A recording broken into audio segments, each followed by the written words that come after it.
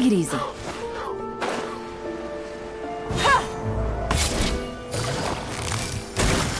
Not now. Don't be scared. Game's up. Fun's over. Behold!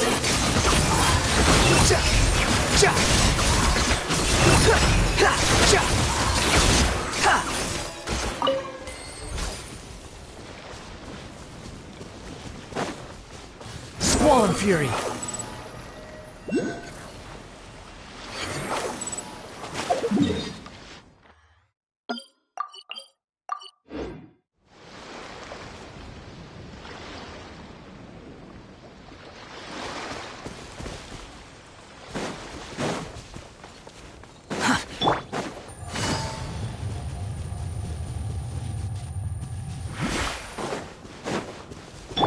Quit following me.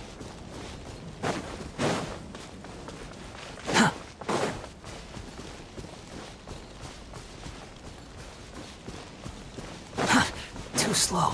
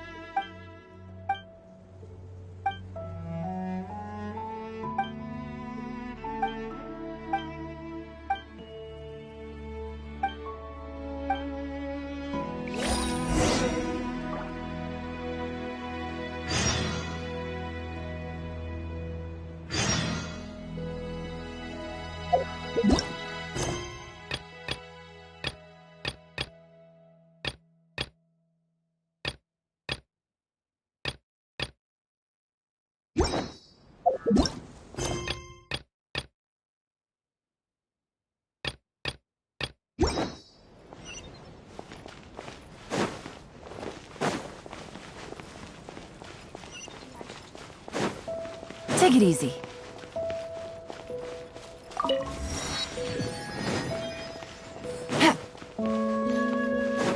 Take it easy.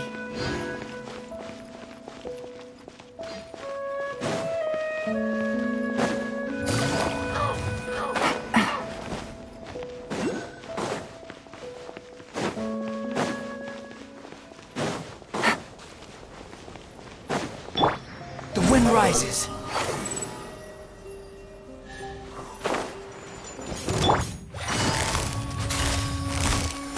The night is cold. Get with me. Behold! Yeah!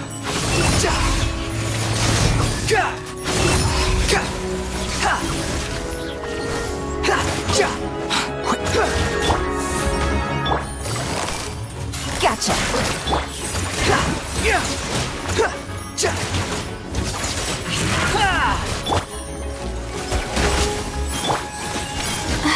The wind rises. Take it and have fun.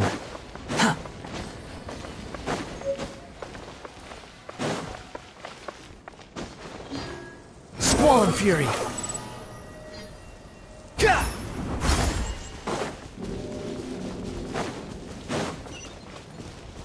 Quit following me. Take it easy. Take it easy.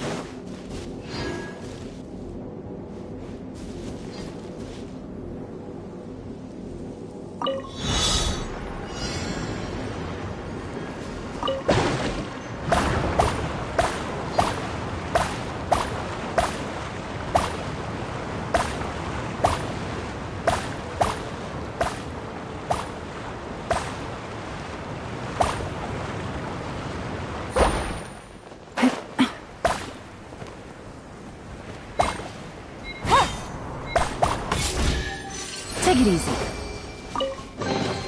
A chest full of valuables and a trove of potential clues. Take it easy.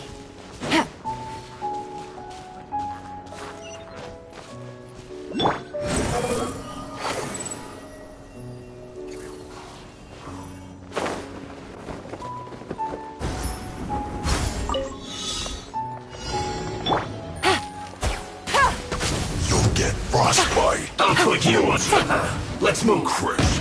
Frozen descent.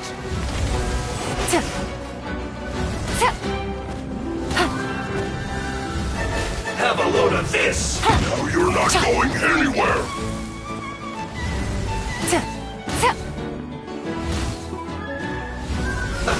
Let's move. Not now. Descent.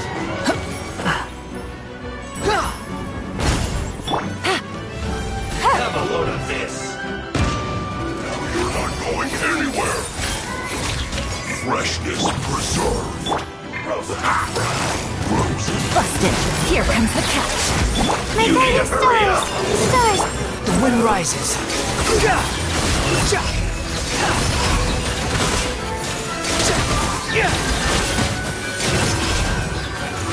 Frozen descent.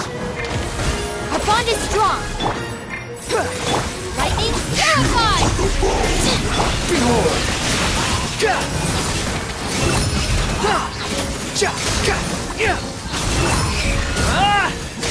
You dare to gaze upon me? Not now. Cold. Mind you. Now you're not going anywhere. The wind rises.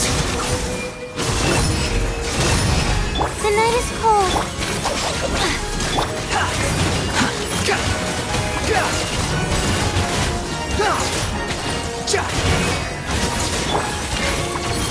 Not now. Quietly now. Things are about to get dicey. Dissipate. Squall and fury.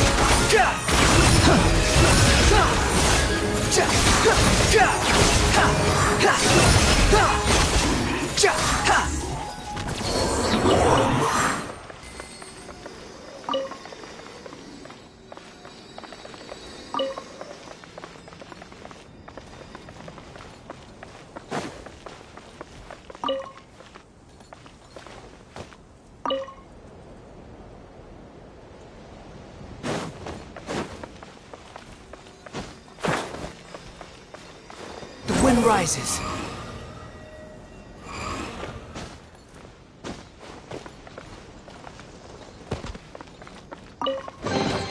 Unnecessary.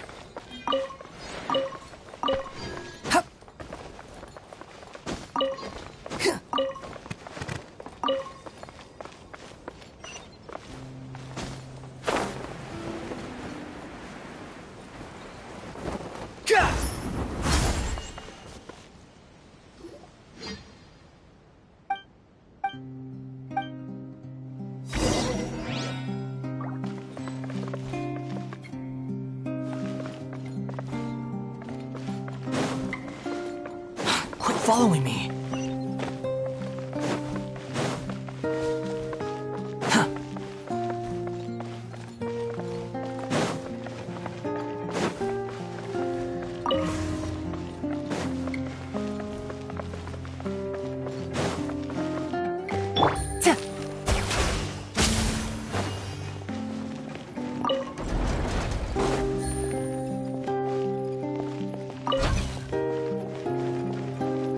Take it easy.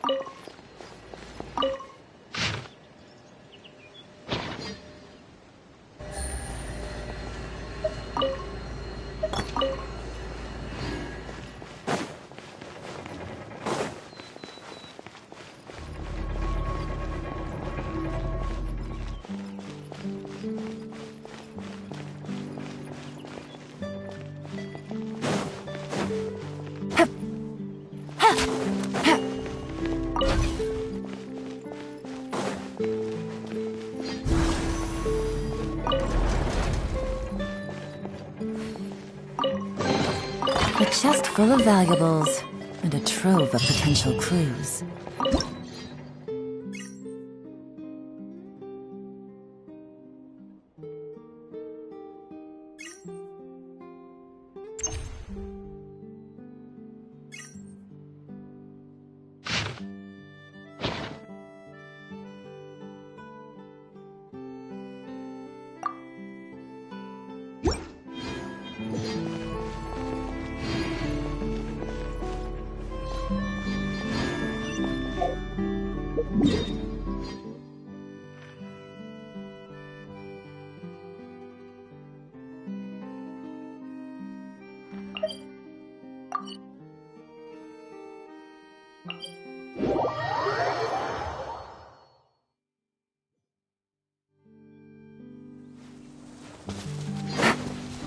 Squall and Fury!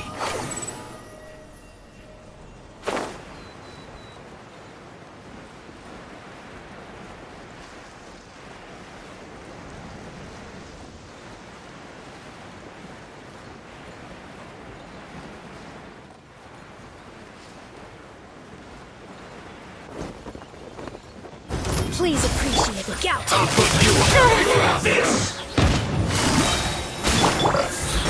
Stars, shine for... Game's up. Time's over. Let's move!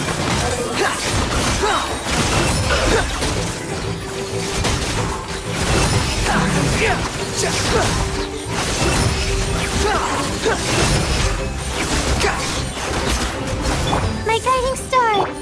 Busted. Unsightly insects!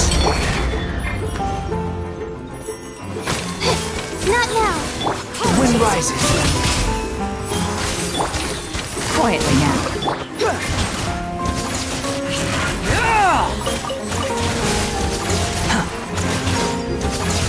Banquet is nearing its end.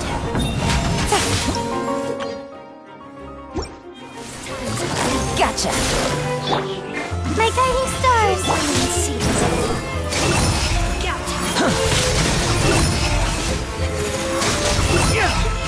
Search for it!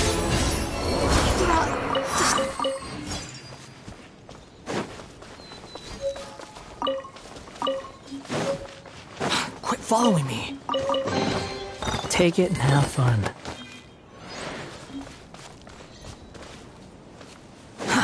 Too slow.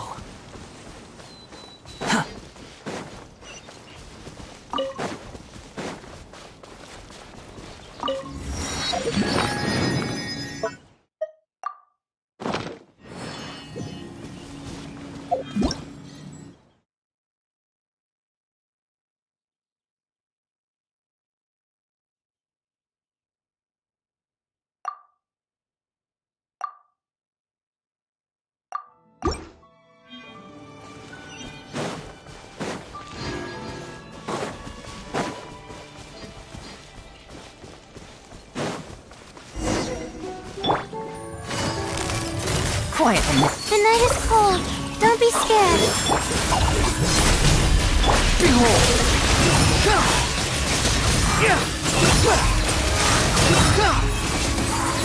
Know your place! My guiding star.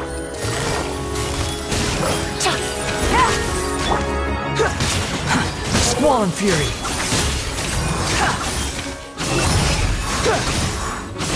How amusing! Not now. Our bond is strong. Here comes the catch. The wind rises.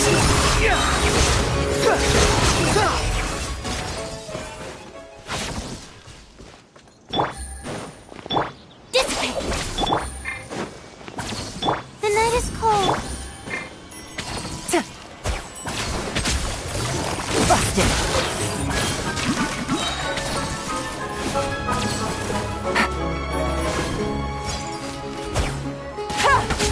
Not now. Gotcha. Stand with me. Things are about to get dicey. Take it easy.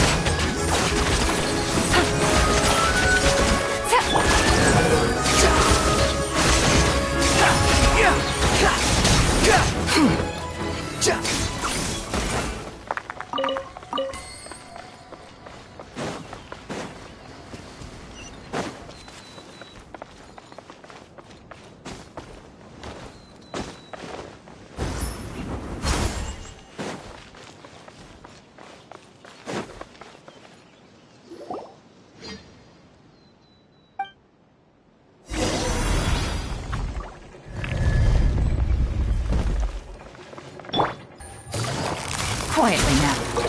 Busted. Here comes the catch. The night is cold. Squall Fury!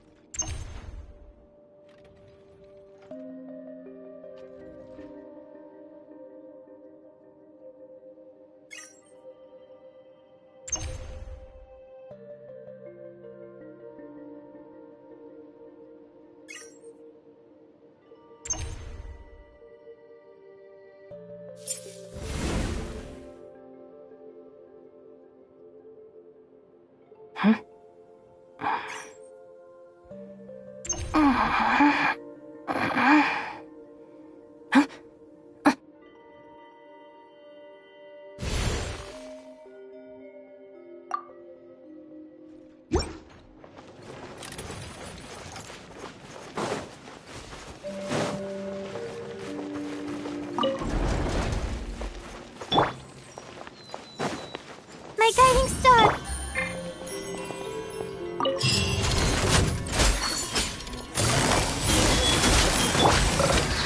Cold, mine to command, and I... Gotcha! Dissipate! Behold! Upon the gale. You're dead! Bow your head!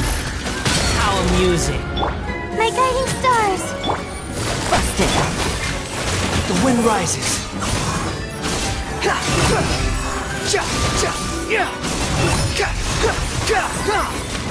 Not now!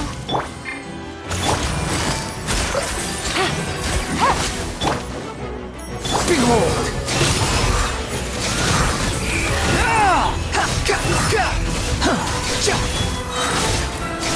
That's far enough!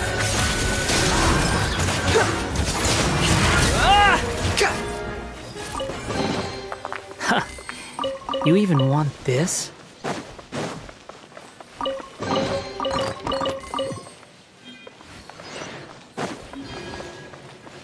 Quit following me.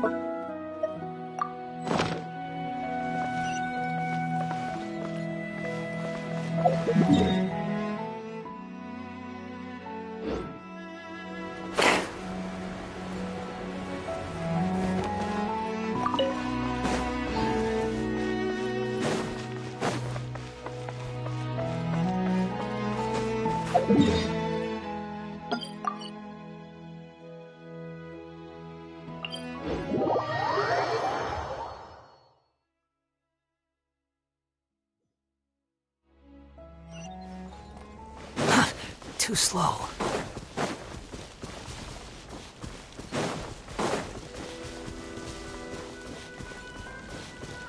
The wind rises.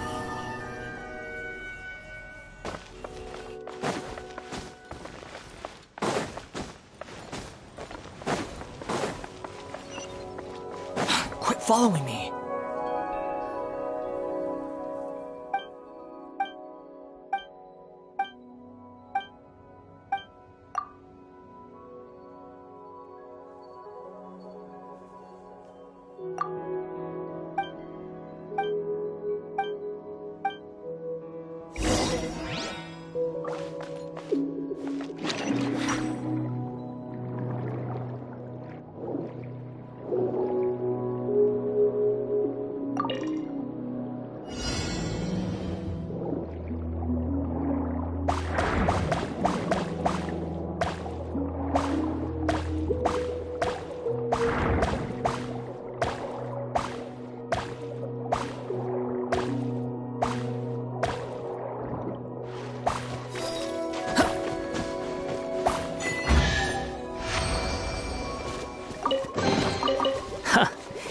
You even want this?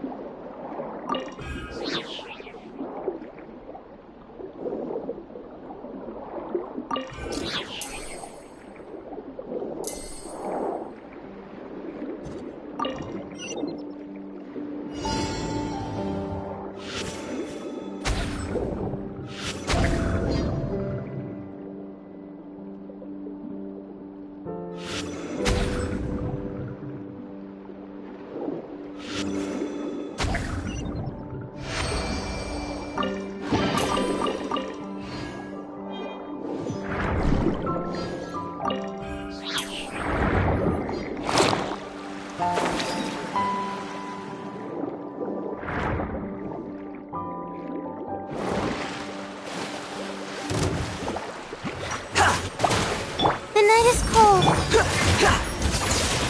Our bond is strong.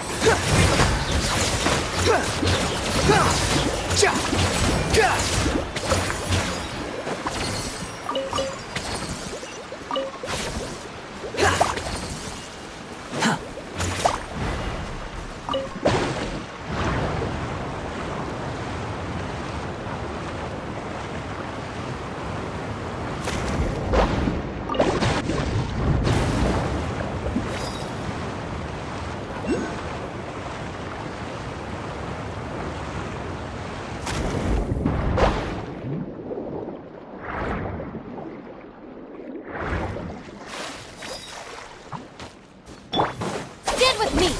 Not now.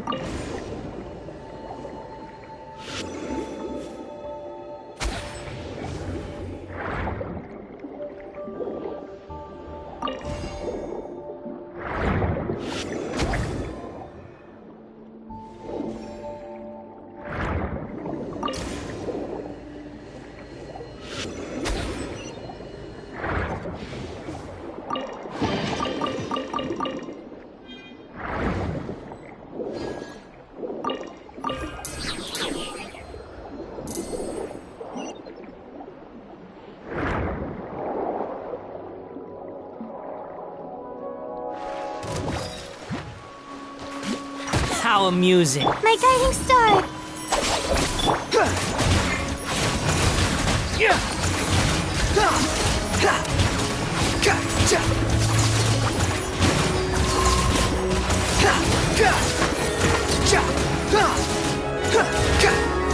Not now!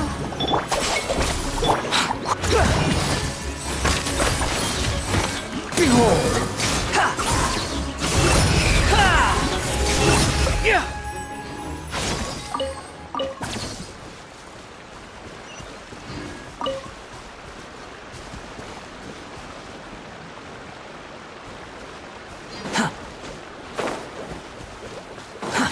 Too slow.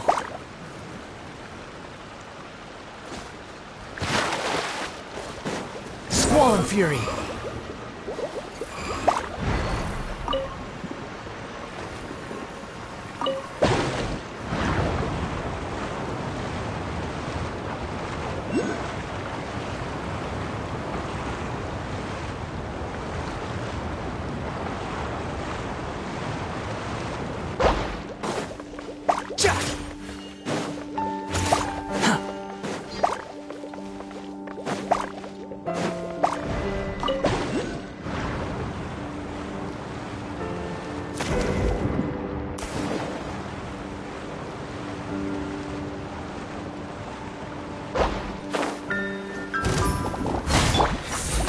Stars, shine!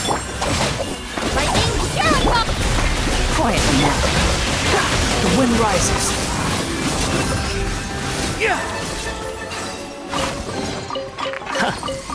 You even want this? Our bond is strong!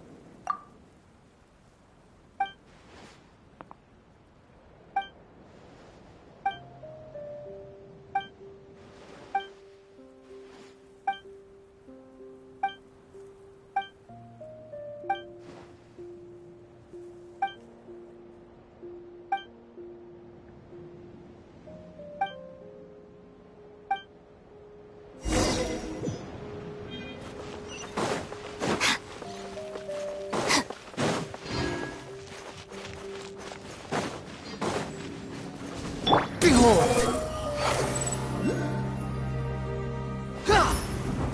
Not now! Things are about to get dicey. Busted. My guiding star! Squall and Fury.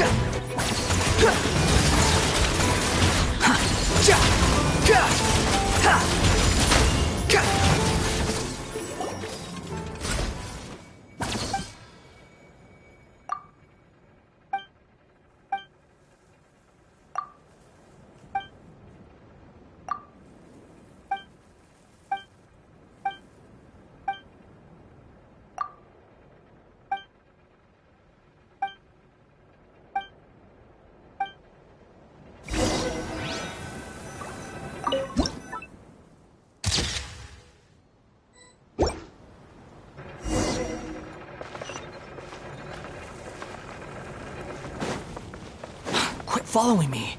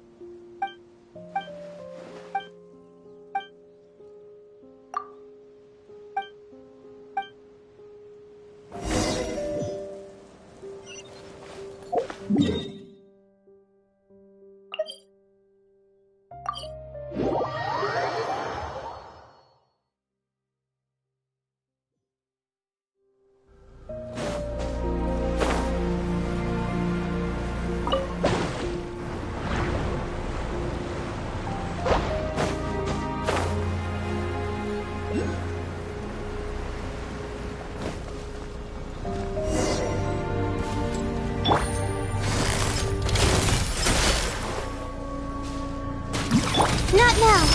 Cold. Mine to be. Our bond is strong.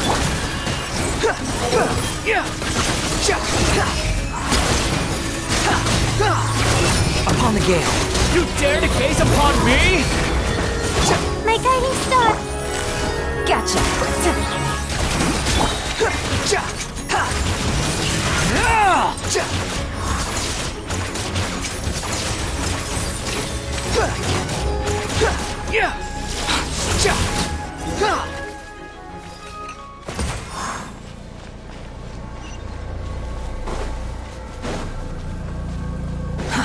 Too slow.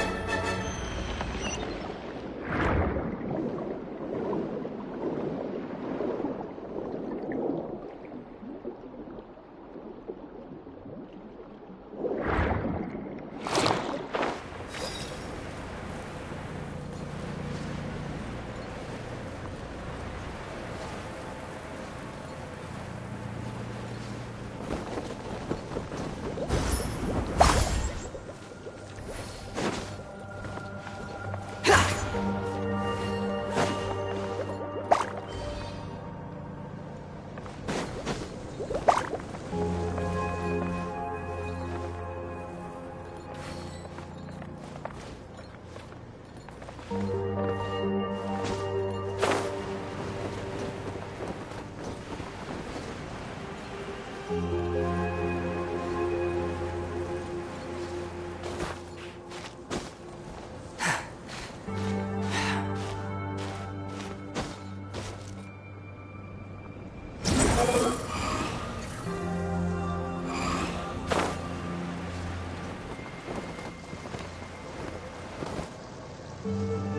wind rises.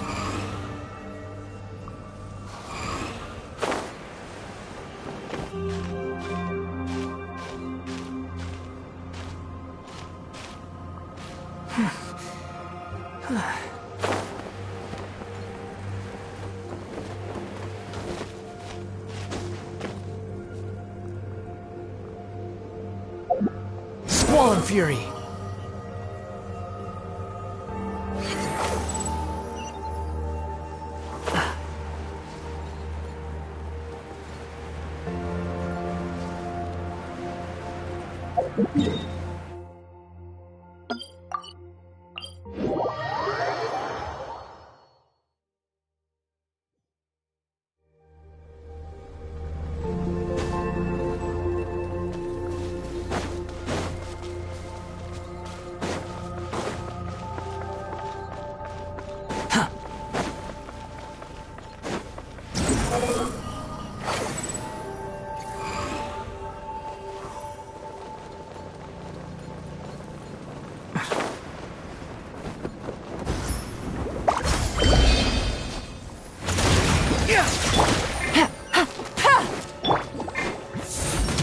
Stand with me!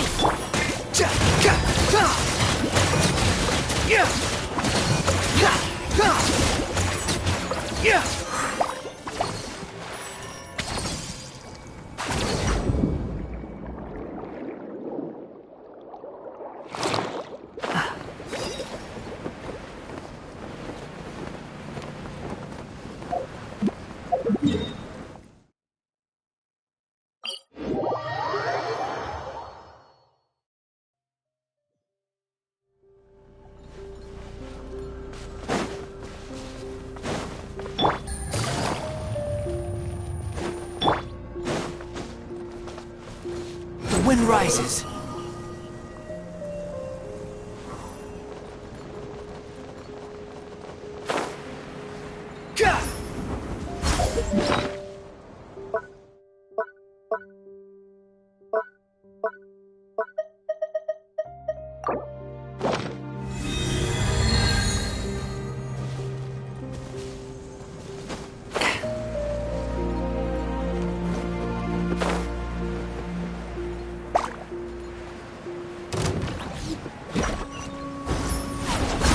The night is cold.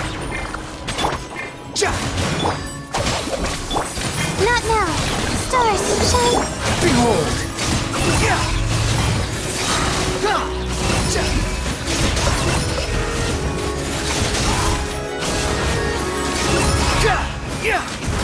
My guiding star.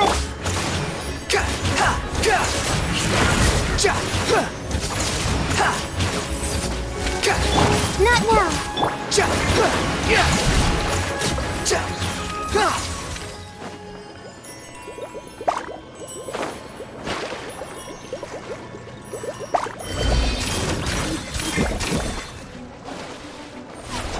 My guiding star.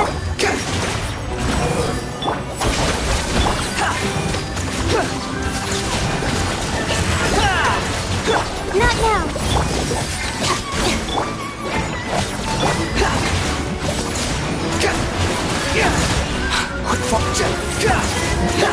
My guiding star. Our bond is strong. Cry louder!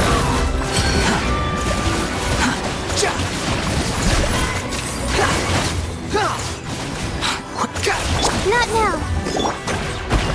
Stand with me.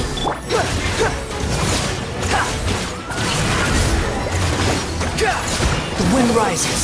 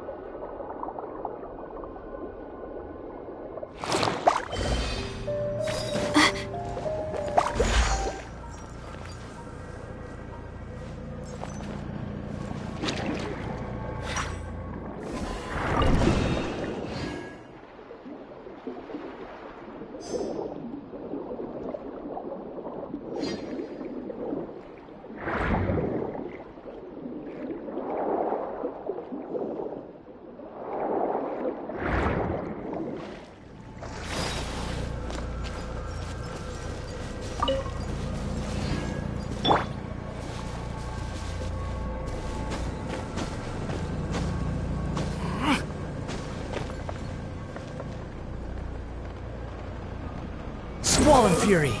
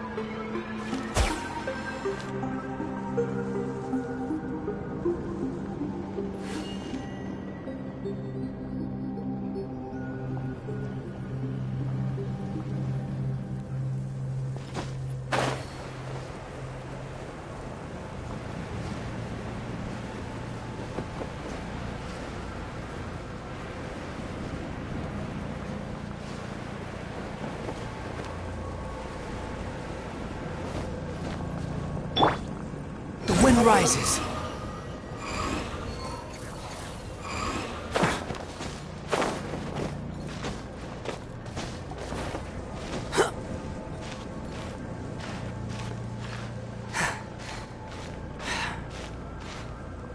Behold!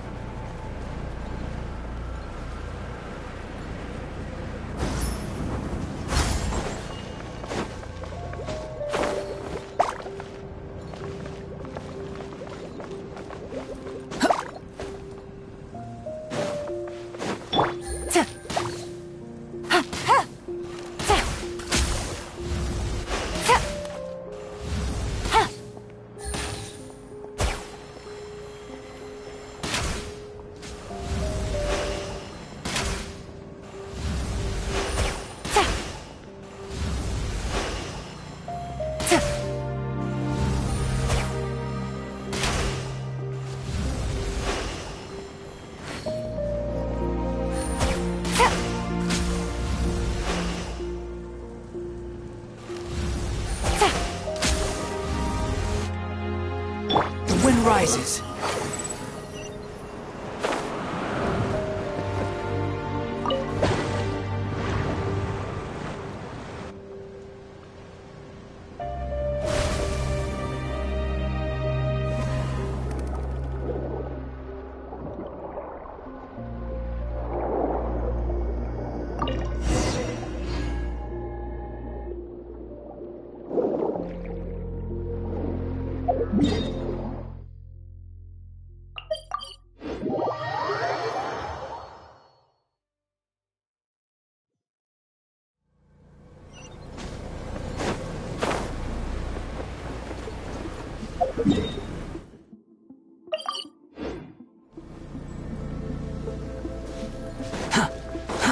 Too slow.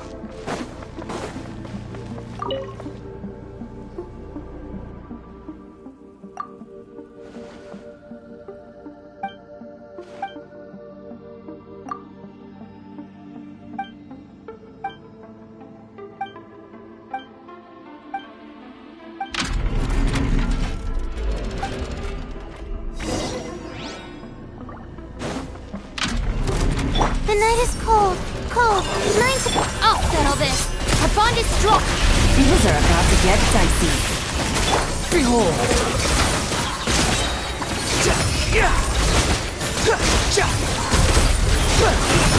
That's far enough! Unsightly insects! Not now. Stand with me. Squall Fury!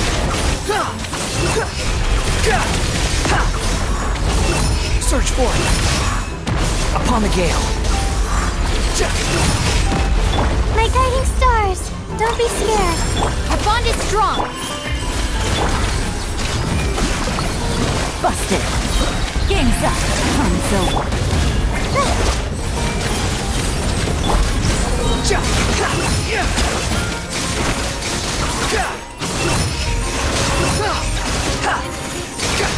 Know your place!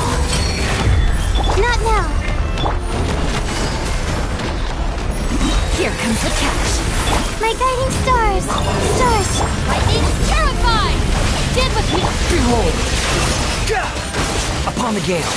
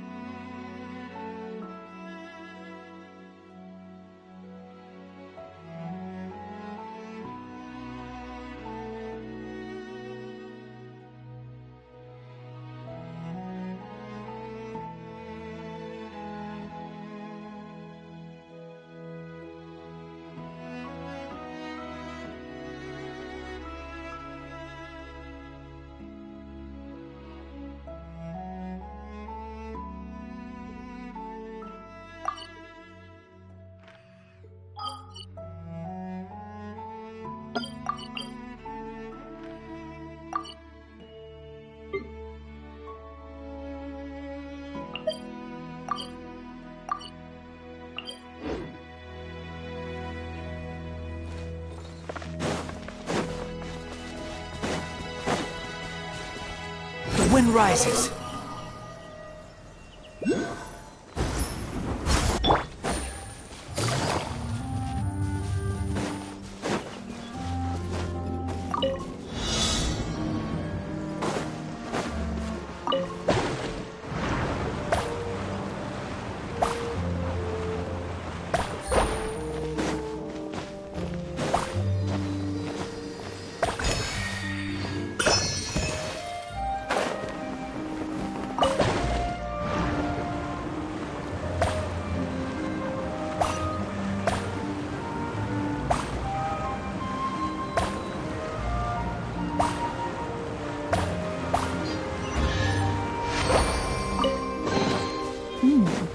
Easy money.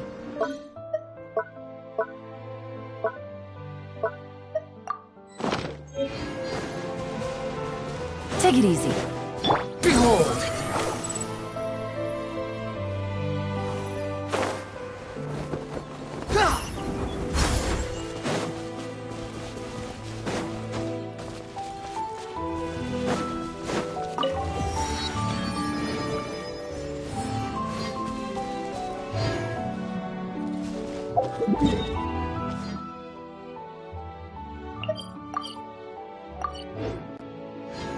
The wind rises.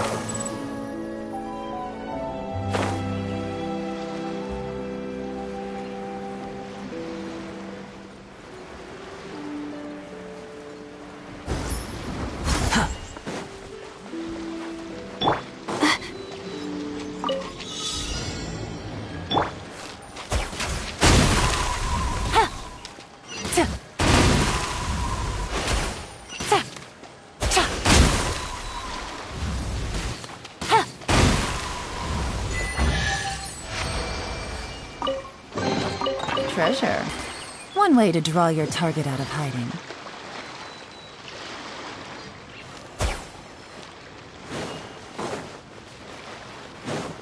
Behold!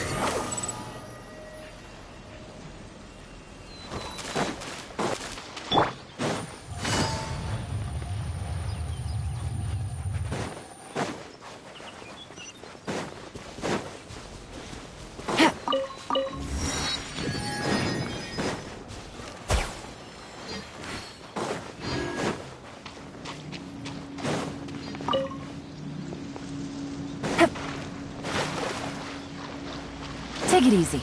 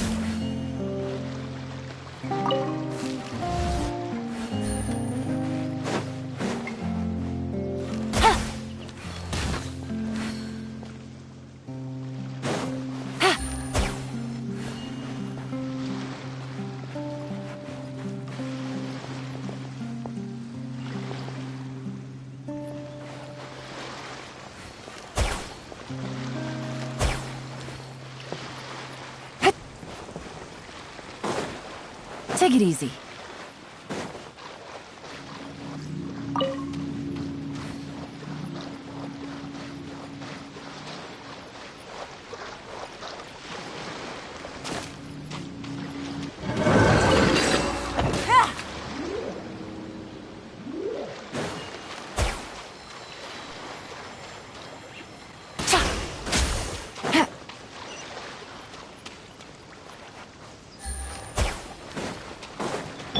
wind rises. Quit following me. Huh, too slow.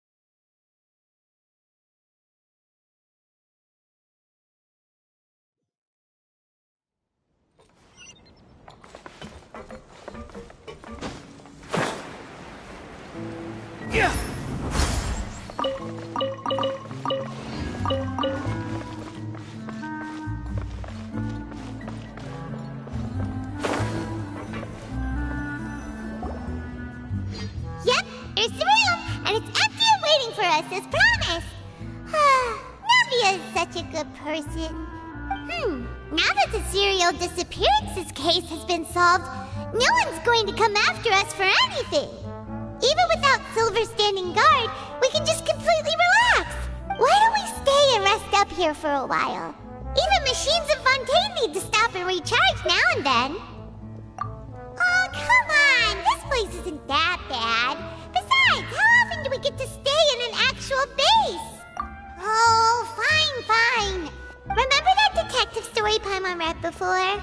Well, the author is about to release a new book, so Paimon wanted to buy it as soon as it came out and have a quiet place to read it. Yippee! Then it's agreed. Come on, let's get some sleep. We'll need to be up first thing in the morning to get in line and buy a copy.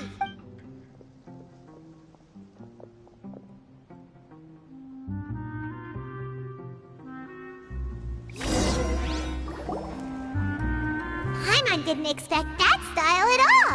Even though it's a detective novel, it's also like a social documentary.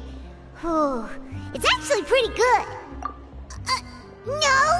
Paimon just spends a bit more time sleeping than you, that's all. Excuse me, but do you know if the Traveler and Paimon are lodging here? Huh?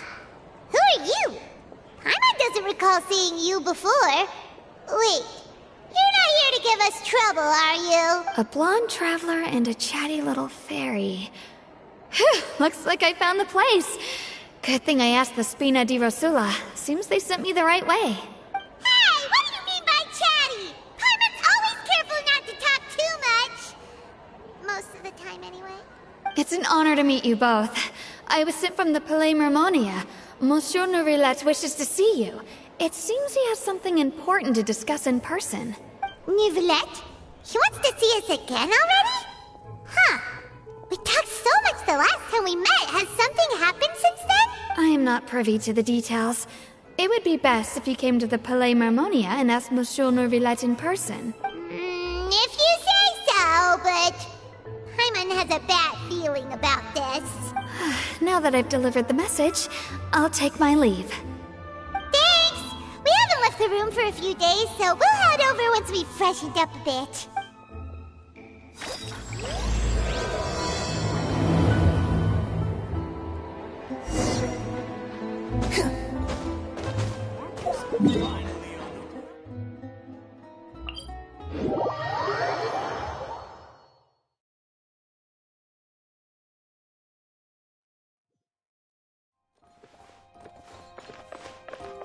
Quit following me.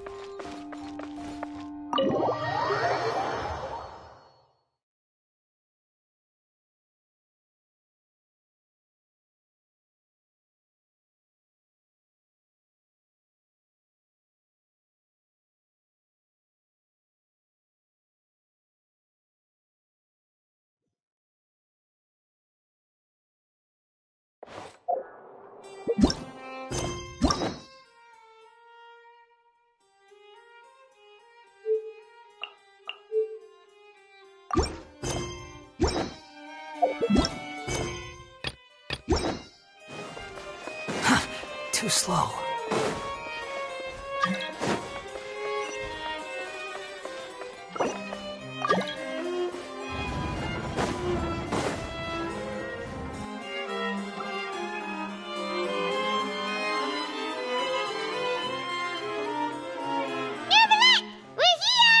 Did you want to see us about something?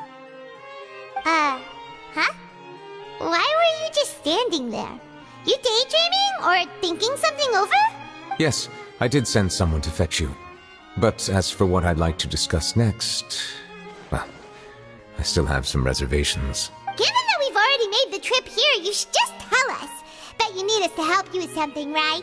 I do indeed have something I'd like to ask you to do. However, you should wait until after I tell you the details, then decide for yourselves whether you'd like to help or not.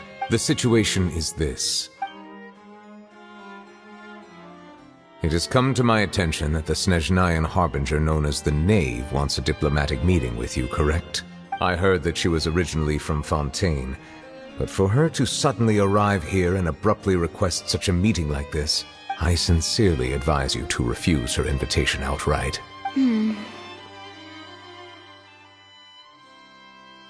I'm sure you're aware that her purpose is most likely related to Child's recent predicament. We convicted one of the Snezhnayan Harbingers in a court of law, but we have yet to provide any form of detailed report on the matter. This does indeed provide an opportunity for Snezhnaya to put pressure on us. I believe we should adopt an evasive stance until we can provide a proper explanation and have a preliminary plan on how to deal with the matter. No, we shouldn't. I think we should agree to the meeting. Oh? Well, you see, we are the ones that owe an explanation. If we keep putting off the meeting, it could easily result in the problem escalating, right? It's like a fight between two friends. If they don't agree to see each other and talk in person, isn't it possible that the friendship could end entirely? Though diplomatic relations between Fontaine and Snezhnaya could be considered as friendly, it is only superficially so. You wouldn't go so far as to say that our nations are friends, as you did in your example. It was just an analogy. An analogy, okay? Moreover, even if we were to talk in person, if we don't have sufficient information prepared, it is quite possible the result wouldn't be restored relations, but a complete falling out. I don't think we should overthink those possibilities yet. Even if the logic of the divine is not immediately apparent, its wisdom will only be revealed with time. Besides, you'll be at the meeting.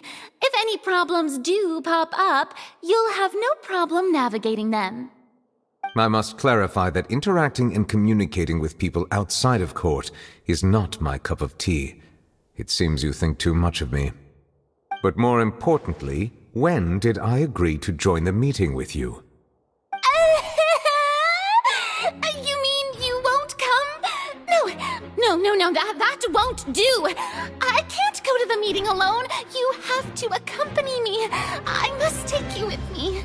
Lady Farina, could there be something else regarding this matter that is being kept from me? No, not at all. Look, I am the Hydro Archon of Fontaine, Focalor, the god of justice who is loved and adored by many. So I only hope that justice will be served in this matter. Don't overthink it. I'll go find someone to arrange the meeting.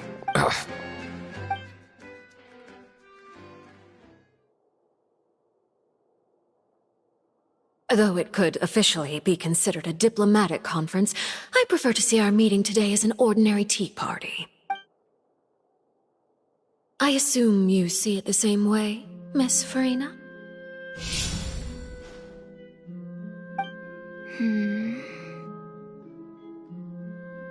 Lady Farina? Yes, that's right. Just like you said, a tea party. I should thank you for providing the pastries. They look delectable. To make this tea party even more lively, I've invited someone else to join us today. It's a pleasure to meet you, Monsieur Neuvillette. I was born in Fontaine, so naturally, there's no need to introduce the nation's revered Eudex to me. Hello. The pleasure is also mine. First, I would like to thank the two of you.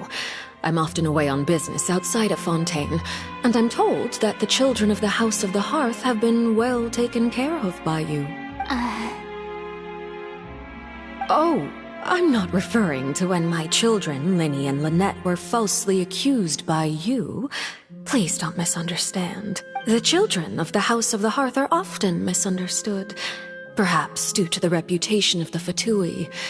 There's no getting around that. All I meant to say is that Fontaine has been stable in recent years. The people are well off and the children lead happy, fulfilled lives. That is something truly worth cherishing, and no one wishes to disrupt such peace. Now then, you have come regarding the matter of child, correct? Well, yes. It appears the ever-busy Judex Neuvillette doesn't wish to waste time with diplomatic pleasantries, and hopes that we can get straight to the point of our... Yes, as you surmised, understanding child's situation is indeed one of the goals of this trip. As we are both diplomats from Snezhnaya, as well as Fatui Harbingers, Child and I have always been colleagues.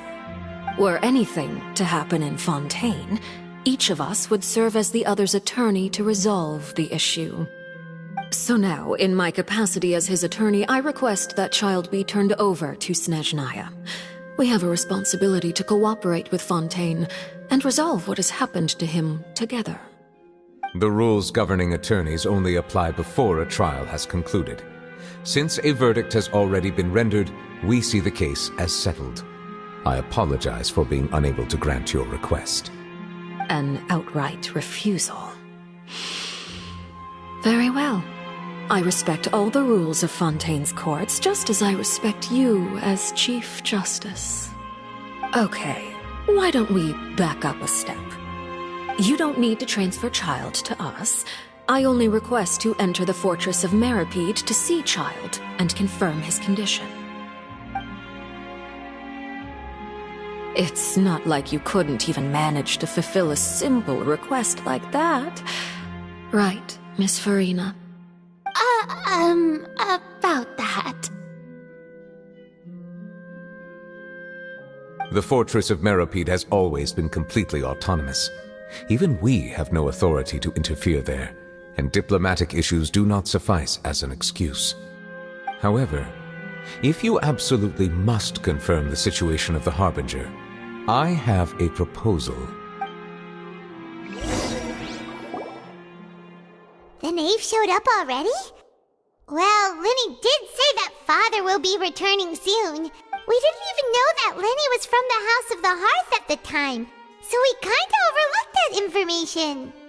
Yes, thank you for your kind advice. I'm well aware of the situation. I also noticed that Lady Farina acts a little odd and unnatural whenever I bring up matters related to the knave. Could the knave be threatening Lady Farina or something? If that were the case, then why wouldn't Lady Farina inform me? And what means could the knave possibly have to twist the arm of an Archon? So maybe that's not very likely. Even though Farina can act a little weird at times, she's still an Archon. In reality, this problem is even more thorny than it appears. According to reports from the Fortress of Meripede, Child recently disappeared under mysterious circumstances. The details are still unclear. We cannot rule out an escape, but there have also been no reports of him outside of the Fortress of Meripede. Special guards oversee the fortress, and its internal systems are extensive. Combined with the special characteristics of the surrounding terrain, an escape should not be possible. I suspect that there's something else behind Child's disappearance. I was only willing to share this information with you because you are friends of Child, and it is my duty to see justice done. So this is what you wanted to see us about before? Yes. I would like you to go to the Fortress of Meripede and investigate Child's disappearance. This was my proposal during our meeting with the knave. Rather than allowing her to intervene, I offered to send someone to find out about Child's situation and report back to her in detail. The knave did not seem satisfied by my proposal, but she still agreed to go along with it for the time being. Her words were, "We will talk more once we have that report." So that means we bought ourselves some time! Firstly, you're already acquainted with Child. Your eyes may discern relevant details there that others would miss. And secondly, is the consideration of the unique nature of the Fortress of Meripede. Isn't it just Fontaine's prison? I would not define it so crudely. The Fortress of Meripede is not affiliated with the court system of Fontaine on paper. It has always existed as an autonomous entity. Early in Fontaine's history, criminals were punished with exile, not imprisonment. Even today, sentences against convicted criminals still include exile, just as before. The fortress of Meripede may seem like a prison, but it should in fact be regarded as a gathering place for exiles. All we do is dispatch guards to keep watch and help maintain security, but we have no right to get involved with any other matters. Although I do have a personal relationship with the administrator there, neither myself nor the courts have the right to be directly involved with the investigation, no matter how serious the grounds. Oh, Paimon gets it now. That's why you need us to conduct our own investigation as a third party, right? Correct. I will arrange false charges against you so that you may secretly investigate inside the fortress during your detention. This will save us a lot of unnecessary trouble. So, are you two willing to accept my proposal? Yeah, no matter how you look at it, it seems we're the best choice. Alright, we hereby accept this difficult task. Reluctantly. You two have my sincere thanks. This matter is of critical importance to Fontaine's current situation. Also, I hope that both of you can keep this operation a secret. We will rendezvous at the Fortress of Meripede's entrance on Erinius once you've prepared yourselves. I will arrange for someone to take you inside. Prepared ourselves? Is there something we need to prepare? Perhaps you could enjoy a good meal and have a nice bath. I'm afraid that living conditions inside the fortress are nothing like those on the outside world. Oh, right! Even though we'll be there on trumped-up charges, we'll be in prison for real.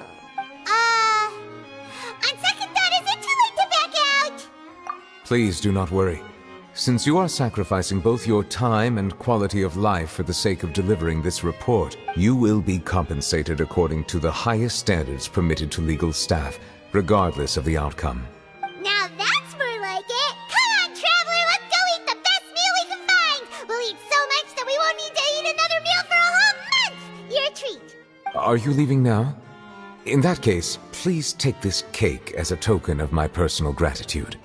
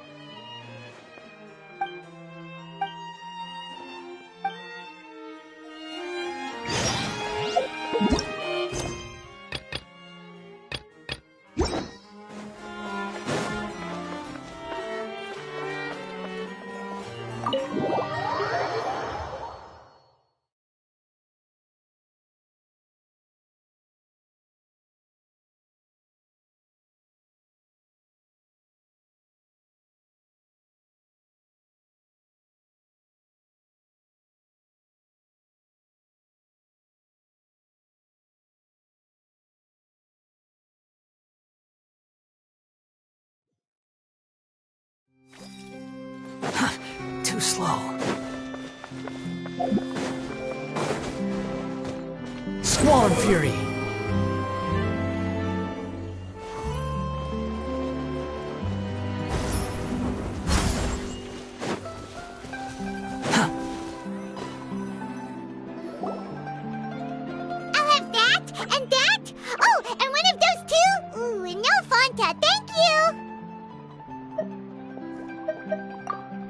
was pretty good. But as soon as Paimon remembered that we were about to go to prison, Paimon's stomach suddenly became completely empty. Now that Paimon thinks about it, we've always been super careful ever since we arrived in Fontaine. Just to avoid breaking any strange laws here. But here we are, about to willingly send ourselves off to the Fortress of Meropide. Maybe this is what they call fate. Let's just try our best to investigate everything quickly once we get there. Paimon doesn't want to stay in prison too long. Oh, what is that I hear? Is it the taste of a breaking story? Hey! You can't hear a taste! And what are you doing here, Charlotte? Oh, don't remind me. I invited an eyewitness to a case to eat here, and I was planning to get some great material out of him. But he didn't even show up. Calm down, calm down. This is nothing new. As a journalist, you should be used to this by now. And as long as you can score some juicy tidbits from the traveler, you might still be able to recover the cost of the meal. You know we can still hear you, Charlotte. Never mind. It's nothing. I just heard you mention the Fortress of Meropide. You didn't commit a crime, did you? Please tell me all about it. No way! We would never! We're just going there to...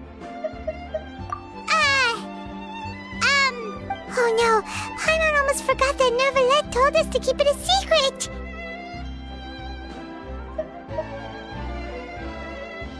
Huh? You're being arrested for that? Oh. But now that I think about it, I suppose that's not completely unreasonable. That's pretty despicable. Almost as offensive as committing theft. You mean Paimon really did something that serious? Sorry, Paimon really messed up. Well, in that case, it's nothing particularly newsworthy after all. Oh, how disappointing. Oh, right. There's still a chance. Since you're going to be at the Fortress of Meropide, would you be willing to help me gather some material for a story? About that, Paimon doesn't think we'll have any time. Oh, it's nothing difficult. All you have to do is think of a way to get some time face-to-face with the warden of the fortress. He was awarded the honorary title of Duke in Fontaine. Sounds really cool, huh? Only those who have made significant contributions to the nation have been conferred this title. It's incredibly rare. On top of that, the Fortress of Meropide has never been under the jurisdiction of the courts. Practically nobody, including journalists like me, knows anything about the person in charge there. Oh, if I could write an exclusive article about him, I bet it would sell a boatload of papers. You make it sound easy, but it really depends. Of course. I wouldn't ask you to do it for free. So this meal is on me. All right, you got a deal. We'll do anything you want. Then it's settled. The food should be here any second, right? Huh? Wait, just how much did you order?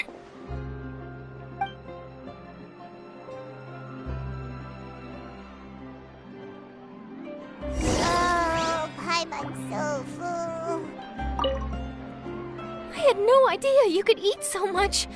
That didn't go according to plan. Please, please, don't forget about the material for my news article.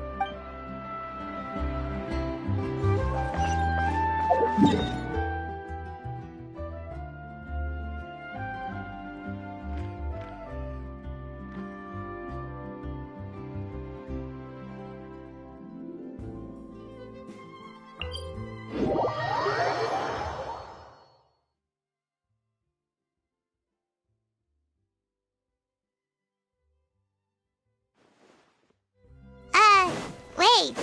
Paimon just said something really ominous, didn't she?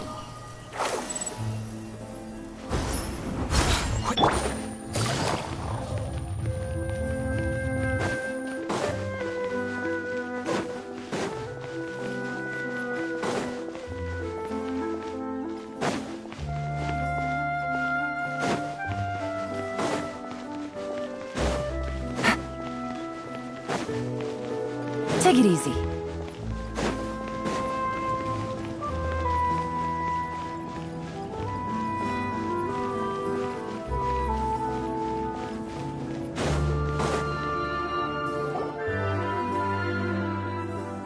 All right, Neuvillette, we're ready. Is this where the entrance is? You have come just as promised. Yes, this is the one and only entrance to the fortress of Meripede from Irenaeus. Careful. Whoa! So you have to go down from here? Is the prison underwater? Utilizing both the barrier of the water as well as the fear humans have of the depths, the fortress of Meripede is naturally the perfect place to confine and guard criminals. But do not worry, it is not nearly as frightening inside as you may think. You will see for yourselves once you are down there. Paimon hopes you're right. Don't know about you, but just thinking about being at the bottom of the sea like that gives Paimon the heebie-jeebies. Oh, and there's one more thing. I mentioned that I have had personal dealings with the administrator of the fortress, Wriothesley. He's a very shrewd fellow. Yeah, we heard about him too. He's that Duke, right? Correct. He is the highest-ranking manager of the underwater prison. Even though you are going there to investigate at my behest, it would behoove you to avoid any confrontation with him or any of his subordinates. The Duke rarely ever leaves the fortress of Meripede, but that does not mean he is not privy to all that is happening inside and outside the fortress. He is quiet, but not unaware, so please bear that in mind. All right, that's about all the time that we have to talk Don't worry, we won't let you down. Good. Madeline! I'm here, Monsieur Nervalet. These two are the newest convicts, I presume? Don't worry, they won't escape on my watch. Like we would try. Please follow me, you two. I'll process your paperwork for entering the fortress of Meripede.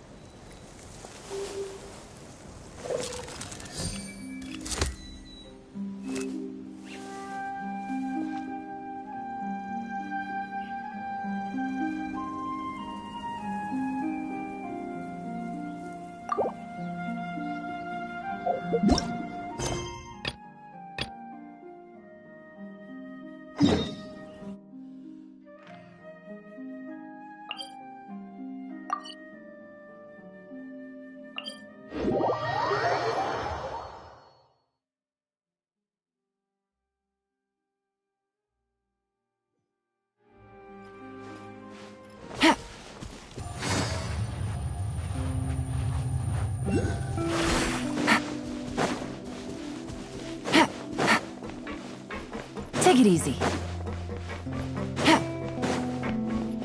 Squall and Fury.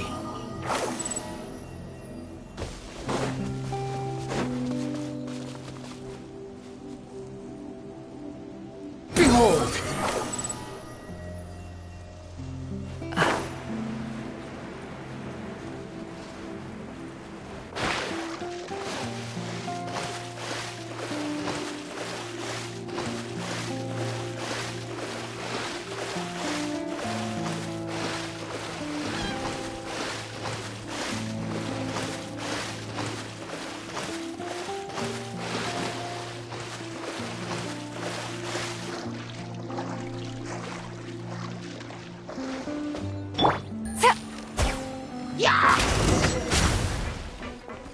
Take it easy. The night is cold. Quietly now. Don't be scared.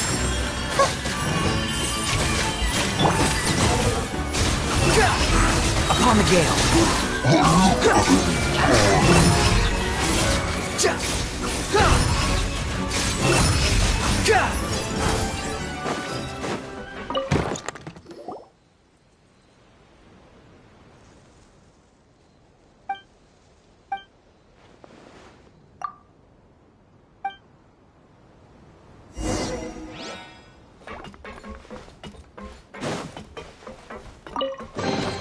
Take it and have fun.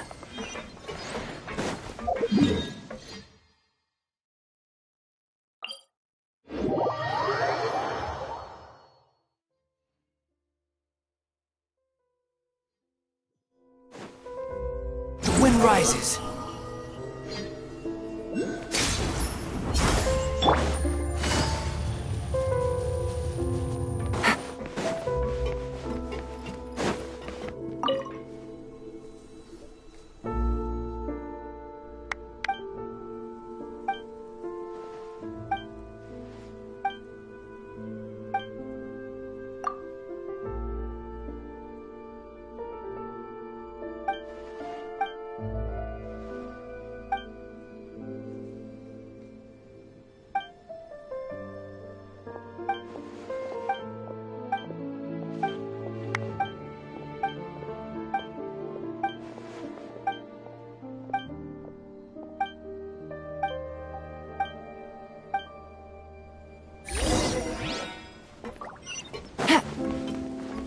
Take it easy.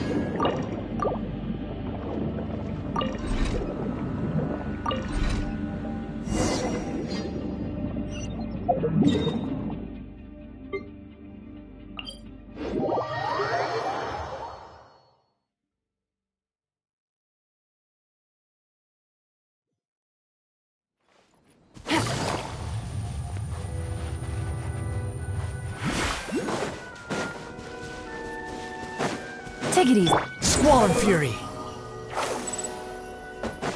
Huh. Too slow. Huh.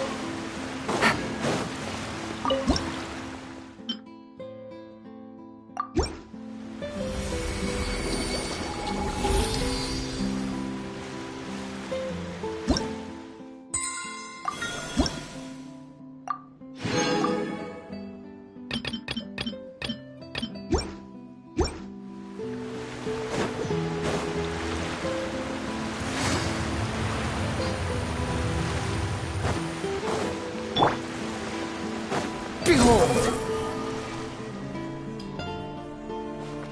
Huh. Too slow.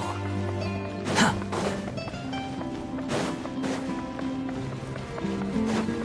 Quit following me.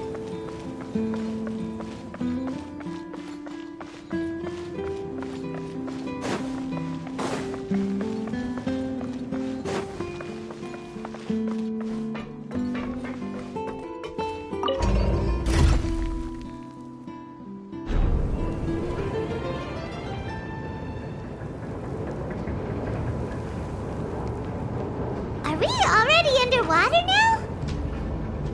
Huh. So this is what it feels like to be a criminal in Fontaine.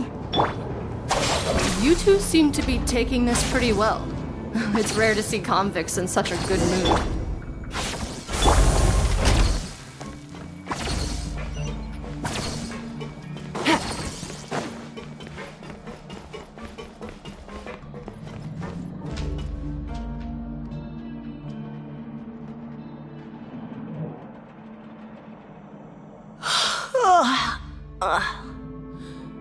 Oh, it's you, Madeline. Why'd they make you make the trip down here today? Monsieur Nervalet personally requested I escort these two convicts. I suppose he was concerned others might not be up to the task. Well now, aren't you the lucky one? Must be nice to be on good terms with the big shots like the Chief Justice. The only people I get to see every day are the new inmates. Well, have you tried service with a smile? Who knows, it might help your professional reputation. Yeah, right. As if. Every criminal comes through here looking miserable. How can I smile with such a toxic work environment? And even if I did smile at them, the convicts would probably just think that I'm some freak getting some kind of twisted enjoyment from their pain. Oh, she's got a point. Well, I've finished transferring you. You two will register here, and Marette will guide you through the remaining procedures. Yep, I'll take it from here. You head on back to that bright and sunny world above. Okay, let me see. You are the Traveler and Paimon, correct? That would be us! Let me confirm your charges and sentence. Let's see. You two are charged with eating a cake specially prepared for the Archon by a Snezhnayan envoy without the Archon's permission, thereby incapacitating the political center of Fontaine for a brief period. Sentence: 45 days? Huh? Wait, you... Just looking at the charges, it seems you two are capable of causing some serious trouble. And considering how fond Lady Furina is of sweets, This crime is tantamount to trying to assassinate the Hydro Archon herself. Now I've seen everything. Anyway, we still need to finish processing you before you can enter the Fortress of Meripede. Please stand in front of the board over there. I'll take your mugshots with my camera. Oh, all right. But be sure to catch Paimon's good side.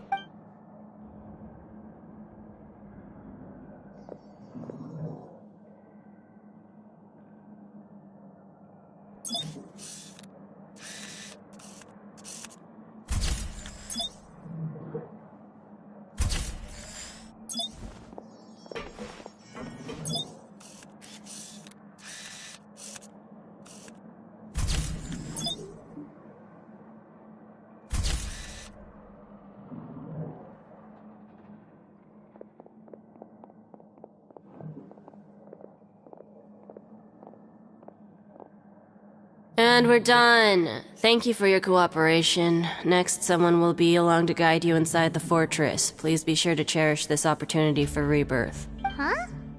Rebirth? Isn't that a little much? We're only gonna be here for 45 days! You two are the new inmates, right? Follow me. Oh, okay! Paimon is Paimon and this is the Traveler! Save it. Not like I'll remember your names. Move it.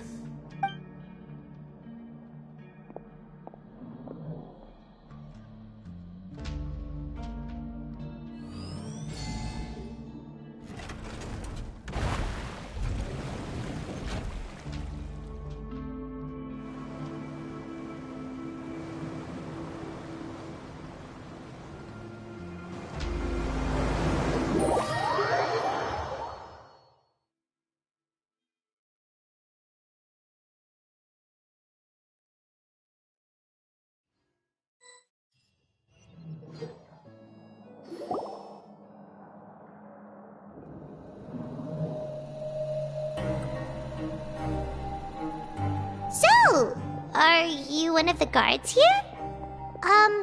Is there anything we should be careful of while we're here?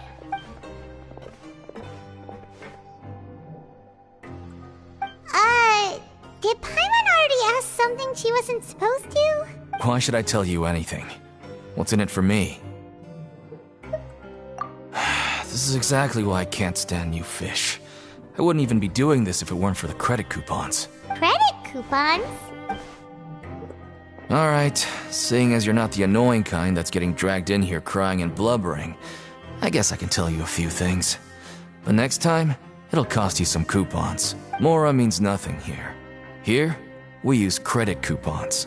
Coupons can get you almost anything in the Fortress of Meripede. Desires? Fulfilled. You want power? No problem. Coupons can even change fate itself. So, credit coupons are a currency that can only be used here? It's not as simple as that. Like Moret said, everyone gets a chance at rebirth. No matter how much money or power you had before, it means nothing once you set foot inside the Fortress of Meripede. You have to start over and earn your coupons. Everyone starts from the same place, and you have a chance at a new, less terrible life. I guess that's the real purpose of the coupons. They symbolize true fairness and true justice. And this is also exactly why so many criminals choose not to return to the outside world, even after they've served their sentence. Oh, so that's what the Fortress of Meripede is like. Huh. Paimon was under the impression that it'd be more like a prison. It certainly ain't all sunshine and roses here, but it's also not the worst place to be. You'd better take a good look at the scenery now. It'll be the last chance you get for a while. After being away from the sunlight for so long, even the terrifying depths of the sea start to feel like home. It just stops feeling oppressive, you know? Oh, I'm actually an inmate like you two. Welcoming newcomers is a job I've picked up to earn some extra coupons.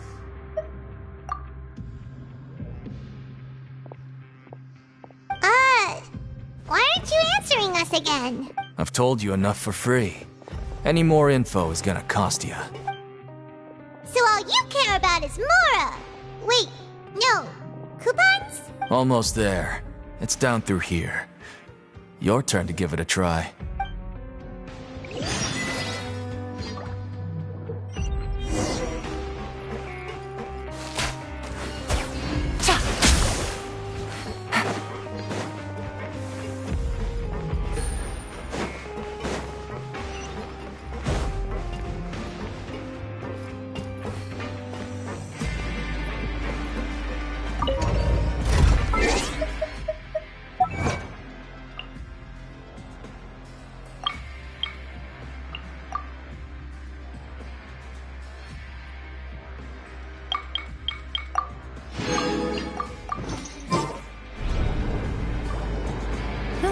Good roll. All right, maybe I'll take one more day off.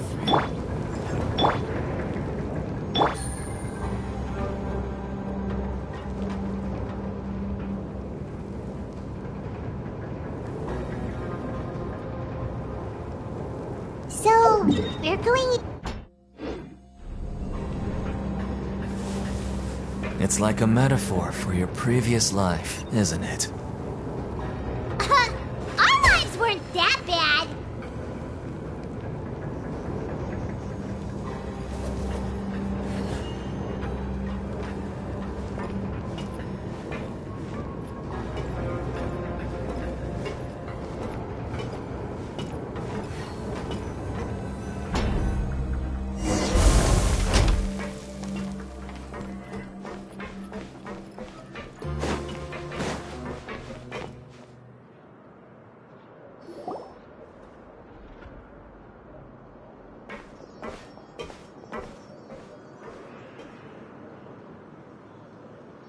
So this is the actual entrance to the Fortress of Meripede? Huh. It looks like there are other new arrivals, too. Oh, they sure don't look happy. Maybe we look too relaxed for fresh convicts. Oh, right. We're on someone else's territory now. We need to think of a good way to act like criminals to get by. If we're discovered, even Neuvillette might not be able to rescue us. Hey! Don't scare Paimon! Oh, Paimon's not ready for all this! Look, I don't really know you, and I have no idea what kind of crime you committed, but... You wouldn't have happened to anger someone important, did you? Someone important? Paimon doesn't think so. Wait, why are you suddenly trying to talk to us now? Now's not the time to worry about that. Anyway, it's over there, so... You just go on over there by yourselves. I've done my job, so... Good luck. What was that all about? Wait a second. Are there usually so many garter mechs around here? They're already onto us? Prisoners numbers 7459 and 7560. Welcome.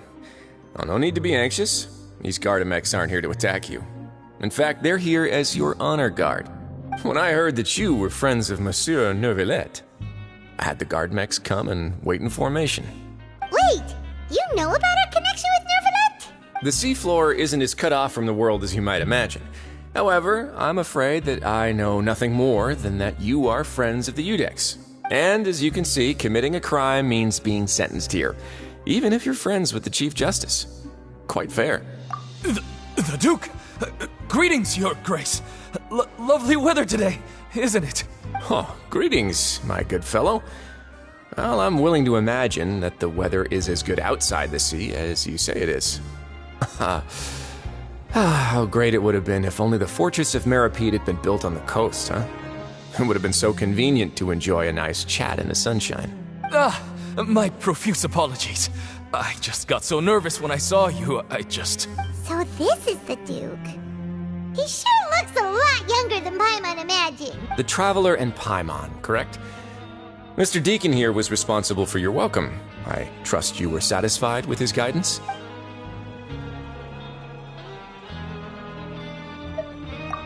Outstanding! Well, Deacon, I recall we discussed fate during our last work meeting, I believe that fate will reward all those who take every aspect of their work in life seriously. When you return to your bunk, you'll find the guards have issued some extra credit coupons to you. Oh, thank you. Thank you, Your Grace. Oh, and you too. I can't believe you gave me such praise. If you need anything in the future, anything, please, come find me anytime. No credit coupons necessary. Well, I believe that concludes the introductions. We've already taken enough time here. Deacon, if you would. Yes, Your Grace. I'll take my leave now. Please, follow me. To make you feel more welcome, I'll show you around the various facilities of the Fortress of Meripede. I hope it'll help you adjust to life here. He's going to personally give us a cure? Huh.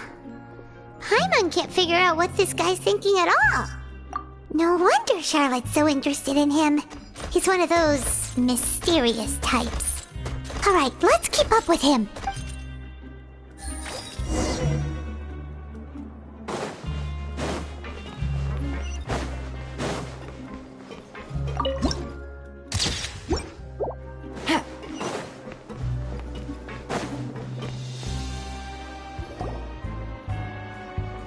There's no need to be so reserved. The label of criminal is nothing but one of many identities, and being criminally inclined here at the fortress is just one of many ways to survive. Is it really okay for the warden to think like that? We're real criminals, you know. What if we're too difficult to handle? Well, then maybe you'll be able to carve out a name and a place for yourselves in this underwater world, But before you go in swinging, please remember that in the Fortress of Meripede, it's better to not cause trouble for yourself or for the guards. Now, we've arrived at a very important place, the Coupon Cafeteria. You can come here and claim one welfare meal each day. Welfare meal? You mean it doesn't cost anything? That's right.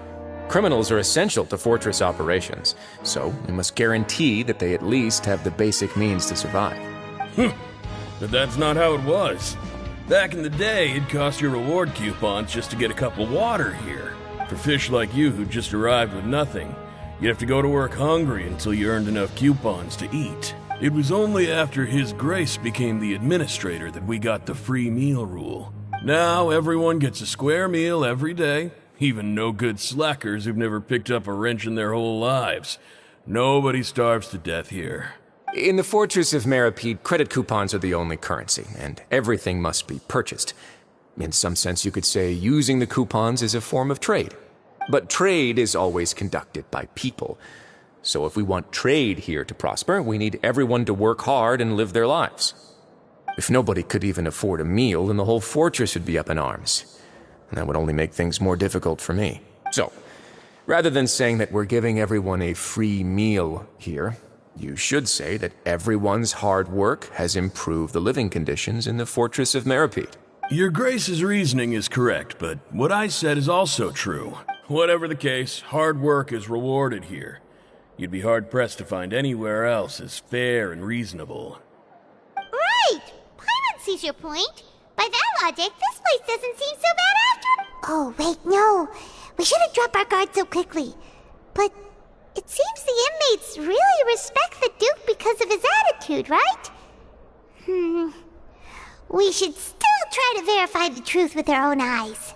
Let's continue this way.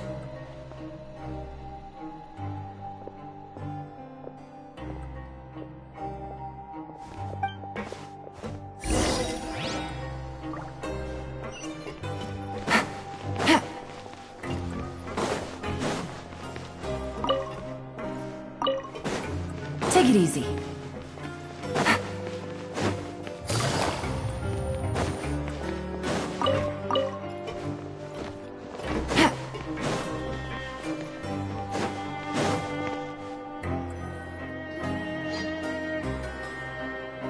This place is known as the Pancration Ring.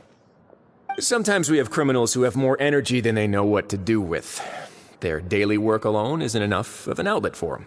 So, instead of leaving them to their own devices, we've provided them with this dedicated venue. This way, nobody will get involved unless they want to be. Pancration matches? And you can earn extra coupons? Oh, what do you think, Traveler? Interested? But I must warn you that your sentence will be extended if you fail to restrain yourself and end up seriously injuring or killing your opponent. So, did you set this place up too? No, actually. I just granted approval for the organizer to use this area to build the ring, and I collect a portion of the proceeds in return. Of course, the fees are also quite useful. Oh. Do you mind if we ask what they're used for? Sure. Ensuring personal safety, maintaining the arena, and resolving any conflicts that arise. Why? Are you interested in how to manage a pancration ring? Oh, no. Paimon was just wondering if that's how you paid for everyone's welfare meals. A reasonable guess. I see you have a talent for entrepreneurship. Oh, you hear that? Paimon has a talent! So we can start a business here? That is something you can discuss between yourselves later. Let's move on for now.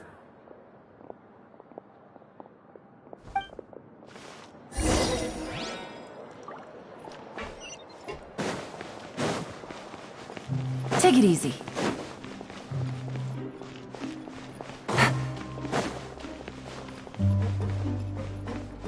Take it easy.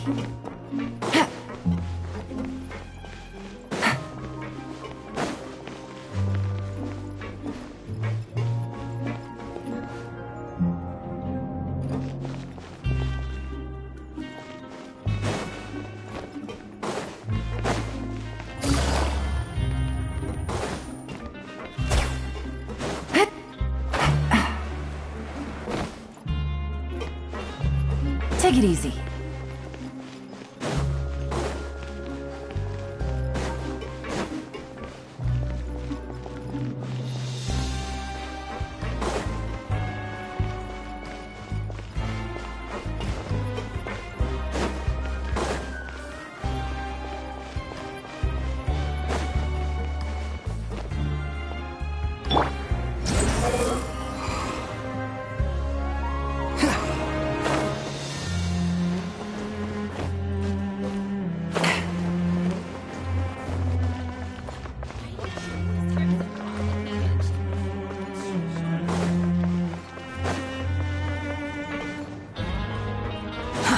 Too slow.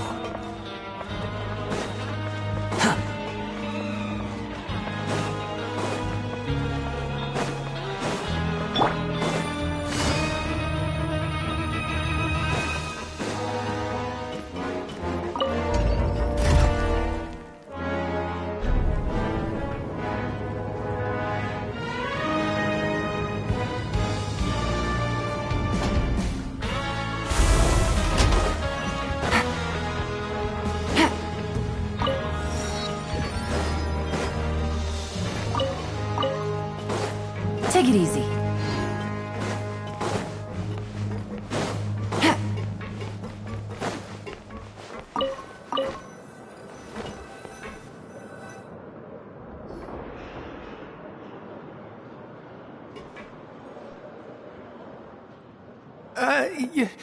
Your Grace. Good morning. I mean, good afternoon. No, wait, what time is it again? What time indeed? Time waits for no one, so it's best to keep an eye on it. My apologies, Your Grace. Jeez, that guy's so nervous he almost forgot to breathe. Sorry, forgive my manners. These are the dormitories, which is where inmates sleep. The guards will inform you where your bunk is later. In the Fortress of Meripede, criminals usually spend most of their time in either the production zone or the sleeping areas. The production zone? What does it produce? Is that where we'll be working? Not necessarily. Though working in the production zone is the most reliable way to earn credit coupons, if you have other skills, you can skip your shifts to earn them in other ways. Wow. Wait, you're the manager of this place, and you're just telling us to our faces that it's okay to skip work? The fact that the Fortress of Meripede has continued operating completely autonomously is proof enough that most people are willing to work honestly and earn a stable income. As for what we produce, many of the clockwork machines seen all over Fontaine originate from our workshop. Therefore, the Fortress of Meripede is not only a place where criminals serve their sentences, but also a giant machine factory. There's no need for me to get into specifics about the production process now. You'll experience it all firsthand when you report for work tomorrow. Let's move on. The tour continues over this way.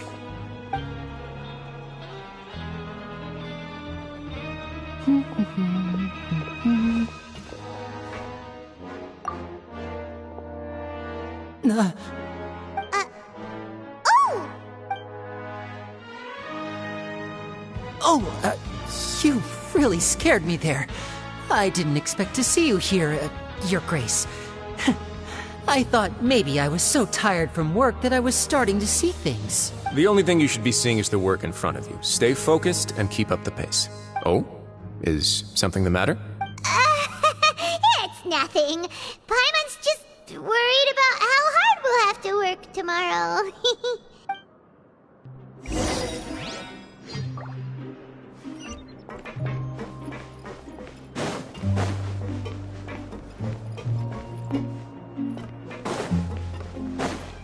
Take it easy.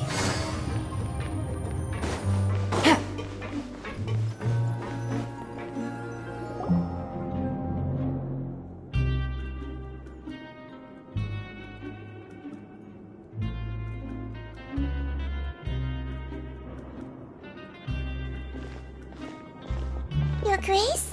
What are you doing in the infirmary at a time like this? Oh no, you didn't injure yourself, did you? Not yet, unfortunately for you. But thank you for your concern, Sijween. Oh, then you must be here for those two. Allow me to introduce you. This is the infirmary, and Sijween here is the Fortress of Meripede's head nurse. Hello, new faces. They call me the head nurse, but I actually handle all the nurse-related work all by myself down here. Since you seem to have some rare downtime with no patients, perhaps you could find the time to join us for dinner? Oh, then these two must be some important convicts. Sure, I'll join the welcome party. Thank you. Your presence will be the pièce de résistance for today's tour. Oh, so the tour part is over now? I believe I've already covered the primary aspects of life here in the fortress. As for your work, there'll be someone else to guide you through the details. Is there anything else? I seldom conduct tours, so why don't you just ask if you have any questions? Well, this is our first time here. Paimon's not sure what to ask. Then let's head back to the coupon cafeteria. Maybe a meal will help you think up some questions. You should at least try to be excited. Our free meals are actually pretty good here.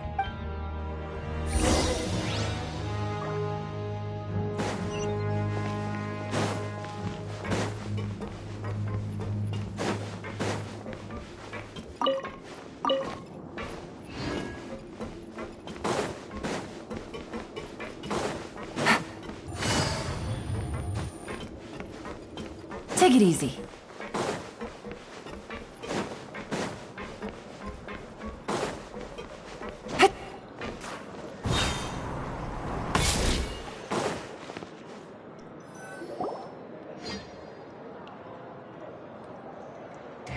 What do you think of the food? Does it meet your expectations? Wow, it looks delicious! Neverlet made it sound like living conditions in the Fortress of Meripede wasn't very good. Who would have guessed that criminals get to eat tasty food like this every day? Oh, isn't that the meal box that only super lucky people manage to draw? Seems like you two are quite fortunate. It actually has nothing to do with luck in this case. I had a word with Walsey, so you didn't have to draw lots like everyone else. Oh, you mean the meals are random? Yes, what you get to eat depends completely on your luck. You could say that it's a distasteful little game that Chef Walsey likes to play here in the cafeteria. Paimon knew it! If criminals got to eat tasty food like this every meal, the crime rate in Fontaine would skyrocket for sure! Excuse me, did I hear you mention Nervulette just now? I've been wondering how he's doing. Is he busy with work? Has he been taking care of his health? He seems healthy no matter how you look at him. But he works so hard all the time, so it must be really tiring. Sounds like he hasn't changed a bit. Looks like you can stop worrying so much, Siege. Oh, that's good. But I still feel like it's been too long since I've heard any news about him. No news is good news. Maybe next time I've got something to discuss with him, I can invite you to accompany us. But isn't the Fortress of Meropede independent from Fontaine's court system? What do you two have to discuss? Well, we provide all kinds of mechanical products for official use, and some essential goods have to be obtained from the overworld, so we naturally have to stay in touch about this and that. Monsieur Nervulet's character is unimpeachable. No matter the question, you can discuss it openly and freely with him. Talking with him feels quite effortless. In light of that, I am quite willing to go out of my way to show respect and accommodate him. In fact, right now, I'm treating you two as guests invited by Monsieur Nervulet. But unfortunately, I can only do so until the end of this meal. After this, you two will just be inmates here.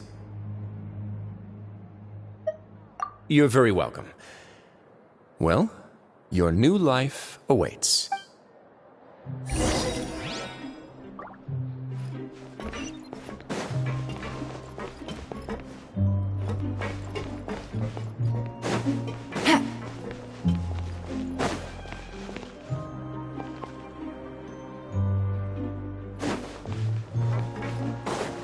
Take it easy.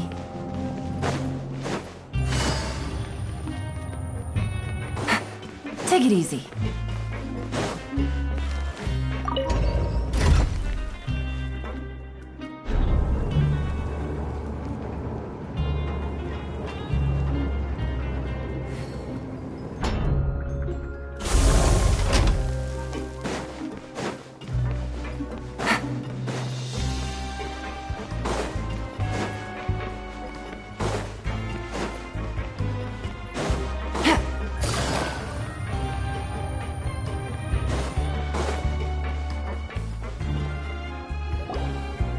Traveler in Paimon, right?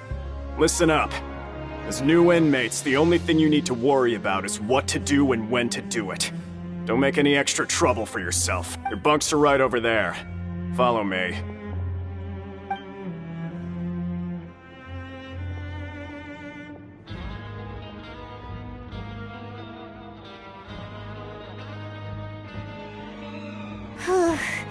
So this is where we'll be sleeping from now on?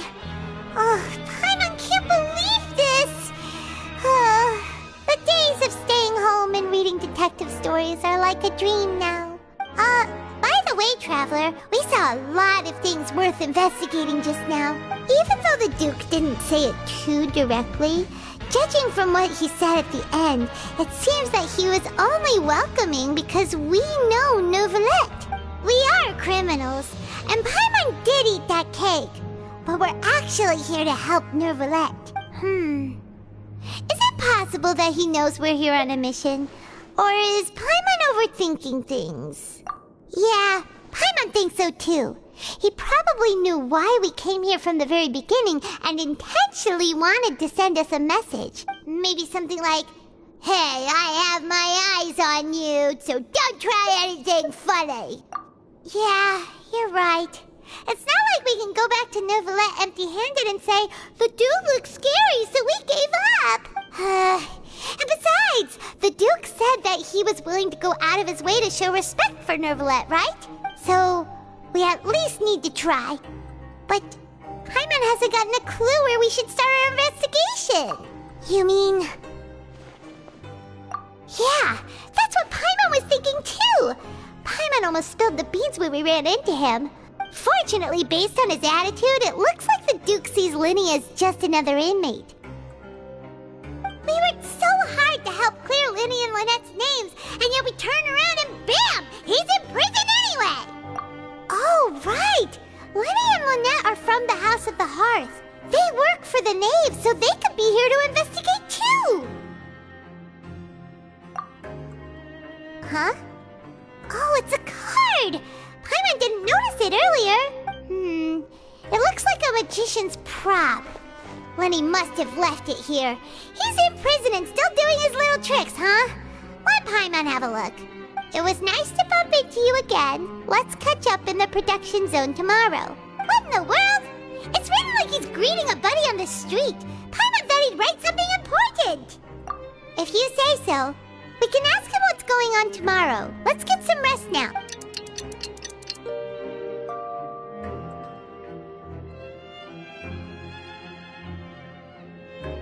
Hey, you're finally awake! Well, it's Paimon's first day as a prisoner. Last night, Paimon dreamed about getting interrogated by the guards until Paimon told them everything, and then Paimon woke up. Hey, come on! It's just a dream, okay? Paimon wouldn't really squeal. Maybe? Hey, lazy bones! What are you still doing here? If you don't want to starve, then get yourselves over to the production zone. Sorry! We're going right away!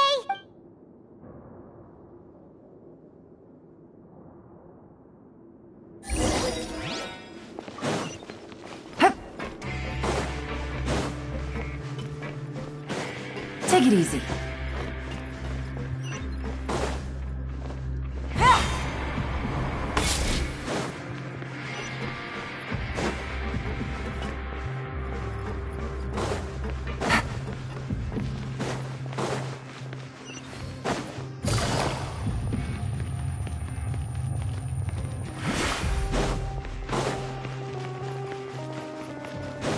Take it easy.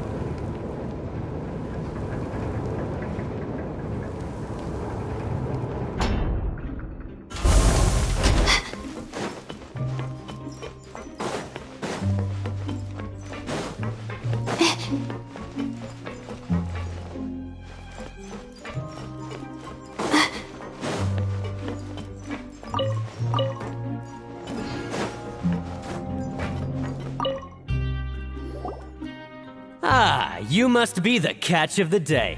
Looks like you've got some luck getting assigned this space. Yep, we just arrived yesterday and... Don't interrupt me when I'm speaking! Yes, sir. Listen carefully to my instructions. I don't want any mishaps. Every machine here is worth more than the both of you. Working around these machines can be very dangerous. Do your job well, and you can eat in the cafeteria after your shift. Get sloppy, and you dine in the infirmary. Anyway, the Fortress of Meropee doesn't want to lose a single one of its machines. And it also doesn't want to waste the production potential of any inmate. You got that? Got it! Your job is to use the machine over there to process widgets. Watch carefully, and make sure you step on the pedal at the right time. If the machine gets jammed, then give it a little maintenance with your fist. Here, take this. Bring me the processed widgets, and I'll give you some credit coupons in exchange.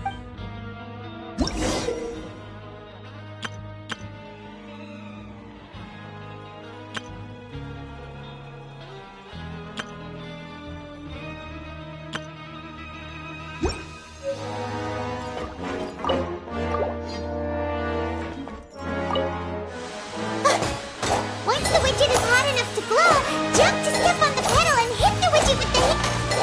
So if the machine gets jammed, you just need to attack it to fix the problem.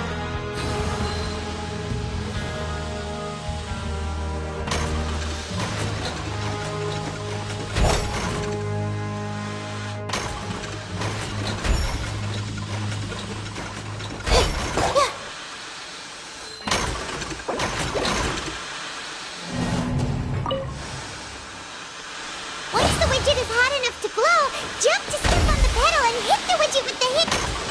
So if the machine gets jammed, you just need to attack it to fix the problem.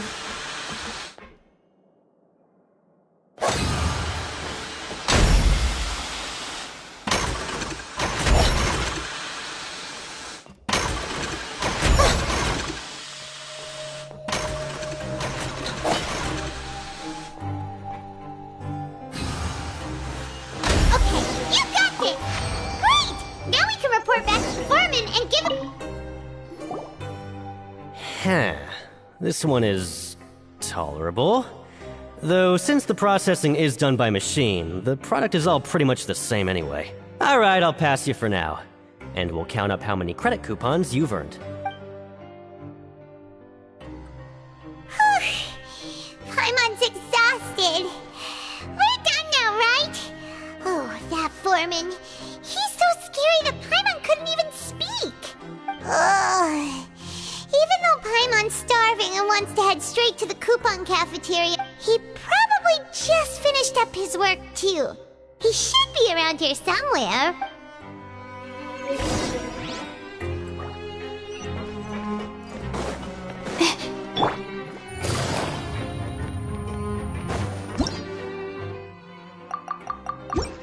Winnie? Mr. Magician? Where are you? Oh, this had better not be some disappearing act.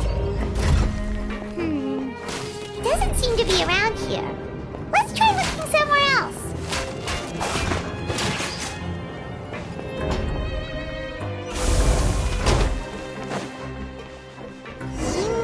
Where could he be?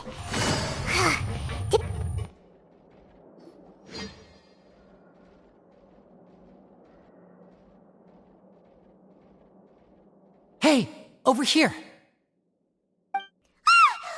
Oh, you scared Paimon! How did you appear out of nowhere like that? Oh, you scare so easily now? Is there something worrying you these days? Oh, you little... The only thing we're worried about was trying to find you. Sorry. Come over here and keep it down.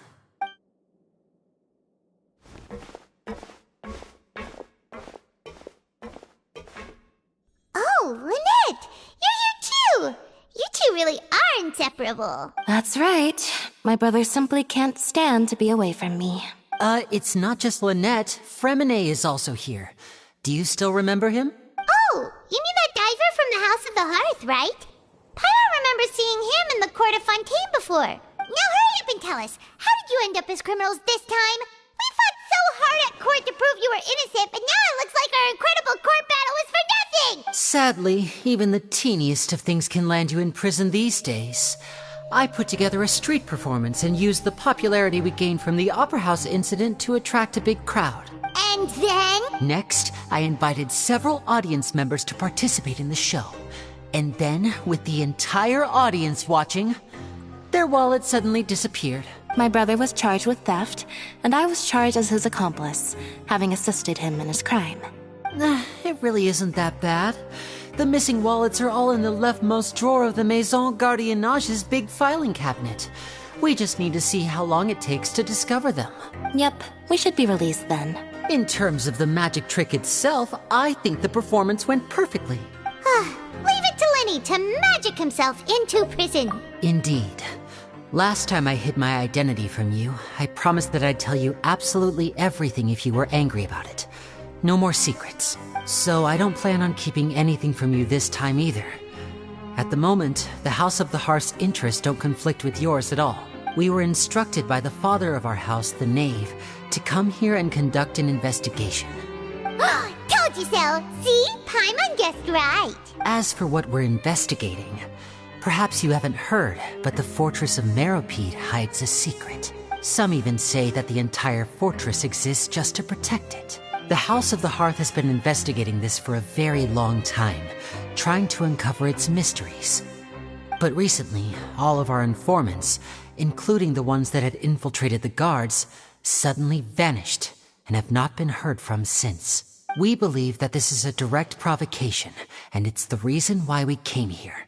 Father has somehow managed to confirm that Focalors does not have Fontaine's gnosis. Huh? How did she manage to learn information that important? Father has her ways. Many of them are beyond our imagination, and we've never had the chance to see her at work. But we trust her conclusions. It was this information that led us to suspect that Fontaine's gnosis might be in the fortress of Meropide and is related to that secret. So it's all about the gnosis again. Well, that's about it from our side. How about you two? Did Monsieur Nervulette send you here? Bingo! The Knave has been applying a lot of pressure. She wants to know what happened to Child, so we came here to investigate. Traveler, are we allowed to tell them? You don't need to worry too much about that. She's just asking for a report on Master Child's predicament as a means of pressuring you. Father used the situation as a pretext to negotiate with two high-ranking officials in the court of Fontaine. She actually just wants to be able to make concessions on this matter for gains elsewhere, almost like a bargaining chip. Sometimes you need an excuse to do things you otherwise couldn't. And a harbinger is more valuable than you might imagine. Of course, it's not a complete farce. If we do manage to find out what happened to Master Child too, then diplomatic relations with Fontaine could improve, and Snezhnaya might even be able to adjust its stance a bit. Is it just Paimon, or does it feel like we're the only ones who actually care about Child's situation? The relationship between the Harbingers must be as bad as ever. I wouldn't go that far. Father just has different standards than we do when it comes to what can be sacrificed for an advantage. By the way, I have a suggestion. Why don't we team up? Even though we have different objectives, we're both here to investigate the fortress of Meropide. It would be more efficient for us to work together. As you know, the House of the Hearth has many reasons to seek the Gnosis, but our highest priority remains resolving the prophesized crisis. You can trust us on that. See, I told you. Is that so? Sure enough, it won't be easy to convince them to cooperate with us. Lenny seems to be thinking pretty hard about something. Of course he is. Lenny has been looking forward to a chance to... Or, I should say, we were really looking forward to teaming up with you this time. Lynette, just tell them everything, why don't you? It's okay to open up a little. Very prudent of you, and consistent with your behavior since we first met.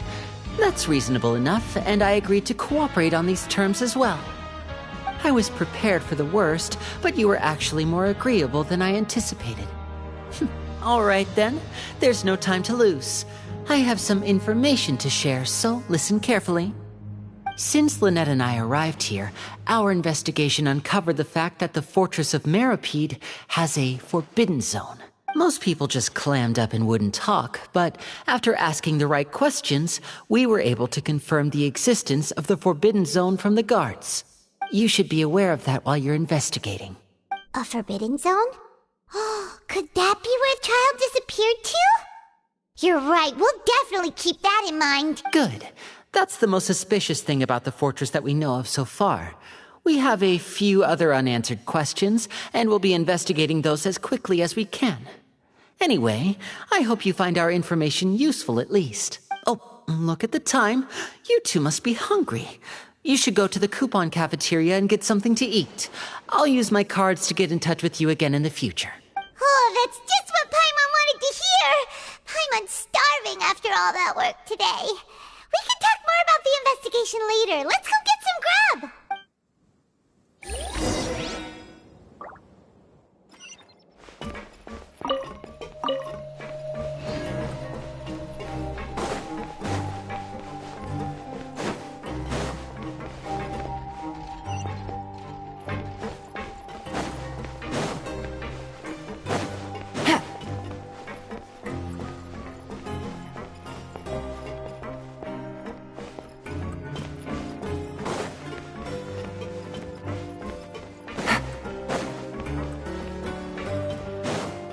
Take it easy.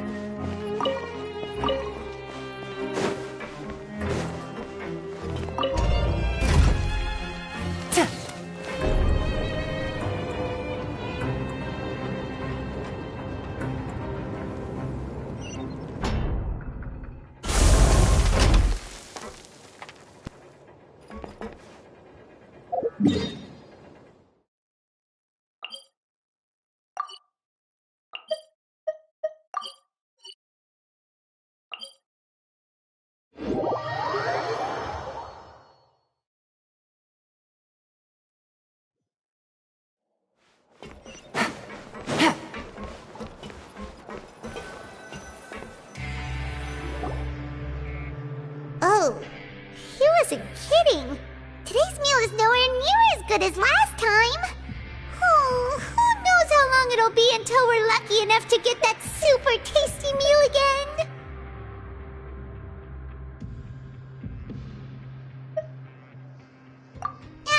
Forget about it then. We'll just deal with the regular food for the time being. Let's just get out of here as soon as possible. But life here doesn't seem all that bad.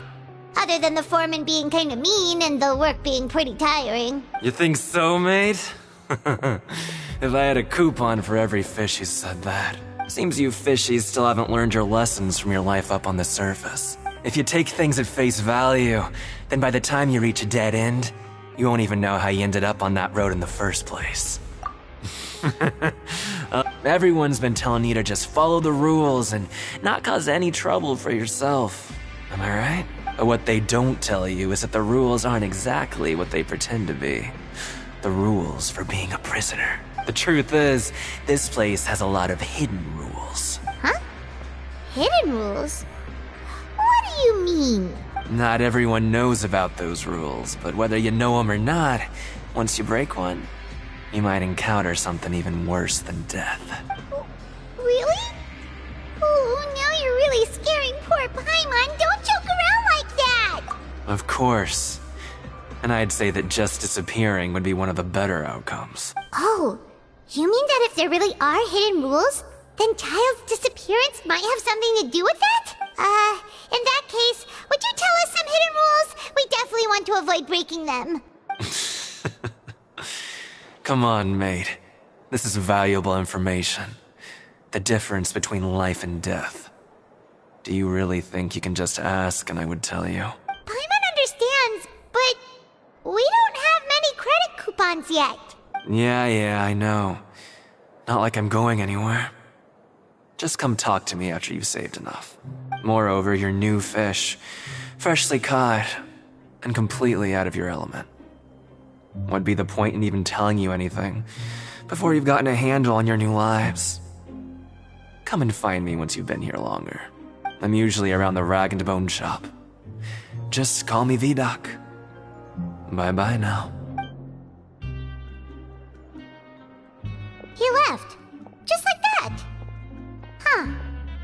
Do you think he's just trying to scare us into buying fake information from him? Yeah. It might be a good place to start in our investigation. Hidden rules, huh? But, like he said, we don't have any coupons and we're still not familiar with this place. Oh, there's nothing we can do about it now. Ah, we were so busy talking we almost forgot to eat. Even if it's not the best, it's probably better while it's warm. Come on, dig in before it gets cold.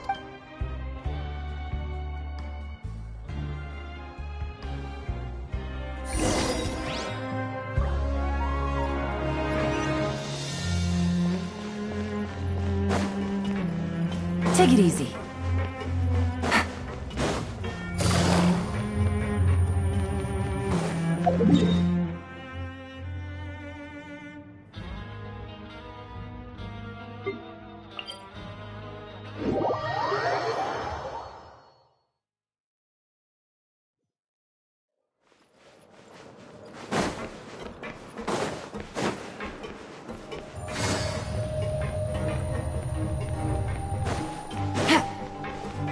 Take it easy.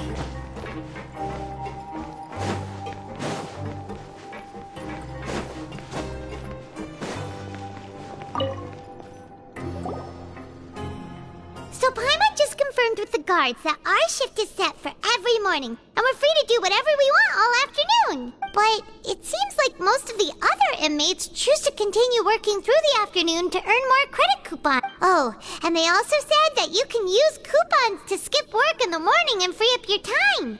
They weren't kidding. Credit coupons really can be used to do anything here.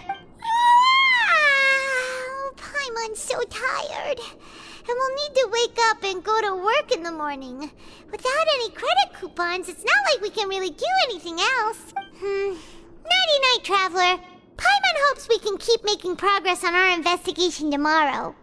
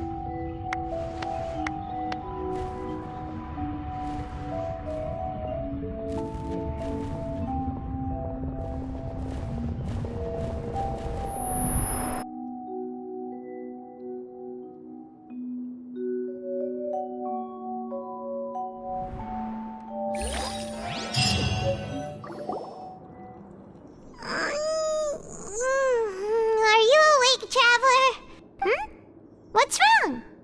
You seem to have something on your mind. Did you dream? Is that even possible? Unless it wasn't an ordinary dream? Oh, Child's vision! So you had it with you this whole time? Maybe the vision connected Child's consciousness to yours. And our investigation has its first major breakthrough! Good thing you brought the vision with you here. So what did you see in the dream? Do you know where Child went? Huh. Okay. Well, hopefully it'll be a bit more helpful in the future. What's more important now is that it's the start of another new day as prisoners. Let's do our best to earn more credit coupons. What's the plan for today?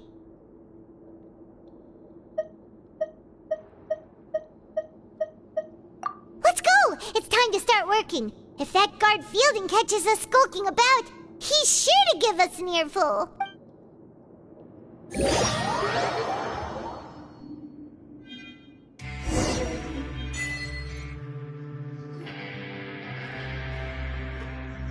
Look who decided to show up. Get your butts in gear and get to work. Time's a-wasting.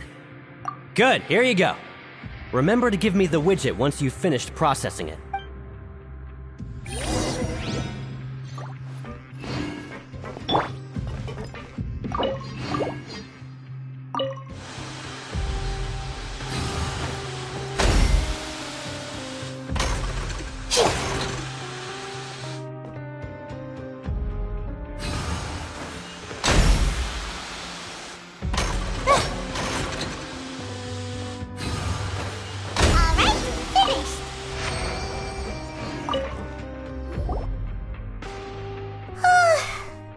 Speed. But after so many shifts, it seems we're really getting the hang of it now. Hey there, fellow shift mates. I saw you finished your work, so I thought I'd come over and say hi. Oh, hey there! We've seen you before. Your assigned workspace is really close, isn't it? That's right. The name's Rowan. This past few days, I couldn't help but notice the new faces working nearby. I guess we were destined to meet. I've been working here for almost 15 years. Even the foreman, Grainville, always calls me Chief. Whoa, you've been working here a long time, Chief. If there's anything you'd like to know, just ask me. I know the work here in the production zone better than the back of my hand. All right, Chief. We'll be sure to come to you first. Did you just ask about the rules? Pretty sharp for newcomers. You've already heard about the rules, huh? Who'd you hear it from? Alright. Seeing as I'm the one who came over here, you're already calling me Chief, I guess I can tell you a little. Truth is, you two keep working like this, you might be putting yourselves in danger. Huh? Wait, there's even a rule about that? What would have happened if you never told us about this? Well, it's usually not that easy to break one on accident. The conditions of the hidden rules are usually pretty specific. But once you do break one, bad things happen. If you work continuously in the production zone for 3 days, and if all you do besides eating and sleeping is just work, then something bad will happen during lunch on the 3rd day. Huh? Like what? Oh, don't scare Paimon! If I knew that, then I wouldn't be standing here talking to you, now would I? You mean, even you have never tried working 3 days like that before? There's actually a legend about this rule. They say that there was a worker who worked way harder than me. He was both efficient and eager on the job, and most other workers couldn't hold a candle to him. One time, he tried to test his limits and worked as long as he could. Then during lunch on the 3rd day, he disappeared into thin air, as if he'd evaporated. Later, some people went and asked some of his past friends about him, but they said, never heard of the guy. What the? How could that happen? Unfortunately, we were assigned different production zones. I never saw for myself what he looked like. Wait, are you thinking that it was... Huh? Oh? You... Listen, kid. This ain't the kind of thing you should be curious about. Let me tell you, you're better off forgetting about it and looking after yourself. Now I kind of regret ever telling you. Yeah, I agree with Chief here. Do you really want to try? Alright, if you insist.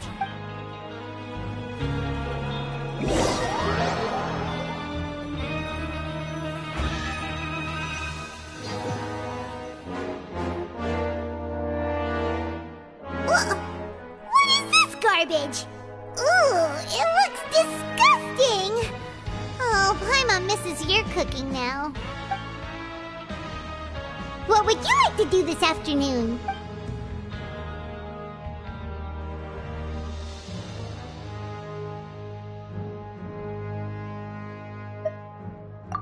Maybe we'll be able to find some leads there.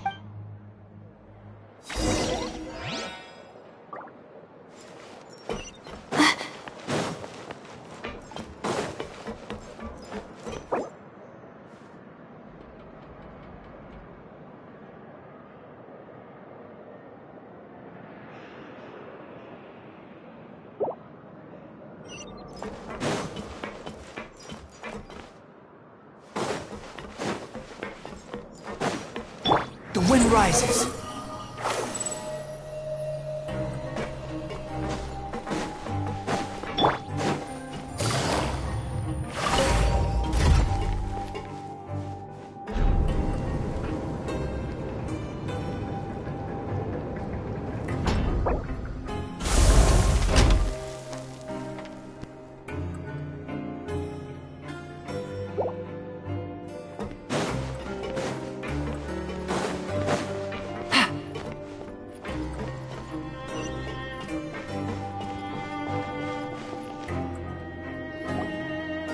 Oh, you must be the Traveler, huh?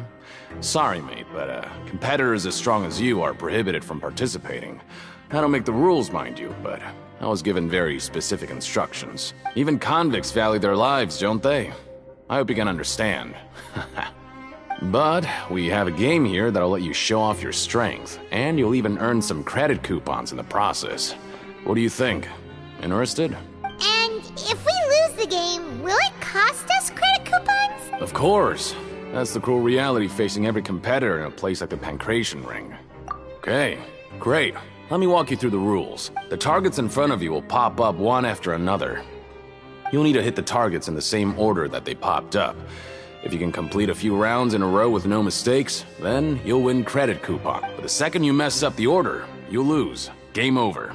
The game costs 300 credit coupons to have it go. So, you up for it? Thanks for your patronage, mate. Now, let the game begin.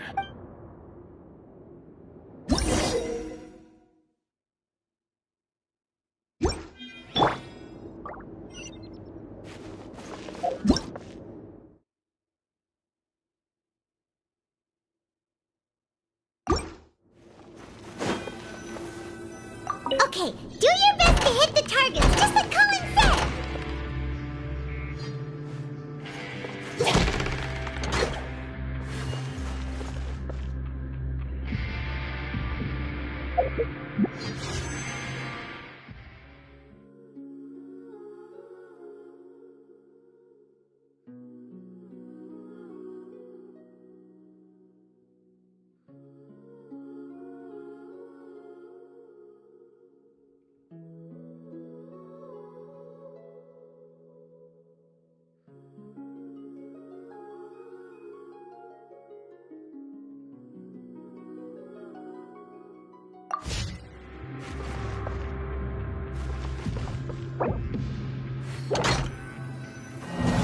Okay, do your best to hit the targets, just like Colin said!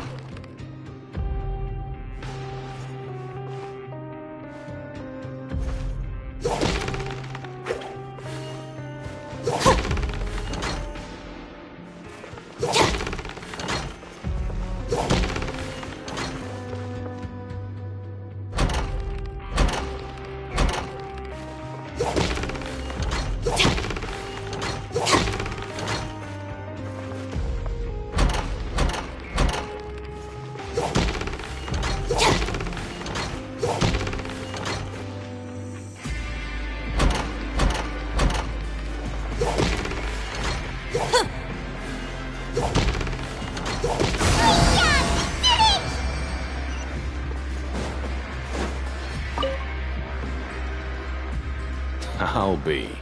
They weren't exaggerating about how strong you are. Don't worry, I wouldn't dream of shortchanging you.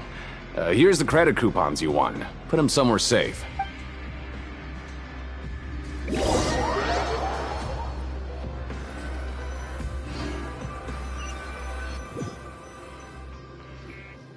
Aw, looks like we won't get a chance to sleep in as long as we're here.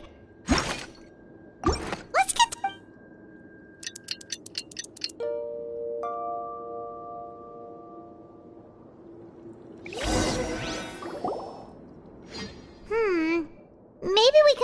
progress in our investigation today. What do you have planned for us?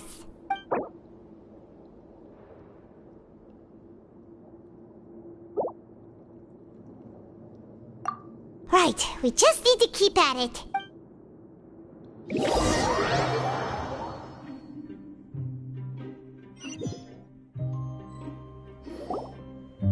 Look who decided to show up. Get your butts in gear and get to work. Time's a-wasting. Oh? What's with suddenly wanting to work so hard? You need coupons that badly? Sure. Let's just say we really want to test our limits.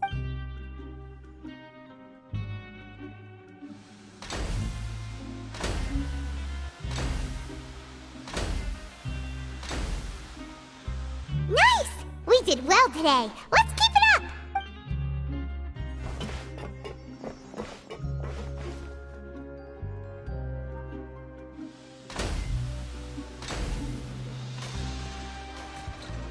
Ooh, Paimon's had it. Who knew that processing these widgets would be so tiring?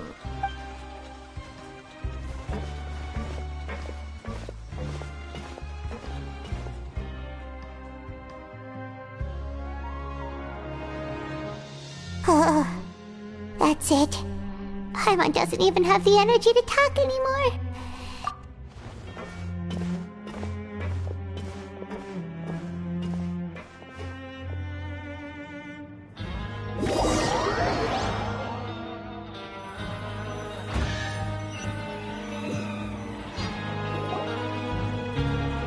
Oh, Paimon's exhausted. It's just work, and more work. Wait a sec. Now that Paimon thinks about it, haven't we been working non-stop for 3 days now? Oh, Paimon feels a shiver going down her spine. What's going to happen? But it doesn't seem like anything's changed at all. And we made it to the coupon cafeteria safely. Are the so-called hidden rules only a rumor after all? Well, there's no use to just guessing all day. Paimon's stomach has been grumbling the whole time. Let's just eat already! Paimon wonders what we'll get today! Maybe we'll get the super lucky meal! Wait! What? What in the world is this? Is this stuff meat? But it looks and feels so bizarre! What do you think is going on? Is this the bad thing that Rowan was talking about? No, stop right there. Paimon gets what you mean, just don't say it. Hey, isn't that Woolsey over there? He must have made the food, right? So let's just ask him about the food and be done with it. Hey, Woolsey, have a moment? What is it? I'm about to go report the numbers for today's free meal, so you'd better make it quick. It's about the meat in our meals. Look, does it seem normal to you? The meat?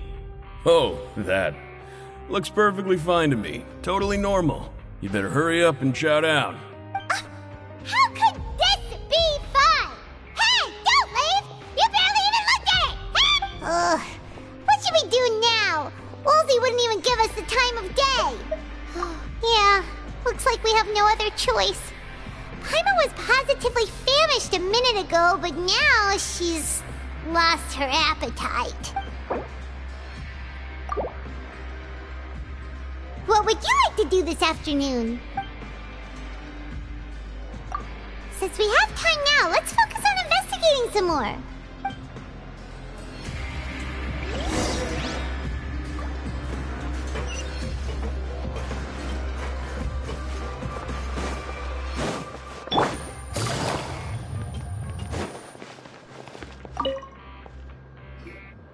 Oh, hello.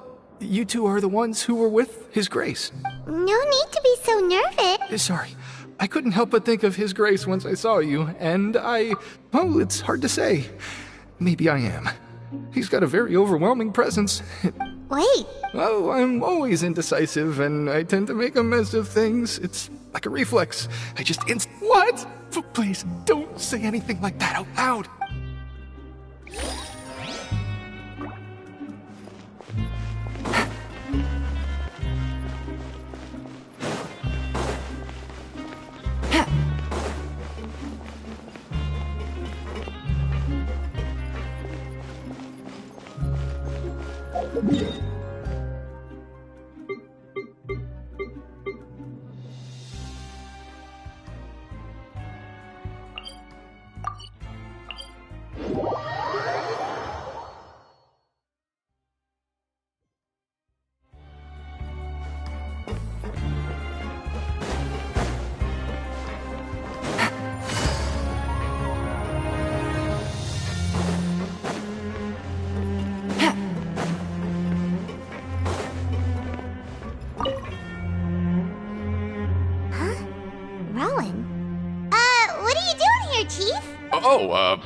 I was injured a bit just now.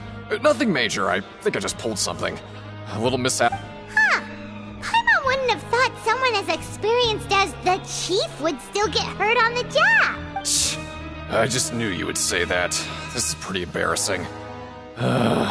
Where's Sigewinne when you need her anyway? The one time I need to make a quick trip to the infirmary. Oh, you mean she wasn't in the infirmary? Yeah. The rumors say that there's never anybody in the infirmary in the half hour before lunch, and nobody knows where Sigewinne gets off to. Huh. That's actually really strange. Sigewinne's always super dedicated to her work. Where else would she possibly go? Forget it. I can take care of a small sprain like this on my own anyway. No need to trouble her.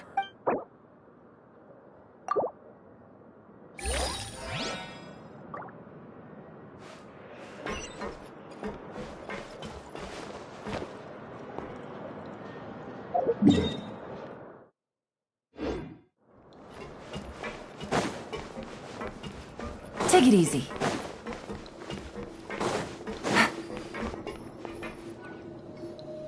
Hey, look!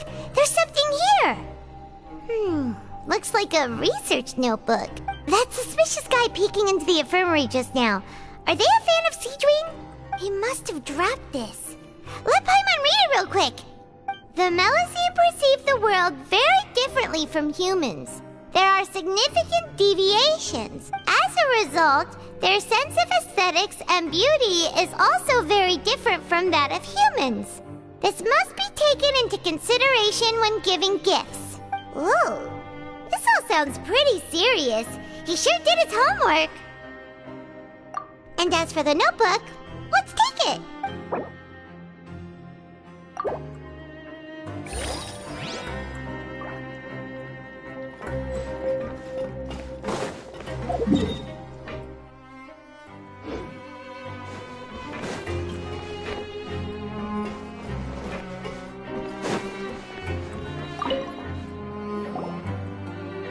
Oh, wonderful. I was worried that you'd be busy trying to earn reward coupons all the time, but it seems like you haven't neglected your investigation work after all. Paimon likes having more coupons, but no one wants to work all the time. Have you also been investigating the area, Lynette? No, I was just slacking off, and you happened to catch me. My brother is still obsessed with anything remotely related to the Forbidden Zone.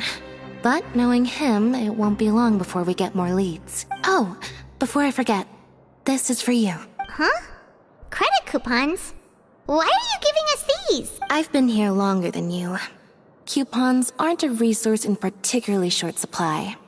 What is in short supply are interesting people to talk with. Aw, that's so nice of you, Lynette. We'll be sure to make good use of these coupons then. Thanks a bunch!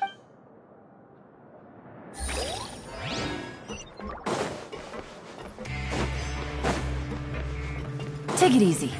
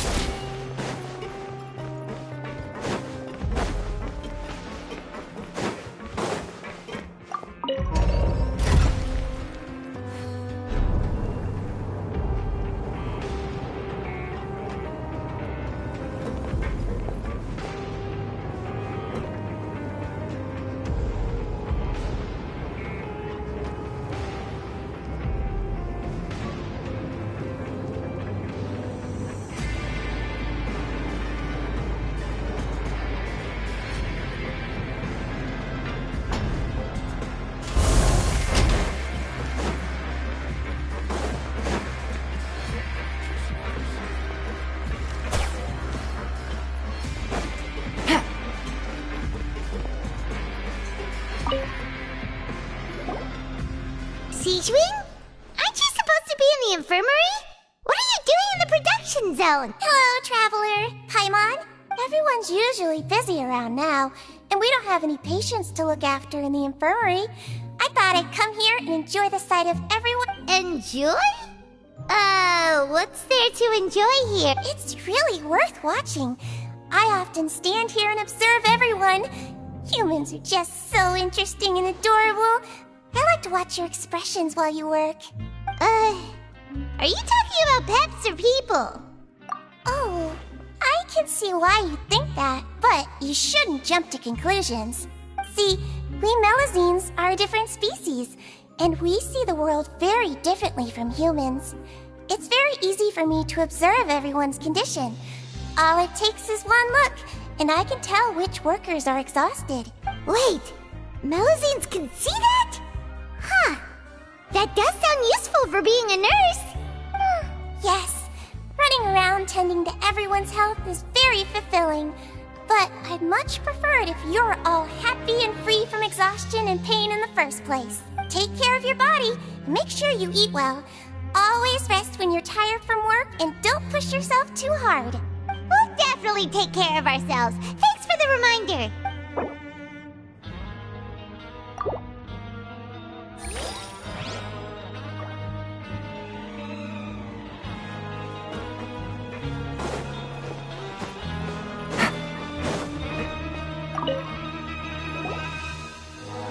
Hey, it's the Traveler and Paimon.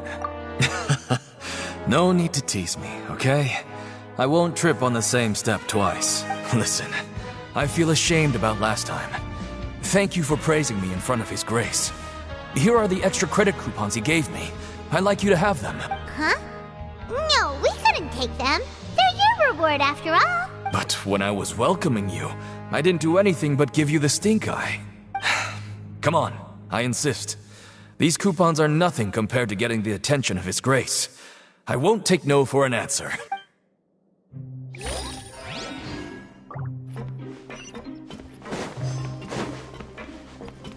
Take it easy.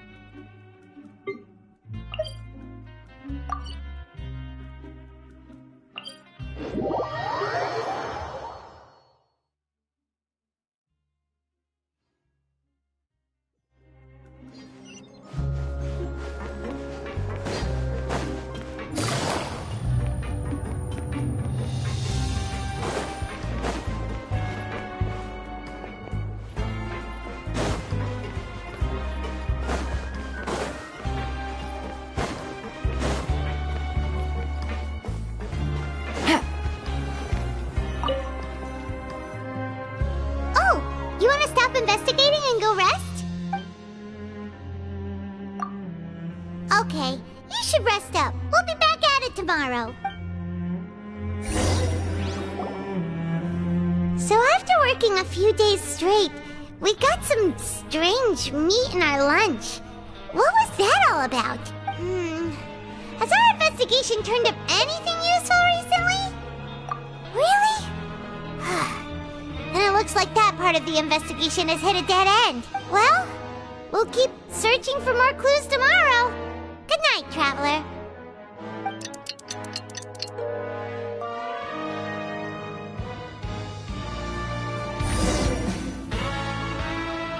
Oh, Paimon doesn't want to get up. Paimon still feels completely exhausted from yesterday. What do you have planned for us?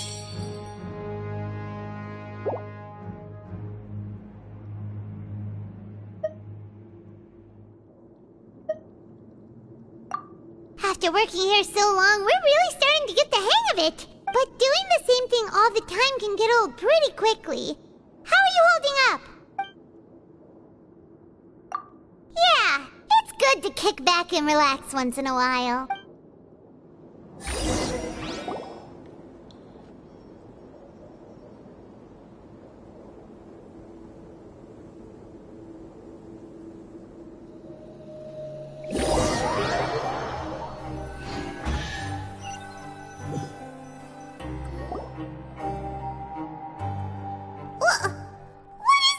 garbage. What would you like to do this afternoon? Sure! If we're not going to work, then let's kill some time at the Pancration Ring.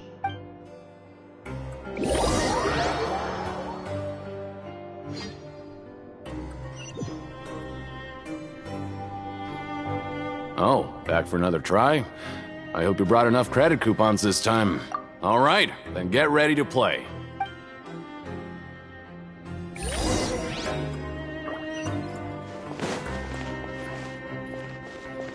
Okay, do your best to hit the targets, just like Colin said.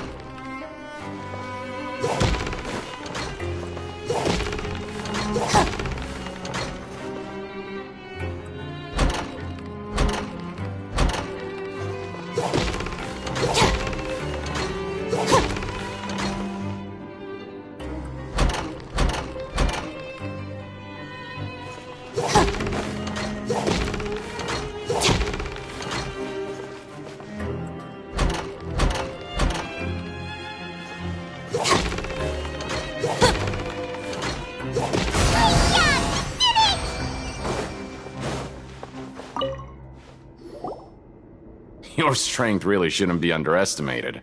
Now I get why you're prohibited from participating in any official fights. Nobody who values their life would be willing to get in the ring with you. However, you two haven't tried betting on the outcome of a Pancration match yet, have you? Just go talk to Rusimov. Buy a ticket for whichever fighter you think will win. There's a big payout if the fighter you support comes out on top. But we don't know anything about the fighters. How can we possibly know who to support? That's normal. Just watch a few matches and get a feel for the fighters. It won't be long before you can pick winners in your sleep. He's got a point. Why don't we give it a try? If we have enough coupons, we could probably bet at random until we figure everything out. Bet at random, huh? Well, how should I put it? It's not like you can't do that, but I'd advise you to give it some more thought first. Huh? We shouldn't get too carried away. What's the What? Never even picked a boxer before, and you already know about the rules? You're not just strong fighters. Seems you're pretty perceptive, too. Might as well tell you about it, since you already know that much. Plus, I think you've got the potential to be one of my greatest customers. I think I can let you in a bit.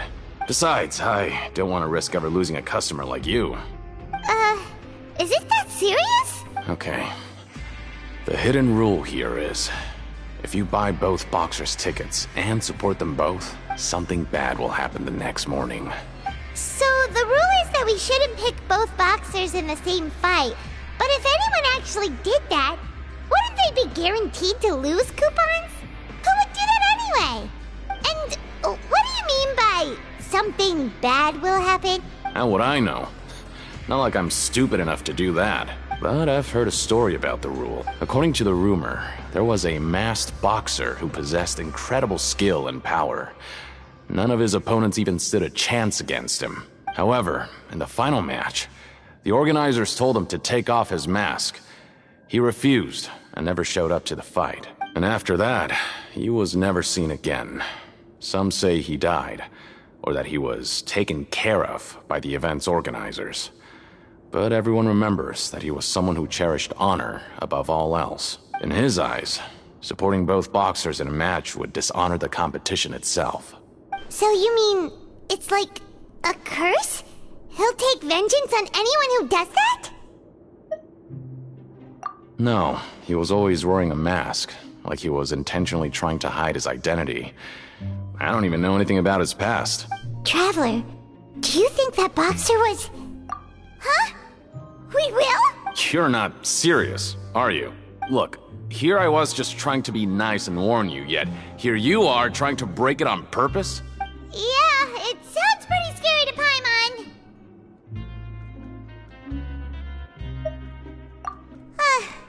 Seems you've made up your mind. Just be sure to protect Paimon, okay? Betting on both fighters will set you back about 3,000 credit coupons. If you have enough, then go ahead and give it a try. Just don't come running back to me if something happens.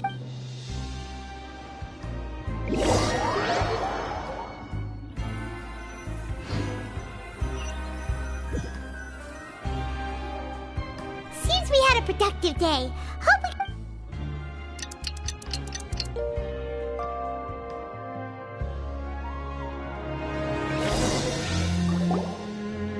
Oh, Paimon doesn't want to get up. Paimon still feels completely exhausted from yesterday. What do you have planned for us?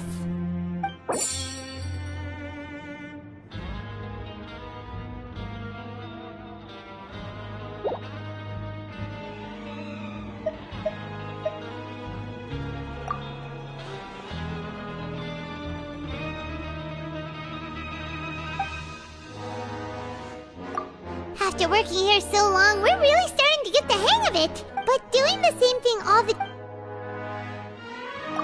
Yeah, it's good.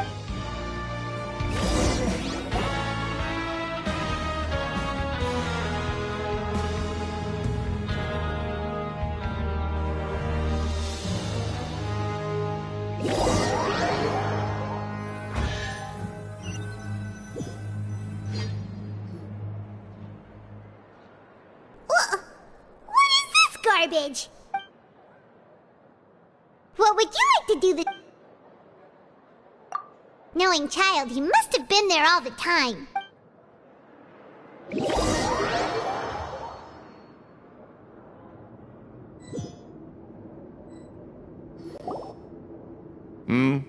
Are you two here to buy tickets? Who are the boxers in the next round? We have the reigning champ, Le Grappler, versus a contender from the Eastern Prison Block, Demon Horde. Are those their nicknames, or did they choose those names themselves? Either way, super weird. Since you're new around here, I'll help you out and give you a little suggestion. Even though Le Grappler is the crowd favorite, Demon Horde is a first-class dark horse with incredible potential. Anyway, this match, I Huh? For both fighters? I can tell you're new to this. Maybe you don't quite understand the rules, no? Oh, no need. We're aware that we're going to lose coupons. Alright then, if you're absolutely sure. Remember, no refunds once you buy the tickets. Yeah, we got it!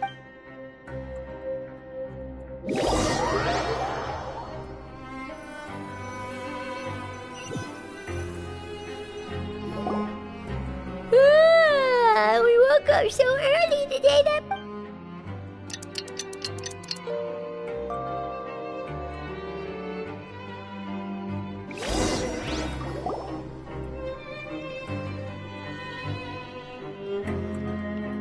Hey, Traveler, Paimon. Package here for you. The next time you buy something, go pick it up yourself. I'm not a delivery man, you know. Huh? A package? For us? Did you buy something, Traveler? Paimon's not quite awake yet, so why don't you go take a look? Right! Yesterday we broke the hidden rule and bought tickets for both boxers. Oh, maybe this package is the bad thing that Colin said would happen. Paimon suddenly feels wide awake. Wait, maybe let Paimon go hide somewhere first. Just call Paimon after you opened it. Hey, wait! Paimon's still here! Don't open it!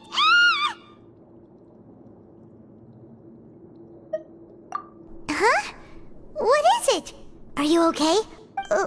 Let Paimon take a peek too. Oh, it's just a small bottle. But the color of the liquid inside looks so wrong. Almost like... Alright, that's enough of that. No need to say it out loud. Paimon already knows what you're trying to say. Ugh, no way. Get that stuff away from Paimon. Paimon thinks we shouldn't open the bottle until...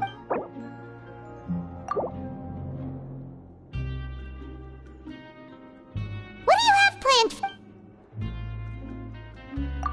Though it feels nice to slack off a little, less work means less coupons.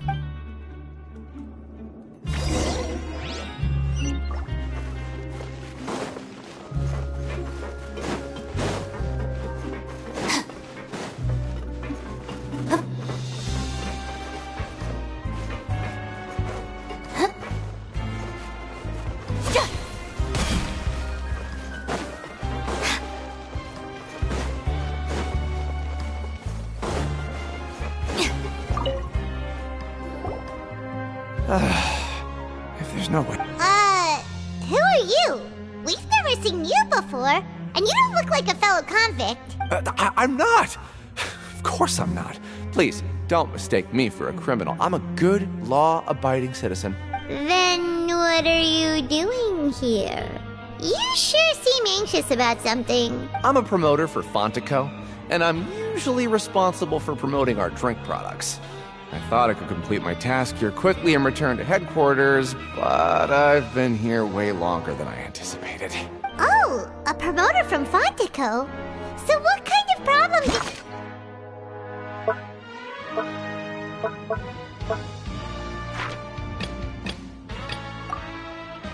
You ready? I'm so upset. It's all because of that Duke. After discussing the company's promotional plans with him, however, in light of our long history of successful collaboration, I still tried to patiently explain the details. However, to my surprise, he just cut me off while I was speaking. Let me take a moment and recall his exact words. I'm just gonna stop you there and say no. If anything, I'm saving you time. It seems you don't fully understand the value of credit coupons here, nor do you understand the value of your own products. The former is because you are from the overworld. That's understandable, and I don't blame you for that. But as for the latter, only someone monumentally stupid, so breathtakingly stupid, that they were completely ignorant of the value of credit coupons, despite living in the underworld, would ever possibly consider buying your drink. Let's just forget it. Anyway, that's how he rejected my proposal and asked me to come up with another solution with the condition that it doesn't cause any trouble for him. Can you believe that guy? Well, he is the head honcho here. Not much you can do about that. We met him too and could tell that he's the kind of guy that's hard to pin down. Fine. I know I should just let it go. I'm on his turf after all. His house, his rules.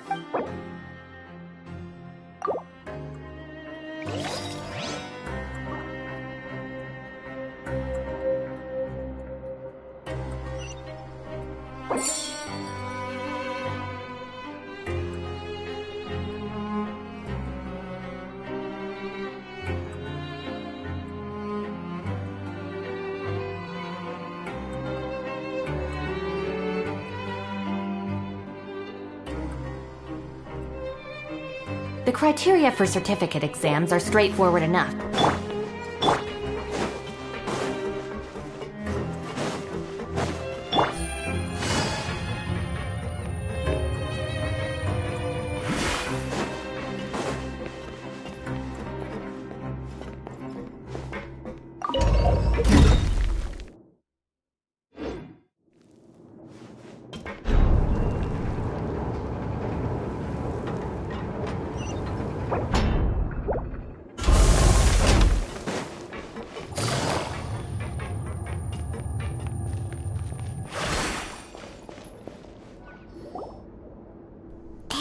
What are these papers scattered all over the ground? Are they registration forms or something? Maybe not. Every page has the Fontico symbol on it. Maybe it's some flyers from the company. Okay. But if someone catches us, they could accuse us of trying to steal the company's secrets, couldn't they? Oh, you're right. Guess there's nothing to worry about then. Let Paimon have a look here. Without assistance from the Fontaine Research Institute, development of the new product has been slow, and some researchers on the project have voiced concerns. We have no choice but to let the new product undergo the first phase of promotional trials without a designated name or packaging. We will adjust the direction of future development according to feedback. We have decided to only conduct closed, small-scale trials for the time being. Sure doesn't seem like anything unusual. The company is just trying to develop some new products besides Fanta. But it sounds like things aren't going well at all. Let's put these papers back where we found them and make it look like nobody went through them. Okay, good.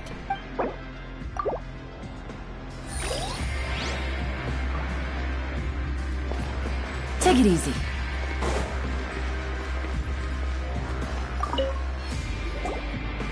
Hey, I heard you crazy fools really did it. You bought tickets to support both fighters, didn't ya? Well, did anything happen? Well, the next day we received a mysterious package, but we still haven't made any sense of the contents. So it is real. You didn't become cursed or anything like that, did ya? Are you both still okay? Wait. Are you sure that it's still you controlling your bodies right now? Paimon's not sure. What do you think, Traveler? Is Paimon still Paimon? Oh, okay. Well, that's good. Yeah, you two don't seem to have changed at all. But I wouldn't let your guard down just yet. Still, I didn't expect you would actually do it. You'd actually throw away coupons like that just to satisfy your curiosity? Even if we bought tickets like everybody else, it's not like we could hope to earn any coupons. When it comes to things like this, it's always the organizer who makes the real profits. Hey, just what are you trying to imply? The Pancration Ring is an honest business, and we really don't make much from selling tickets. We make so little that even the current tournaments can only be held thanks to funding from the producer of Fanta. Oh, so it's the company that manufactures Fanta sponsoring the events? Paimon thought all of this was thanks to the Duke's support. Let's just say it's a mutually beneficial arrangement. They reached out to us first, hoping to promote Fanta products in the Fortress of Meropide. Anyway, you try and take extra good care of yourselves these next few days, you hear?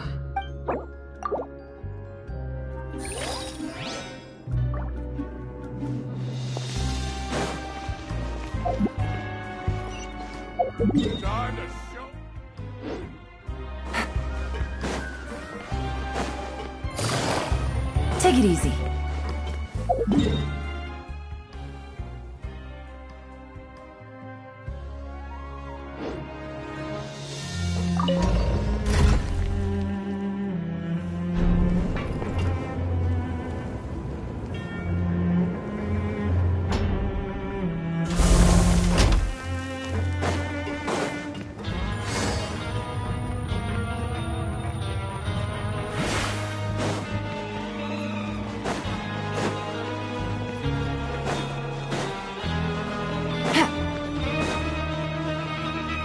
Take it easy.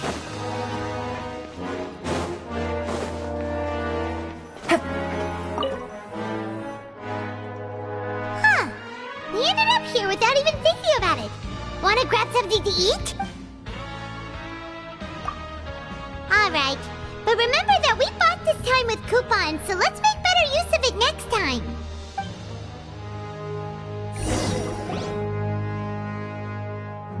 Oh. Just a regular meal set. Guess Paimon shouldn't get her hopes up. What would you like to do this afternoon?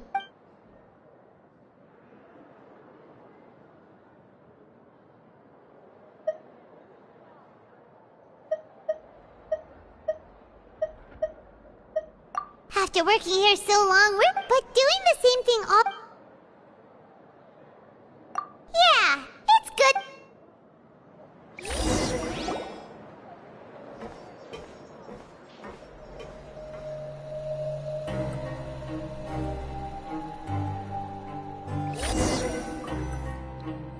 A mysterious box? A bot? Do you have any ideas, Traveler? Really? Then it looks like that part of the investigation led us nowhere. Well, maybe we'll have better luck tomorrow. Good night, Traveler.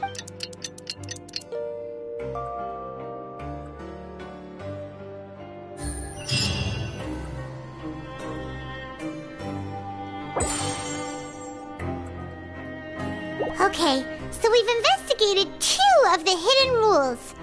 Paimon didn't think this prison would have so many weird things going on. We'd better pick up the pace with our investigation, otherwise we'll never get in. Yeah, let's skip work for now and put our time to good use.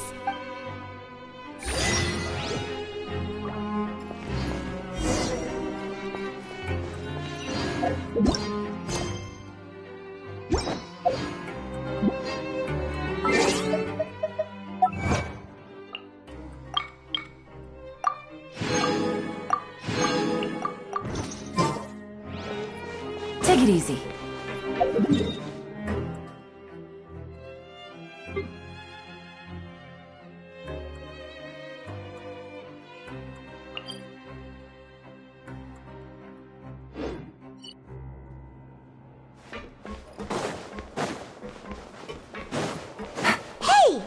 that Vidoc over there? Huh. Is it just Paimon or are there fewer people?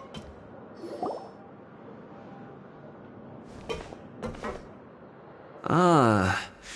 Seeing you at this time must mean you've already saved up a lot of credit coupons.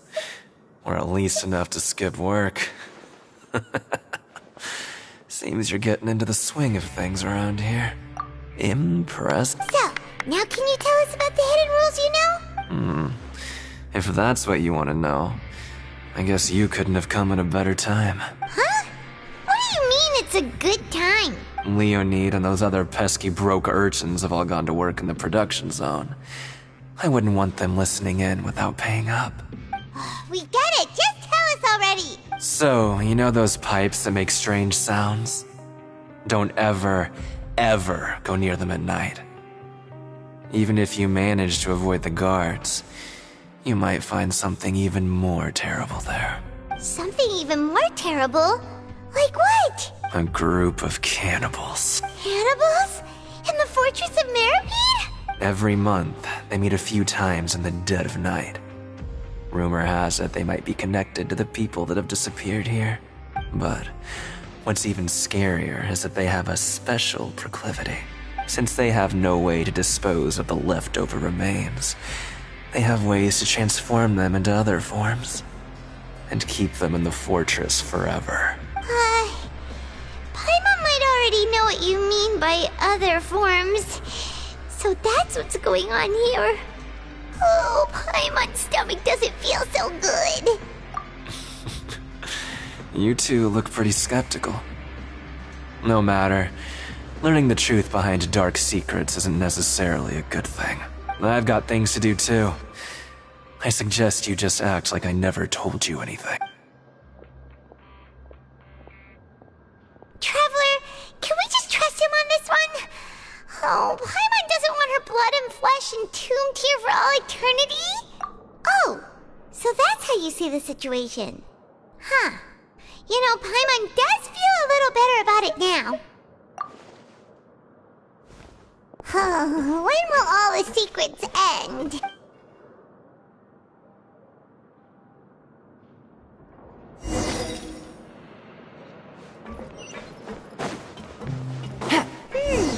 Vidoc isn't here, but the Just stay. What? What are you saying? You shouldn't go around saying stuff like that.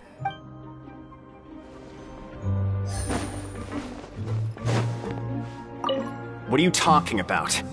Listen, you should keep your nose out of other people's business. Their attitude sure is suspicious. Like they're trying to avoid us. But if they're being so obvious about acting weirdly, do you think they might just be trying to lure us in? Oh, this is all getting way too creepy for Paimon. So you mean we still need to investigate some more? Okay, if you say so.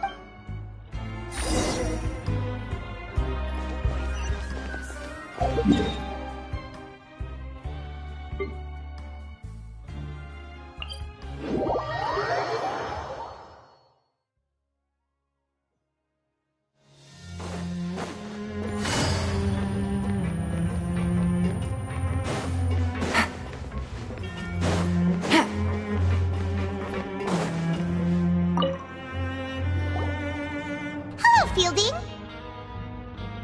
What do you want? Criminals like you ought to be working right now. Catch my drift. We just want to ask you a simple question. Have you ever discovered anything odd during your nighttime patrols? Why are you asking about something like that? Whatever happens at night isn't your concern. All you need to worry about is getting enough sleep. Well... Right!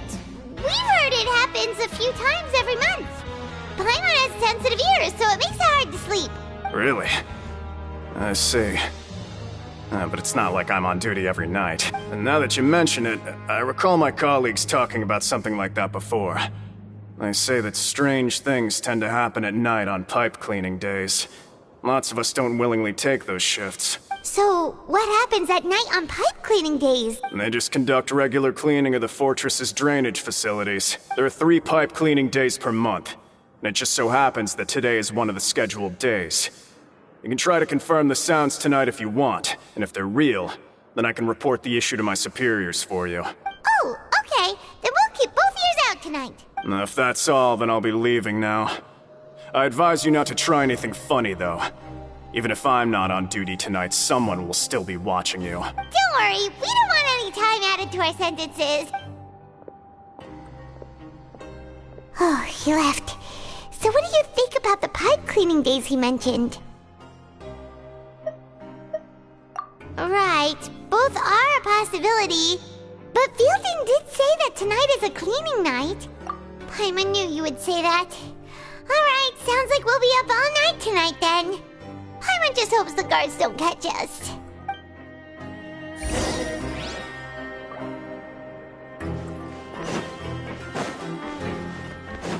Take it easy.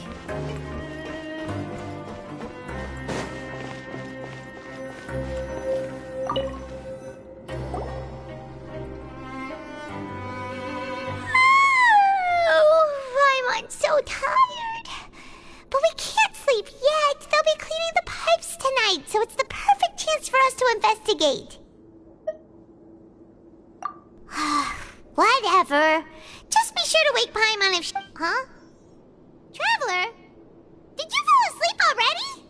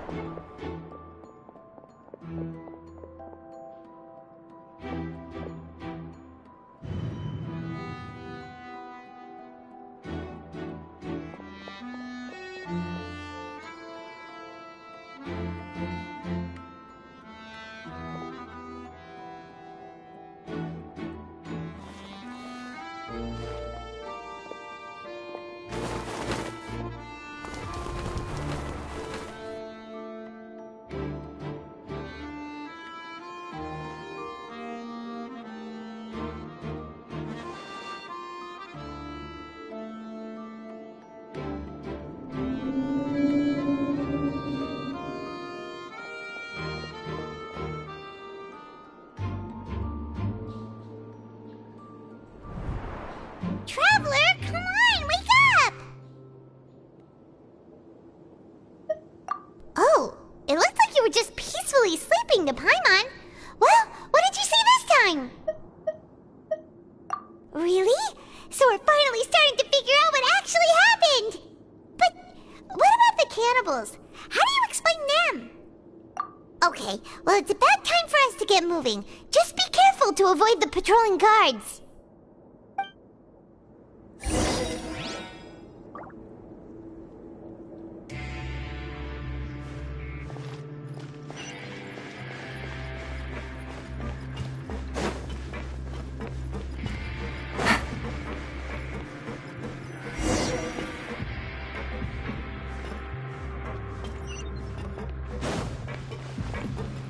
Shh! Careful! We'll get in trouble if the guards catch us!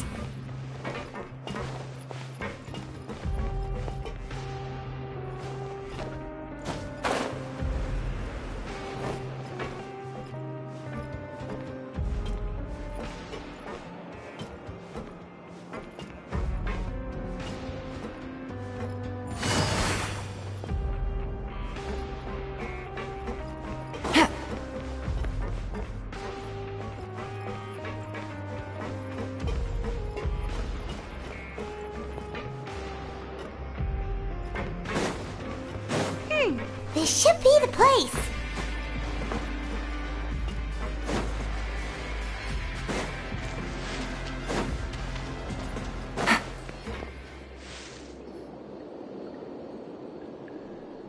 What? I know you. You were the ones we saw. Huh. You've got guts showing up here. You know who we are, right? You'd better leave now. Ain't nobody coming here to save you. What'd you say?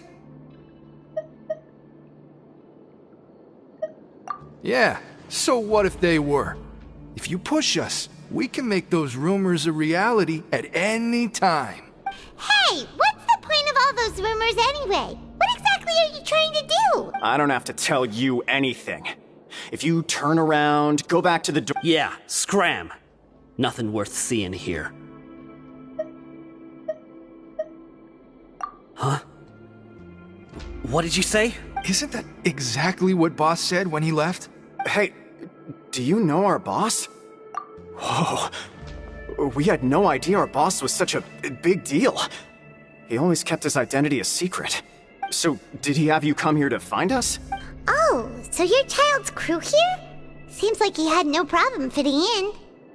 We're the only ones who heard him say those words when he left that night.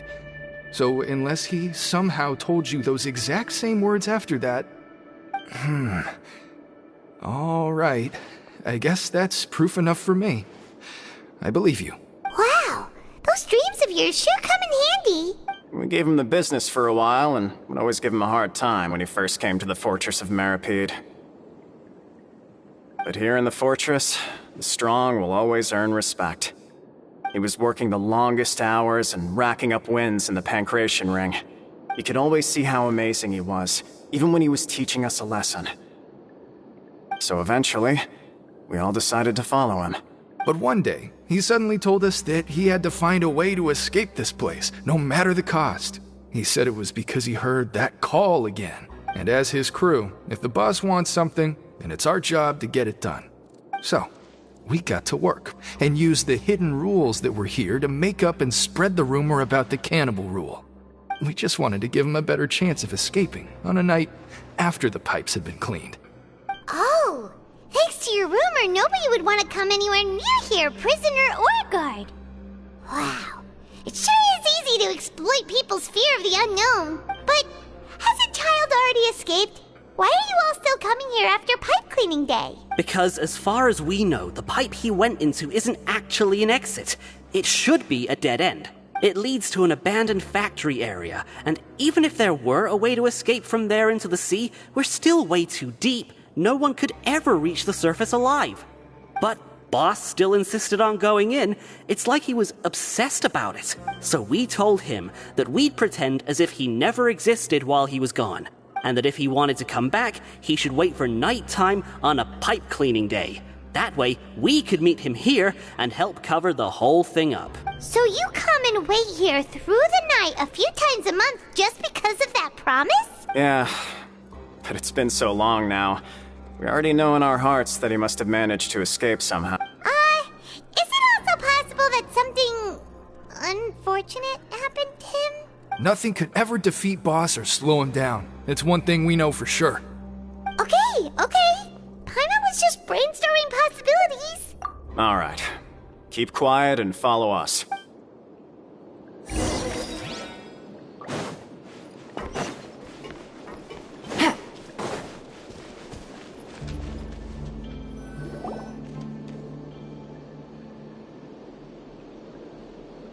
The way up from here has been sealed off. It's impossible to get through. Boss left by going down from here. It wasn't full of water at the time. Later, we came back hoping to have a look. That's when we found out it had been completely flooded. It's impossible to navigate unless you're an extremely skilled diver. Do you think Child got trapped by the water? Not likely. We all know that Boss was an incredible swimmer. Really? Then have him come investigate, pronto. Just be sure to tell us if you get any news about Boss. It's getting late. We should leave before the guards come this way. Yeah, we learned a lot about what happened to Child here.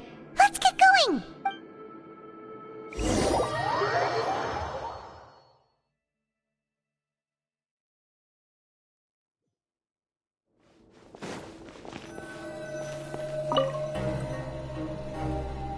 Whew. We finally learned some key information. Seems all of our investigative work has finally started to pay off. When you said you knew a diver, you were talking about Fremine, right? If we ask Linny, he'll definitely have Fremine help us. Ugh. Why is Child like this? What was he doing going into the pipes? Not making our jobs easier, that's for sure. Fortunately, though, it seems like it's only a matter of time now before we find out what really happened. Now that we can finally relax, I'm starting to feel super sleepy.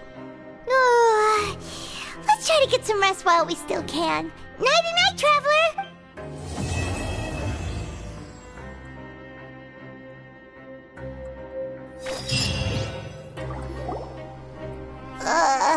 It's morning already? Paimon still needs more sleep. Huh? Wait, look over there! Isn't that... It's one of Linny's cards! Let Paimon see what's written on it. Maybe you haven't heard, but today is the monthly free day. Everyone has the day off today, which makes it the perfect time to do some investigating. It's been a while since we last talked. Have you been making any progress lately? Let's meet at our usual spot in the factory area before lunchtime. I have new information. Ooh, today's our lucky day. We have the day off. From the sound of it, Lenny's been making progress with his investigation. Wonder what he's discovered. We still have some time before we meet up. Let's talk with the people here for a bit more before we go.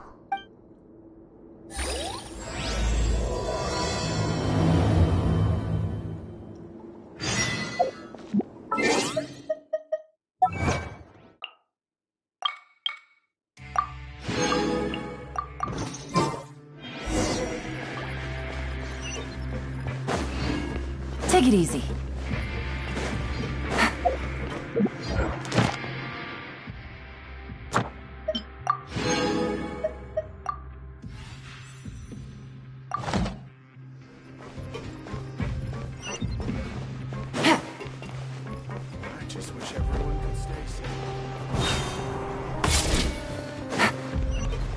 Take it easy.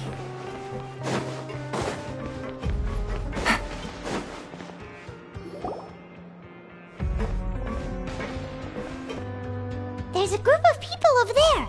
Let's go listen in. So I said, that's not a faucet. Hey, who are you two? Why'd you come over all of a sudden? Sorry for eavesdropping. Sounds like you were talking about something private. What's the matter? They're just looking to join in on our fun, that's all. Hey, don't pretend like it's okay for them to just interrupt us like that. Fine. You're lucky we don't mind extroverts that much. You hear that, Quisto? What nice! Your expressions tell me you're looking to hear some juicy info, am I right? But before that, it just so happens that I know you two. Really? You're kidding. How often does anyone get a personal tour led by His Grace himself? Practically everyone was talking about it. Word has it that you also caused quite the kerfuffle. A little mistake, huh? I like the way you put it. You see, people with a good attitude can join our group anytime, unlike some of the others here. Your group? I'm Quisto, and this is Lavaroon. People usually call us the Bombshell Bros, but don't worry. We're not playing with bombs or anything. It's just that our information is always so explosive, and we blow minds on the regular. So, you two really like to gossip? Whew, you sure know how to embellish. No. You don't get it. Knowing intelligence will make things better for you here. For example, knowing who's working with whom, who has the latest rumors, who's not getting along. Wouldn't you like to know all that? Whoa, all this info's worth something, you know? You should prove you're worthy of it. I don't mind him. Quisto's always this way. Just play nice and say something to massage his ego. The welfare meals. Talk about the welfare meals. Right. That meal we had yesterday was super delicious. Paimon can still taste it whenever she closes her eyes. Is that so?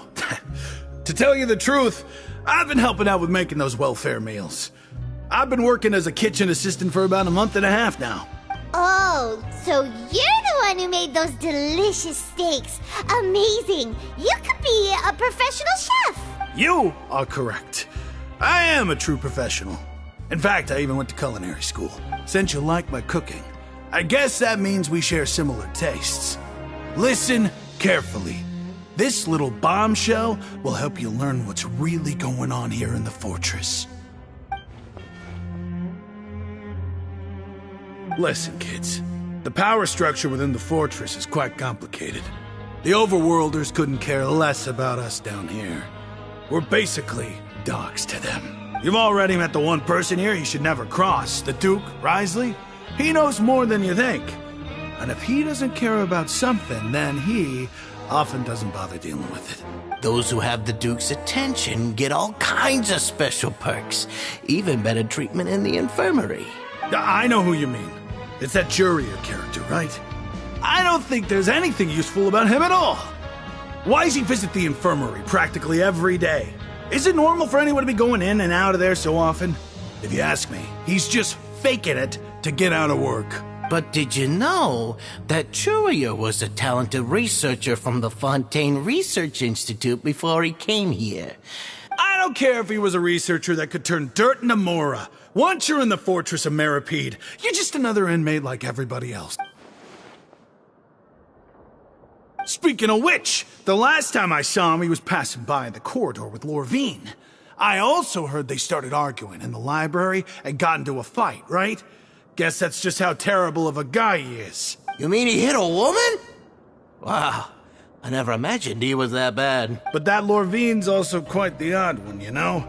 She's always gabbing away, got into a fight with a man, and she also got sent to the infirmary.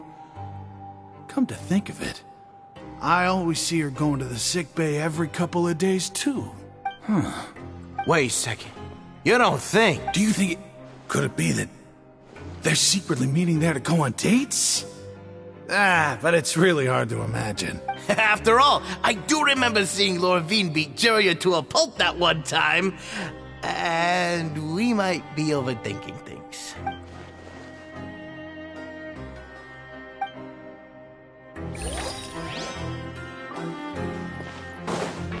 Take it easy. Take it easy.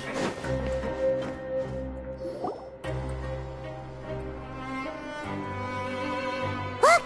There are some people talking over there! Let's listen in on the conversation.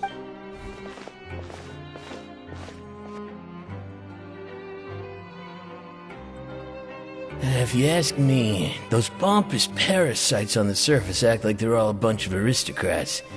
Do any of them give half a hoot about a bunch of dogs like us? Hey, speak for yourself, mate. I'm no dog. Oh, you think you're special or something? If you're here, then you're just a convict like the rest of us. I've heard that even if you're released after serving your sentence, going back to life on the surface ain't any better. Once a criminal, always a criminal. We're marked for life. I don't... Hey, how cool would it be if the whole world was destroyed by a giant flood and everyone had to start over from nothing? What kind of filthy bilgewater are you spewing? I have family up there. You best shut your sewer hole with talk like that. Listen, things ain't so great on the surface, but who says that you have to leave? I've heard that you can still stay here and work even after you've served your sentence. Not bad if you ask me. Who wants to live in the ruddy overworld anyway? And what makes you think they'd want to hire someone like you? It's one of the great mysteries of the universe, how someone as useless as you is so confident. Whoa. Sounds like they're really unhappy about the overworld. Speaking of which, Paimon never heard anyone use the words overworld or underworld when we were living up there. Is it only something the inmates down here say? That's true.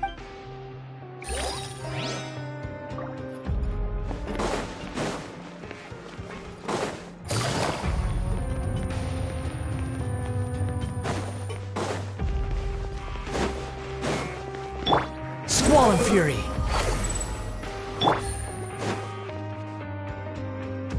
Hey, you over there? Yeah, you! Say, do you like playing card games? You know, like Genius Invocation TCG?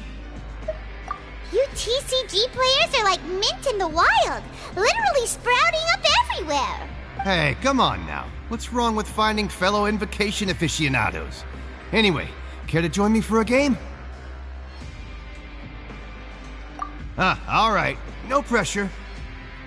But why would you be looking for people to play Genius Invocation in a place like this? Don't people usually come here to fight? Whether you're throwing down cards or throwing punches, it's all a There are lots of card players here in the fortress. When I saw you, I immediately thought, hey, even outsiders... Sure. Great! Since you've been here longer than us, you need to flex your seniority a little bit, right? Maybe you could start by telling us newcomers some stories about this place. I thought you would have already heard everything by now. All right, then. Did you have anything specific in mind? Or do you want me to just pick a topic? Why don't you pick? We'll let you know if we've heard it already. All right. Have you heard any strange rumors since you've arrived? Then, did you know that there are some people who are always gossiping over in the corner? Yeah, so you've already met those two. I heard that they used to be a chef and a bartender before they were sent down here. You know how bartenders are, always chatting with customers. And chefs love to pass the time just hanging out when they're not cooking. Good to know. Do you have anything else to tell us? Let me think. Sounds like you want to hear something a little more tantalizing. Oh, did you know that the Duke was also a convict in the fortress of Meripede before? Huh? Wait, are you serious? That's right. The Duke was an inmate just like you and me. To go from an ordinary inmate to becoming the manager of the whole place? I'm not gonna lie, I kinda respect that. A forbidden zone? Sounds like something that someone just made up. I've never heard of that. Where did you hear about it? It's just a rumor we've been hearing, but no worries if you've never heard of it. Do you have anything else you can tell us? Anything else? Not that I can think of, but I'll be sure. Okay, we've talked to just about everyone, and it's about time for us to go meet Linny. Quick!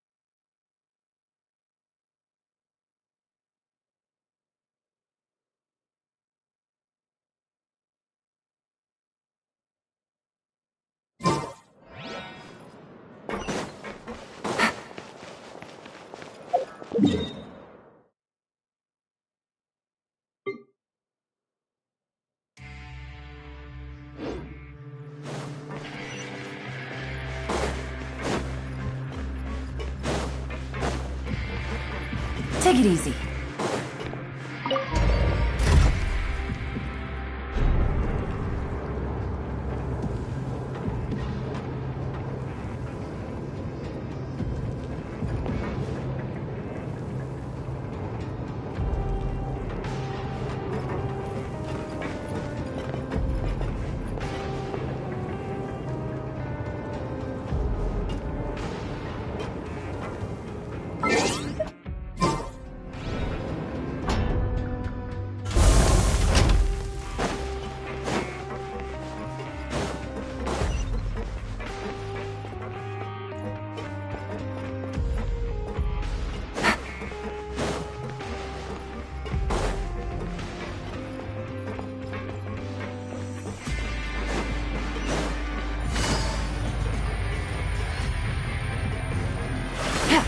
Take it easy. Take it easy.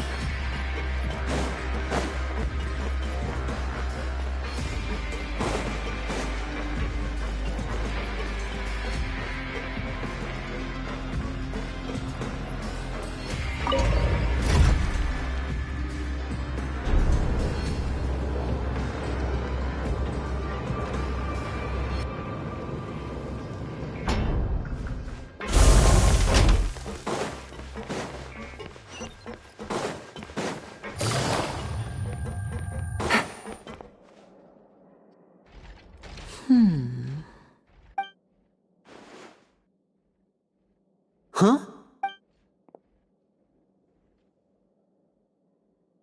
That look in your eyes. You found something? Hey, this is no time to be modest. Just tell him we found a boatload of information. Oh, as expected of the legendary duo, you have my full and undivided attention. Huh. I'd have never guessed that myself. The rumors swirling about this place are unreliable after all, and Master Child probably went missing because he found a way out. He is a harbinger after all.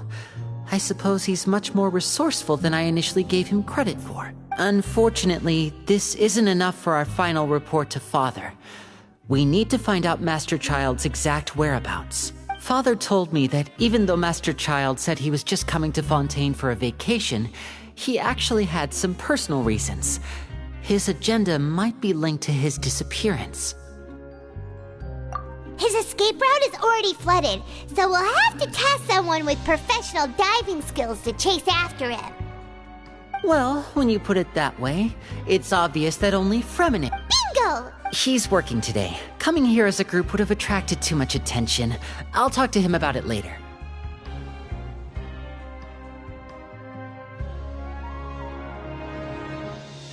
It's the least I can do. We're all in this together, so it's only fair for us to fulfill our end of the bargain. Honestly, I'm far more impressed by you guys managing to collect all this information right under Risley's watchful eye.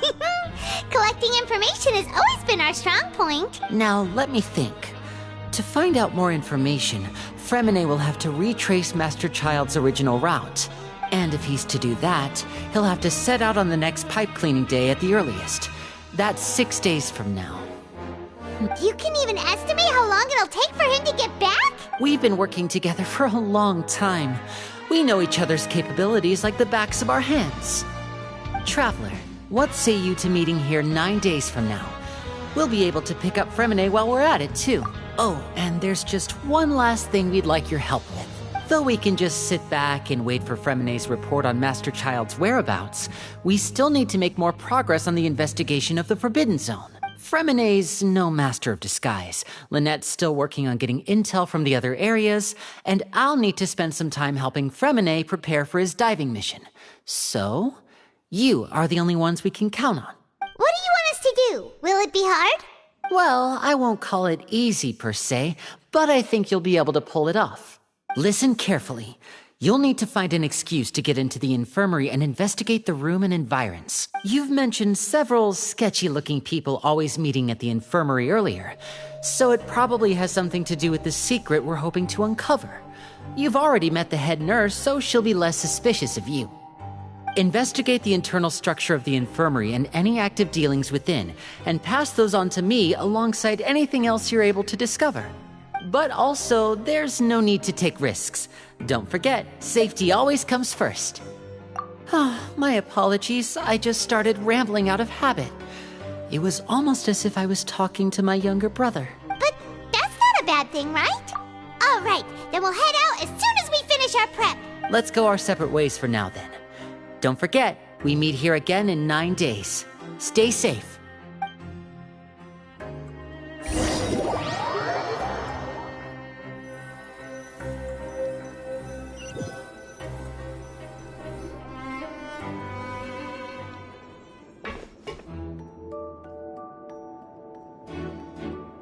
Hey, stay here for now. Paimon will take a peek. There seem to be several people inside.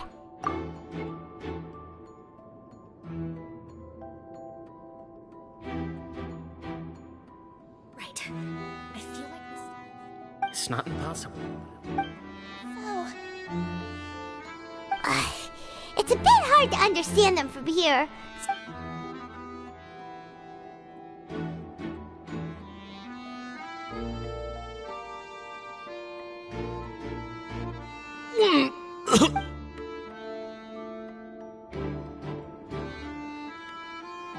Someone, please help!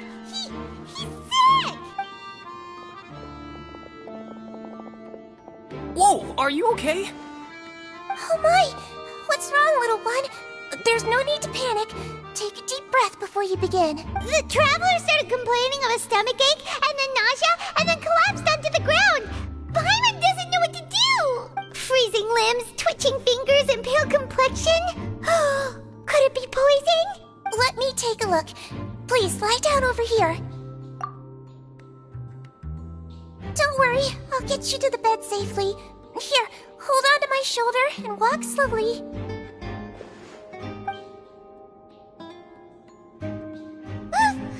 You can do it, Traveler! Don't apologize. You're sick after all. Now, please relax. I'm just going to do a preliminary checkup on you.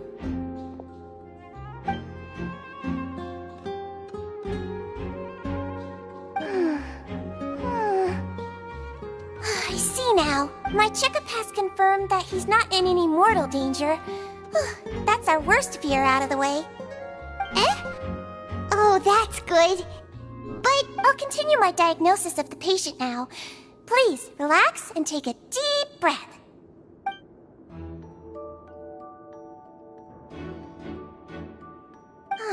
Don't sense serious damage to your organs either. Does it hurt when I press here?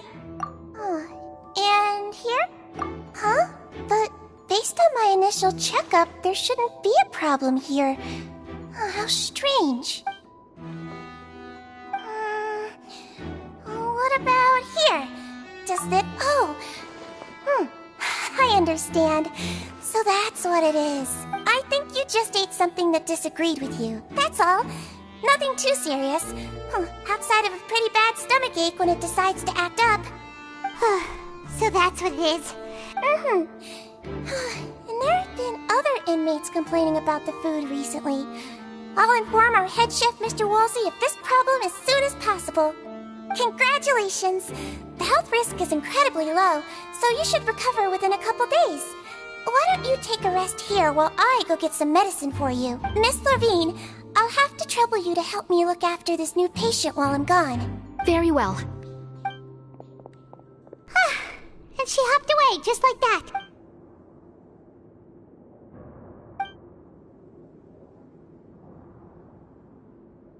Hello. So how are you feeling now?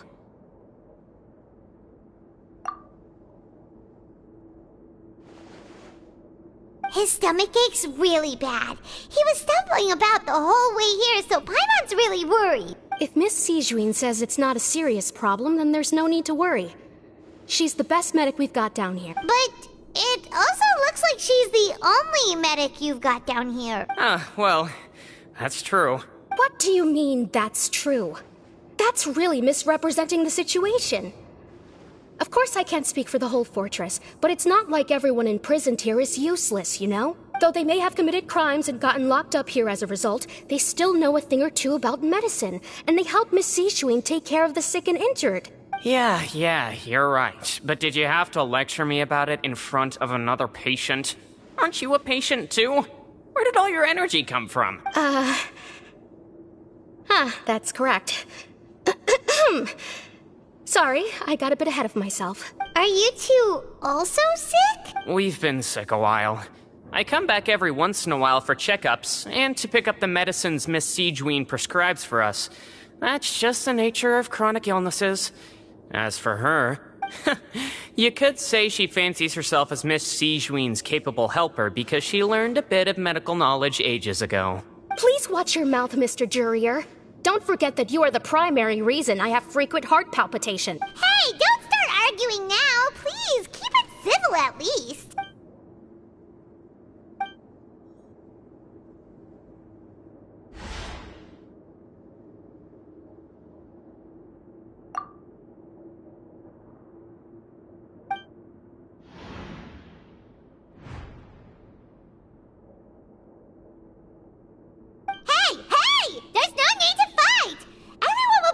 Someday, so there's no need to argue over silly things like...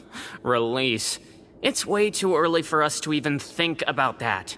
And who the heck knows if we'd even be able to continue our previous lives?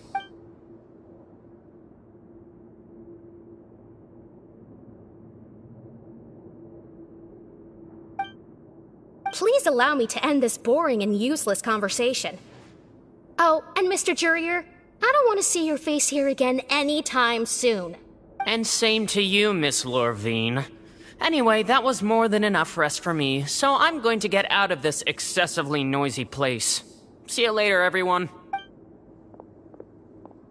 He just slowly walked off? Like that?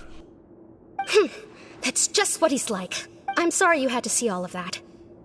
I'm Lorvine, and that's... Well, his name is Jurier, but I hope you'll never have cause to remember his name. You rip! I mean, can you blame me? Look, who would like someone who's as arrogant and obsessed with weird research topics as he is? I'll accompany you two for a while. Miss Sishuing should be back soon, and I'm sure you'll feel better as soon as you've had some of her medicine. No, it's nothing. I'm back! Did you rest like you promised? Thank you for getting our medicine, Miss Sijween. Did you all cooperate with your bed rest? I trust that nobody got up to walk around. Good. Here, this should be 2 days' worth of medicine for you. Take 1 pill now, and then continue your bed rest.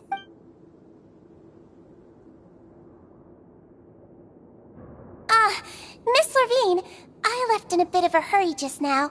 Do you still remember if we discussed the color of the pill that you should be taking today? I remember. You said it should be yellow. Yellow, huh? I understand. These are yours. Please, make sure to go to bed early after taking them tonight. You'll benefit from a good night's sleep. All right, then I'll also be on my way now. I hope you feel better soon, too. See ya! I'm going to fill out your medical record now. You're widely known as the Traveler, right? I just want to double-check a few details, if that's all right with you. Those two made quite the commotion just now, so why don't we let the Traveler rest? Paimon can answer the questions instead.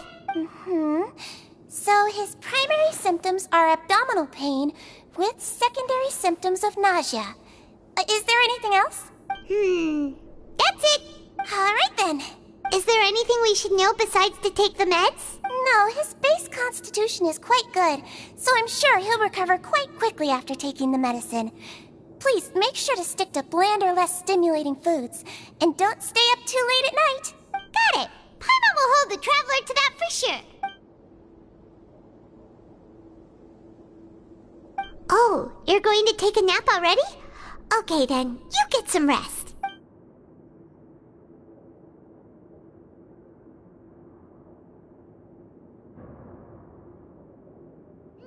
We've been to lots of places together. He may look a bit under the weather now, but he's actually super strong. So you're the best of companions. Well, don't worry. He'll recover soon. Ah, you're awake. How do you feel? You slept for a really long time, but we never left. Well, now you can go back without a worry in the world. Remember to take your meds regularly, and remember bland foods. Mm-hmm. Thank you, Miss Sijuin.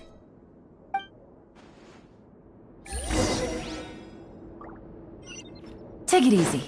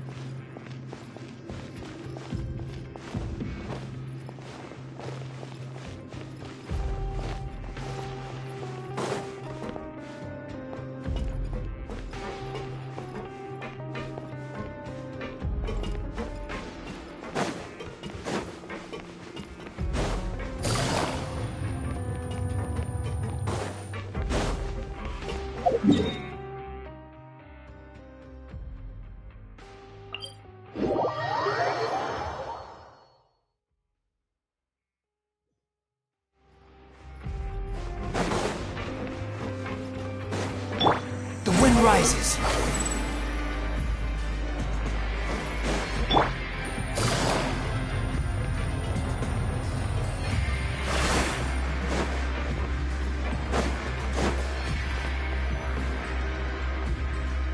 You really are something. To be able to fall asleep like that and even sleep talk the entire time, you scared Paimon half to death! No, but you kept mumbling things along the lines of, Pyron, go take my grilled fish and put down the Adeptus Temptation now! Paimon talked with Sijuin the entire time you were asleep. She seems like she's just a sincere nurse, and Paimon didn't notice anything unusual in the room. Are you sure we're not going off track with the infirmary?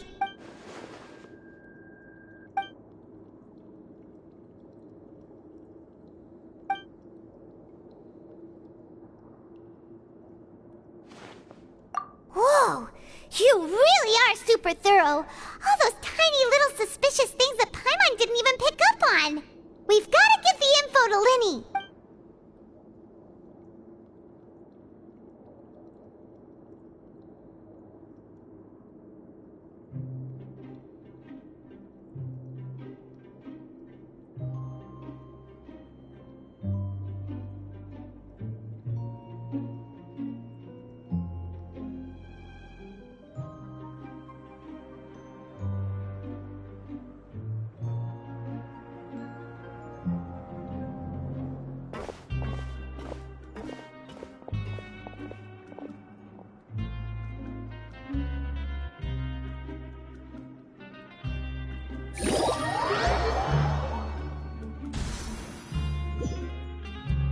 Today's the day! Let's go meet up with Linny!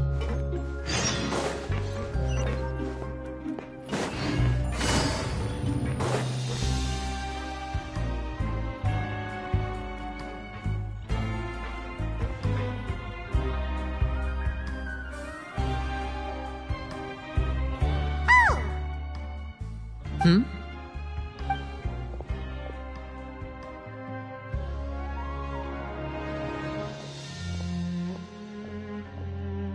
Did you two run into any trouble over the past few days? No, we just worked our shifts according to the schedule. Nothing weird happened. That's good. That means you didn't raise any suspicions when you infiltrated the infirmary. We've taken a look at the slip you've sent. Fremine successfully left the grounds via the pipes 2 days ago, and as of last night, Lynette has also infiltrated the infirmary after faking an illness. Wait, why is she getting involved as well? You already went above and beyond when you scoped out the infirmary. To put it more bluntly, even if we were to view that as something you did in exchange for Fremine's help, you've already done more than enough. Infiltrating a guarded stronghold is a different kind of job from a one-off investigation. Lynette also felt like you have already taken the first step for us, so she should be the one to finish the job. So that's what Lynette thinks. Oh, Paimon hopes everything's going well for her. Perhaps that's true. You are both very good people, and we've come to appreciate that more than anyone else. Unfortunately, there's still one thing that could get between us, lest you've forgotten. The matter of our respective loyalties. You've mentioned before that you've had some run-ins with the Fatui. I can understand that feeling, so I assume you're just helping us out of the kindness of your hearts? Well, everyone could use some more friends. We'll be counting on you to help us in the future, too. Since I see you as friends, then it's even more important for us to protect you from any peril. Fremine and Lynette feel the same way. Glad to hear it. Then, let's go check on Lynette before Fremine returns. If everything went well, then she should be wrapping up her investigation right about now. Is now really a good time to go over? According to my observations, Sigewinne always spends around half an hour away from the infirmary right before lunch. Lynette knows this as well, so this should be a good time to meet up with her. Also, I'm her brother, remember? It's only natural for an older brother to care about his younger sister's well-being. Okay, then let's head over right away!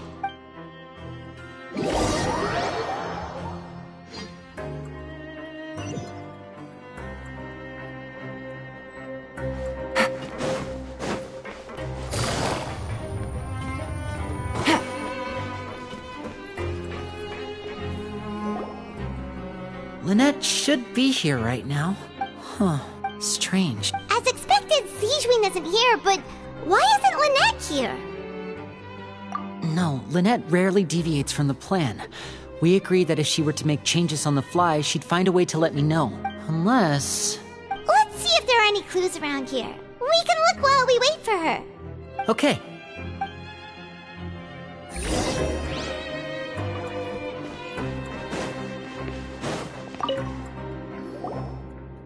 None of the beds have any signs of having been slept in. Except that one over there. That's the one Lynette must have used, right? You said she was pretending to be sick. She would have said her migraine was having a particularly bad flare-up. Generally speaking, the head nurse would then ask her to lie down and rest while she left to retrieve the medication. Which means either the head nurse didn't return the entire time from when Lynette laid down up until she left the bed, or the nurse intentionally left it this way.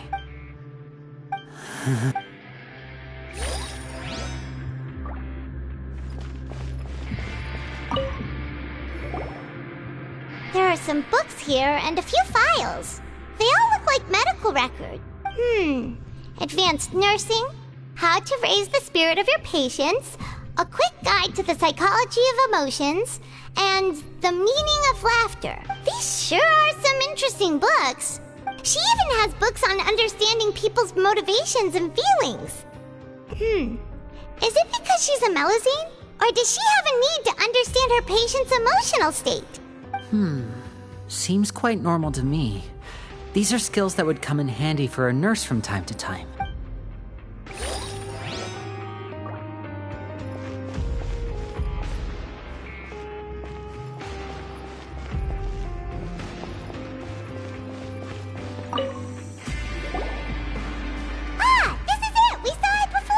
Wait, this thing? It doesn't look like it's been disguised that well. The space behind it is empty. From its size, I don't think it's an entrance that is meant to be taken apart. There's probably a mechanism around here somewhere. Could Lynette have tried to get inside? But if that's the case, she would have contacted me for sure. Let's look around here for some more clues. Don't panic, just take another look.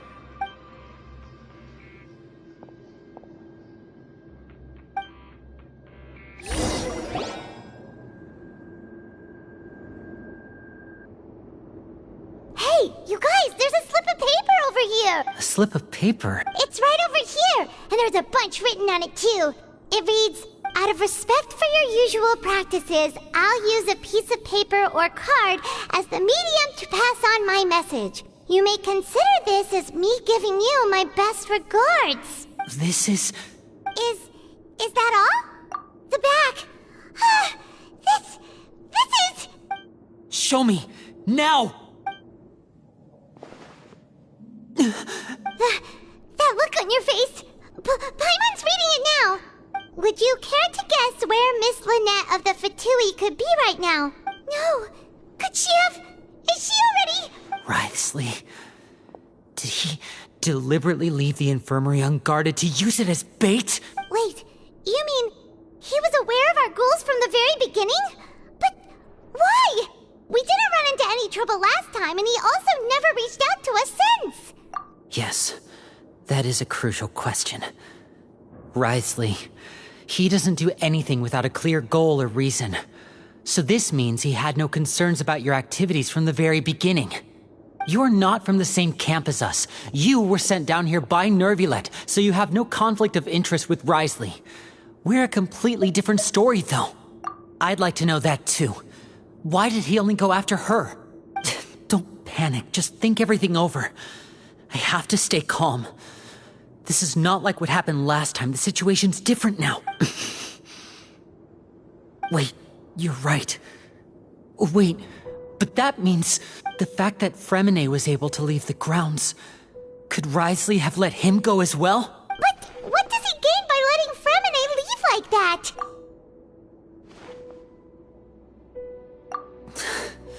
So he's challenging me and trying to provoke me, I'm sure of it. We never should have sent out Fremine. We had to go through all that trouble to find an opening to sneak him around the guards and into the pipe, and we even thought luck was on our side. If Wriothesley let him leave on purpose, then he's probably in a terrible spot now as well. Lenny's getting more and more panicked. We have to calm him down. Don't be like this, Lenny. Fremine wouldn't have left if we hadn't told you about Child. That was our fault. No, I'm the leader of this operation, and I'm the one responsible for this team. I was the one who failed to protect them. I'll go talk to Wriothesley. Hey, don't be reckless! Traveler, please, talk some sense into him! I simply cannot allow Lynette to be a... I have to go. I'll find... He's rushed out the door! After him!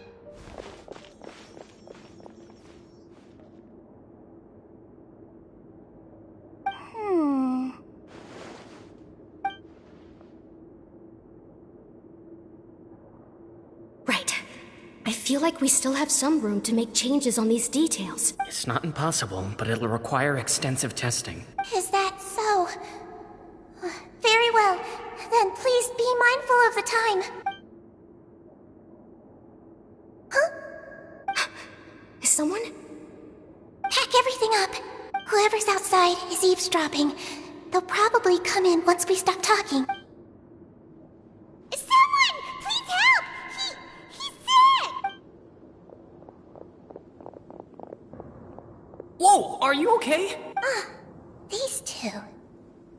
As expected, they've already found this place. Oh, they are quite sharp. What a delightful turn of events. I like smart people, but I also like playing dumb.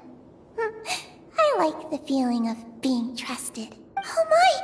What's wrong, little one? Being able to read human expressions is quite the useful skill. Wait! Wait! It's no use. We have to catch up to him.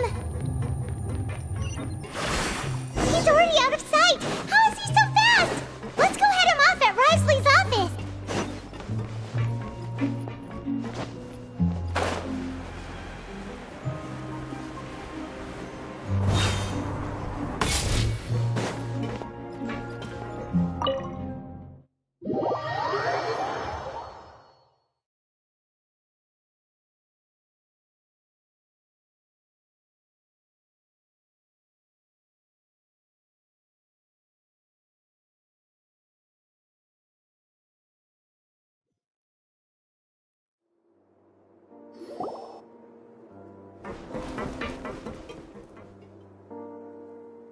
Come out and face me, Wriothesley! Aren't we at an administrative office space? Why don't you at least try to follow even a couple rules from the fortress's indoor management regulations? What did you do to my sister? I ran into the young miss at the infirmary. I'd heard that she was suffering from quite the migraine, so I decided to invite her over for a cup of tea. I do have some teas in my collection that can work wonders against such an illness. Stop joking around! Where did you take my siblings? I have also heard that your performances are quite the spectacle. Miss Lynette would sometimes enter a box filled with water, only to emerge the next second from another place altogether. Maybe she'll appear behind you right now if you were to turn your head. Is he trying to trick me into turning my head? No, he's probably not looking to attack me right now. All of the hostages are in his hands, and he's even in the mood for small talk. That means Lynette is probably still alive. You knew we were investigating the infirmary from the start, so you deliberately aroused the Traveler's suspicions and baited us into continuing our investigation, just so that you'd be able to kidnap Lynette. As for Fremine, no, you probably didn't even interfere with Child's escape. You let him go, so you could purge the Fatui members that we had planted into your ranks. There was no need to do so. The Fortress of Meripede is a pretty pleasant place. Most people enjoy their lives here. The only ones who act differently are those with personal agendas. It was quite easy to identify your colleagues. You removed our original members and spread the news of Child's escape so Father would assign our team to come down and investigate. Fremine has also fallen into your hands, right? If you're oh so omnipotent and so in control, why would you need hostages? One correction. Lynette is in my hands right now, but Fremine is not. He's not? What do you really want? Lenny! Oh, wonderful. Everyone is here, so I'll only need to say this once. Thank you so much for cooperating with me. Eager and to the point, I see. Alas, only Miss Lynette is currently having a cup of the fortress's finest tea. Although, as per your original plan, Mr. Fremine should also have returned to the fortress by now. But he has neither shown up within my gates, nor has he been taken into any kind of custody. So where do you think he may be right now? Wait, you can't mean you locked him outside in the sea? I closed the fortress's gate to the outside world. Fremine's a star diver, so he should be fine, right? No, we're still here, so he definitely tried to find a way to come back for us. So we can't assume he might have made a break for the surface. But why would I do this, you may be asking? To have an audience with you, of course. My intel tells me that Mr. Linney is a great magician, so it's only natural for me to want to have some cards of my own when it comes to negotiating. Besides, I do recall you mentioning to Miss Lynette that you've always wanted to have a face-to-face meeting with the Lord of the Fortress of Meripede, regardless of whether it was in a personal or a professional capacity. Well, you got your wish. So, you've been keeping tabs on us before we even set foot in the fortress. Some of my folks just happened to hear a thing or two, that's all. In any case, I will be straight with you. I was willing to play dumb and turn a blind eye, so we had a pleasant few days playing games together here. But once you started focusing on the Forbidden Zone, all of that changed. Mr. Linney, the cards are stacked against you right now. Miss Lynette is in my hands, and Mr. Fremine is still slowly being pickled out there in the brine. You know just as well as I that he cannot last out there forever. You need do but one thing to guarantee their safety. I would like you to contact your superior, and ideally invite her over for a cup of tea with me. You want to see Father? But why should she bother giving you an audience? Well, if she cares for the well-being of her dearest children, she should have plenty of motivation to join me for a parents' evening. I've heard that the bonds between the members of the House of the Hearth are like the bonds of family. I don't see why she would refuse. Why did you think Father sent us to handle the Fortress of Meripede? This place is basically a no-man's land. It wouldn't be fitting for anyone as important as a harbinger like Father to come here in person. Oh, I see. So it's because she doesn't care for my place here. That's such a shame. After all, I've amassed quite the tea collection. I was looking forward to sharing it with her. Both Monsieur Neuvillette and Lady Farina have already received many samples as gifts. Was this the extent of your master plan to get to Father? No matter how much pressure you may put on me, I won't allow you to use us to blackmail her. You people really are difficult to get along with. All I'm asking for is a face-to-face conversation. Does she truly have no interest in the fortress's secret? Mr. Linney, you have one last chance to invite your father here. If you refuse... Linny! Instead of asking why I'm doing this, why don't you try to see things from my perspective for a second? From the very beginning, the Fatui has been actively infiltrating my fortress. I gave you a warning by cutting off the first few operatives I found, but that only caused you to double down. Had you given up on the fortress then and there, I'd have no reason to want to talk. Mr. Fremenet left the fortress on his own, and Miss Lynette tried to pry out my secrets right in front of me. No matter how you look at it, the responsibility for this falls on you. I shouldn't ask Father to do anything because of us. 6, 5... Wait, 2. Time's up. It really is a shame, Mr. Linney. Risley! Negotiations have broken down. Please leave, ladies and gentlemen. It's time for my afternoon tea. Yeah, listen to the Traveler. If you can't talk to Linny, can you at least talk to us? You do realize that I'm only letting you go because of Neuvillette, yes? You're here helping him out, and I've already done my best to stay out of your way. But that doesn't mean you can just do whatever you want. The fortress may be small and remote, but it still has its own set of laws. Then how about this? Those who are capable deserve respect. You've spent quite some time investigating my home turf by now, so why don't you tell me a thing or two about what you found, I'll ask you 3 questions. Answer all of them correctly, and I'll agree to your request. Question 1.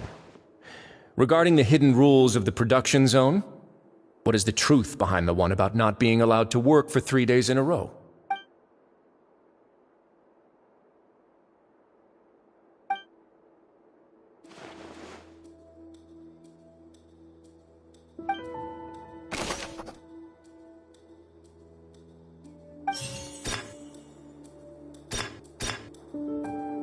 I've been told that the infirmary is always empty for the half hour just before lunch. But what could Sijuin be doing during that time? The Fonta promoter has been struggling because he doesn't recognize the real value of coupons. Meanwhile, the Duke believes that only idiots who don't understand the value of coupons will spend them on Fonta. We often see Miss Sijuin observing the prisoners at work near the production zone. It seems like she can perceive the general state of a person's health just by looking at them. Fonta's internal report suggests that they're starting a new trial of an unnamed and unpackaged product. But the product has to undergo a trial because even Fonta's own employees have a lot of reservations about it. According to Collins, the Pancration tournament only took place because the Fonta company sponsored it. The company must want a return on their investment as well. The research notes said that the Melusine race perceives the world very... We often see Miss Sijuin observing the Fonta promoter has been struggling because he doesn't recognize the real value of coupons. I've been told that the infirmary is always...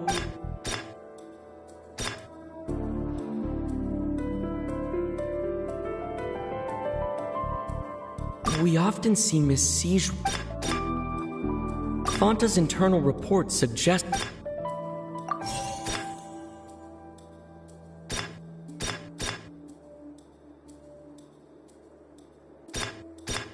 I've been told that the infirmary is always empty.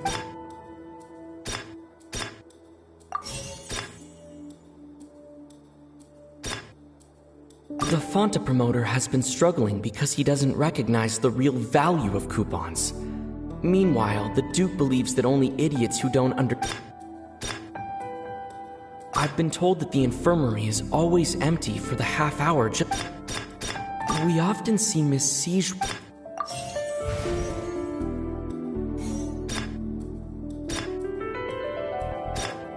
The research notes said that the Melusine race perceives the world very differently from humans.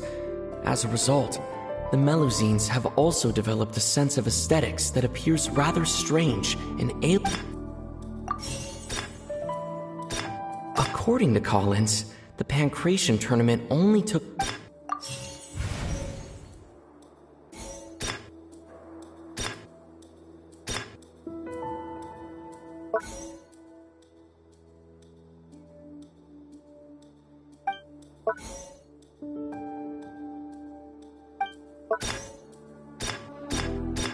We often see Miss Siegewin.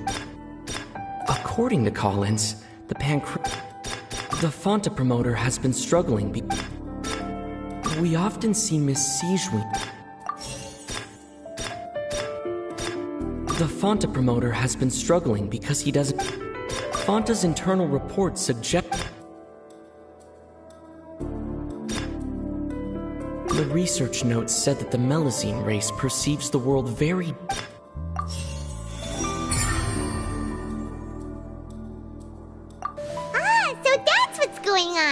Paimon understands it now. Who would have guessed? The hidden rule of the production zone.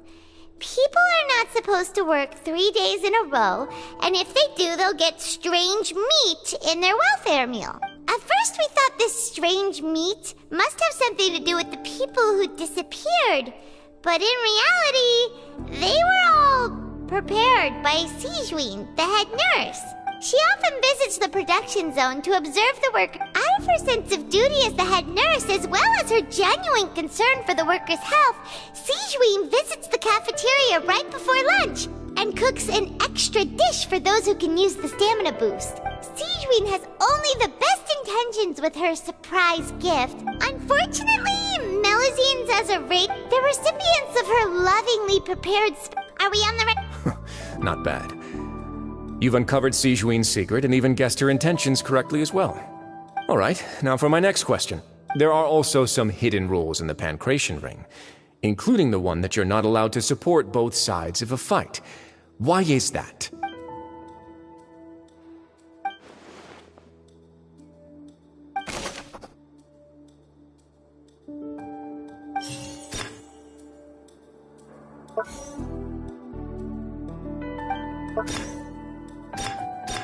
I've been told that the infirmary is always...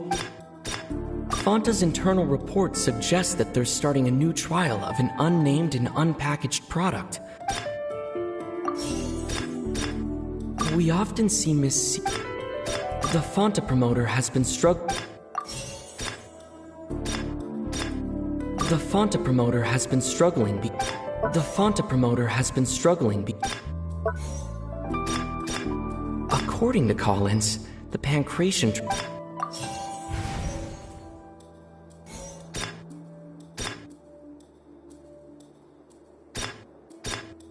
We often see Miss Siegewin observing the... According to Collins, the Pancration tournament only took place because... According to Collins, the research notes said that the Melusine race perceives the world... We often see Miss Siegewin observing the Fonta's internal reports suggest that they're starting a new trial of an... I've been told that the infirmary is always empty for the half hour just before lunch. The Fonta promoter has been struggling because he doesn't recognize...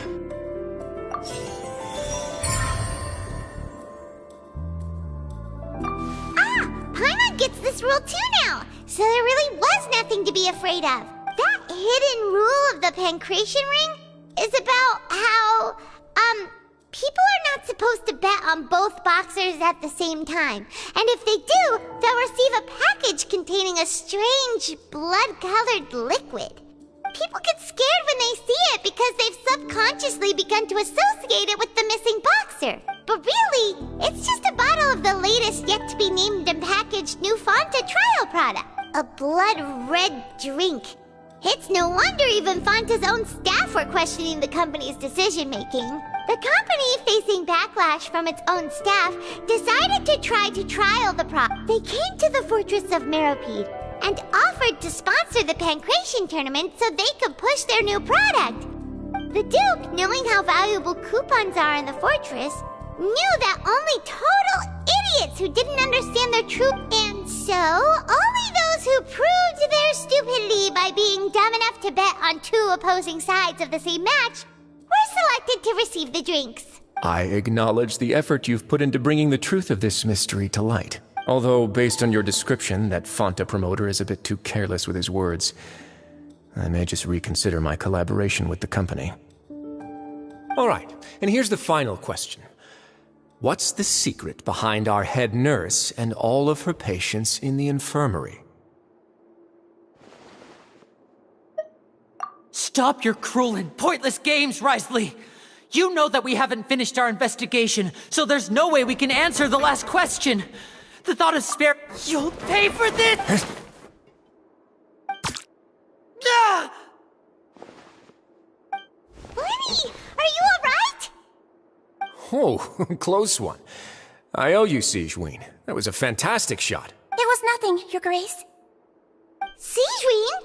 Though this gun may look like a toy, it's actually fully functional, as I just demonstrated. Sigewinne... You... Not at all. I am merely a resident of the fortress, and thus protecting it is my duty. When Monsieur Nervulette asked me to come here, he told me that my job would be to take care of the well-being of everyone here. I am merely discharging my duties. But if you mean what you just said, then isn't Linny someone you should be looking after as well? Isn't he a resident here just like the rest of us? But I really am just doing what Monsieur Nervulette told me to do. Everything I did, I've done to protect them. Had I not, they would be in far more dire straits right now. His Grace knows it too, right? Your Grace? Mind proving my innocence to them? My dear Sigewinne, whatever shall I do with you? Would it have killed you to just wait another minute or two? Well, it's nearly time after all. The way you do things can be truly frustrating sometimes, Your Grace. What are you talking about? What time? Take me if you want. Let them go. How touching. Can you just give me one more minute? Don't be like that, Your Grace. All right, everyone, calm down. 2 more visitors will be arriving any time now. I'll go get a cup of tea. Miss Sigewinne, I leave Miss Lynette in your care. You... What are you doing? I believe I hear footsteps.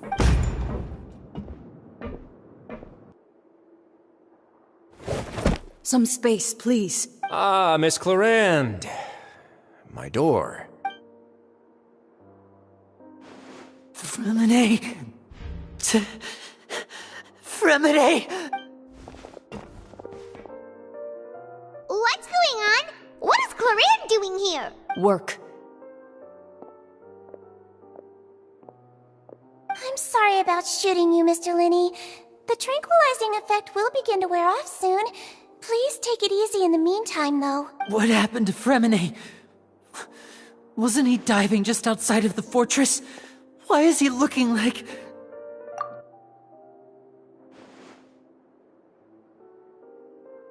A flushed face, an accelerated pulse.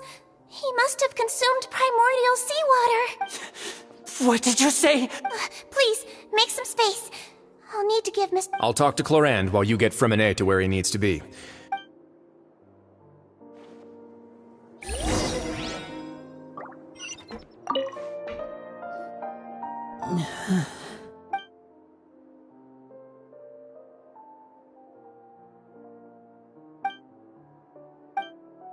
How is he? These symptoms are probably caused by an acute ingestion of a large amount of primordial seawater. Still, his condition is not critical. Of course, it would be best if he stayed for further observation. Sorry. I am aware that the infirmary may not be your favorite place in the world at the moment. Why would he ingest a large amount of primordial seawater after leaving the fortress? How could that possibly happen? Please, look after Mr. Fremine for the moment. I'll go fetch some medicine and a respirator.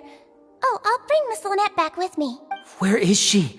How is she right now? Oh, she just took a nap in an empty room after I tranquilized her.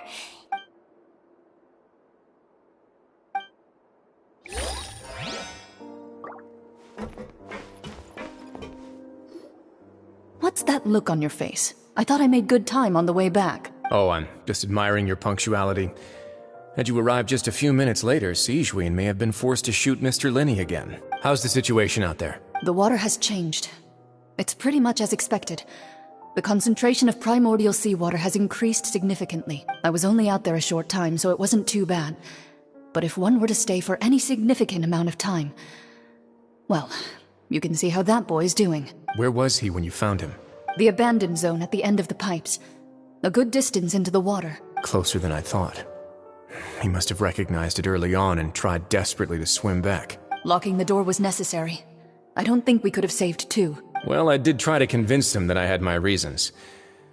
Never seems to work, though. It would probably work on Neuvillette. He has a knack for picking out who had good intentions, even when the outcomes were all terrible. It's a bad sign if you're having to plead your case to Neuvillette. Want some tea? Not particularly. If you want to drink some that badly, just say so. Fine, I'd like to get some tea. Want me to get you a cup too, since I've already made it? Might as well then, I suppose. Actually, do you have a towel? I would like to dry my hair.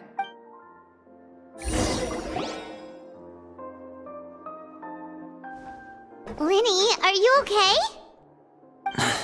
I'll be fine. They're all here now. Don't worry about me. Are you sure? You don't look alright. My hands and feet are still a bit weak, but that's probably just the residual effects of the tranquilizer shot. I'm back, everyone. Lenny! Oh, Traveler, Paimon, you're here too. Fremine? He'll be fine. But for now, please help me lift him up.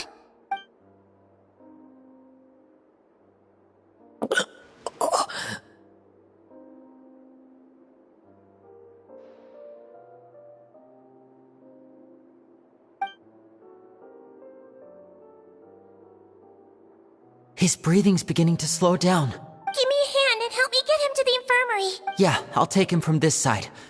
Lynette, together? On it. Traveler, you seem pretty worried about him. Want to come with us? The Duke and Clarande are gone.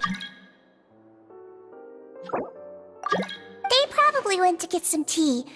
The Duke will explain the truth in just a bit. Miss Clarande will need a break, since she only just returned from rescuing Fremine out of the sea.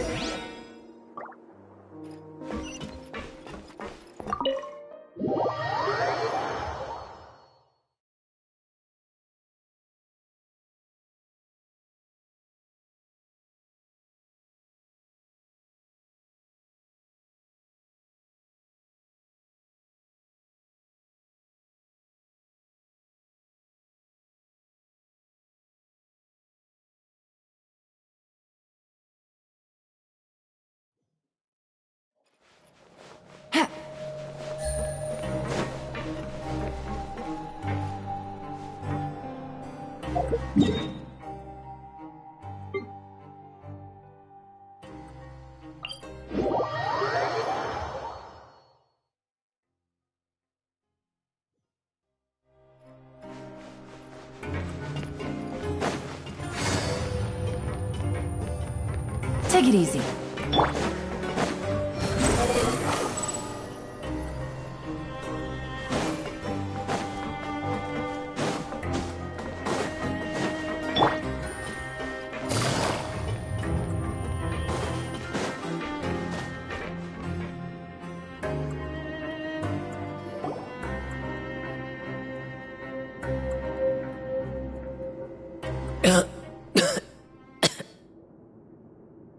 He's awake. Fremine, how do you feel? Lenny... Lynette... We're all here. Where... am I? The infirmary, at the Fortress of Meripede, Mr. Fremine. And you are no longer in any danger. How do you feel? Don't push yourself if you're not feeling up to it. Traveler... Paimon... It's been so long. The sea! There's something wrong with the seawater. Shh! It's okay. We can talk about it after you've recovered. No, listen to me. This is really serious. There's primordial seawater mixed into the regular seawater. I don't know why it's there, but no one should touch it. Pipes. Right, the pipes. It's all coming back to me now.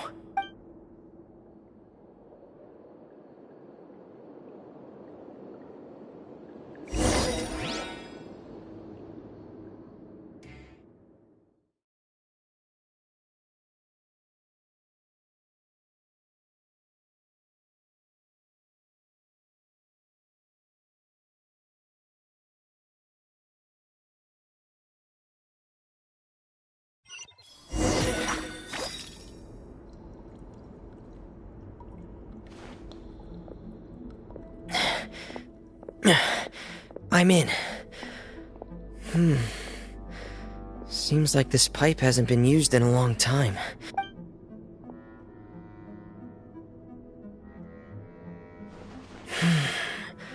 Where could Master Child be?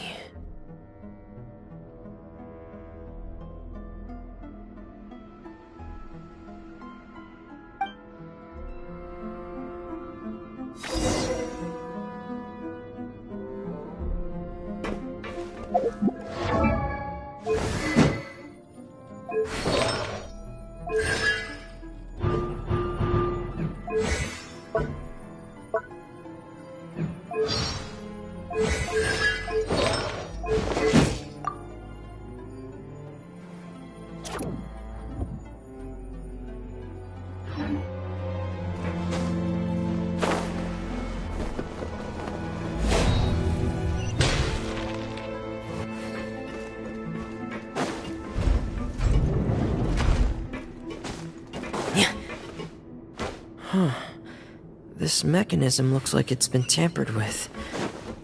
Could he have done it?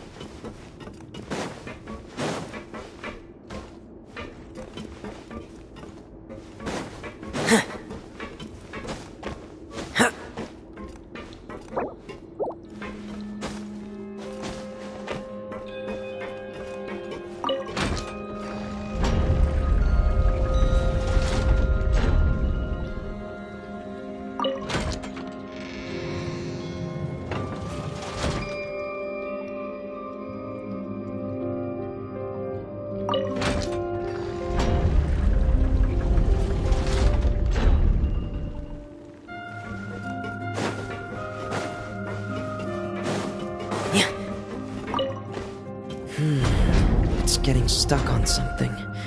Seems like I'll have to avoid those obstacles while I turn it.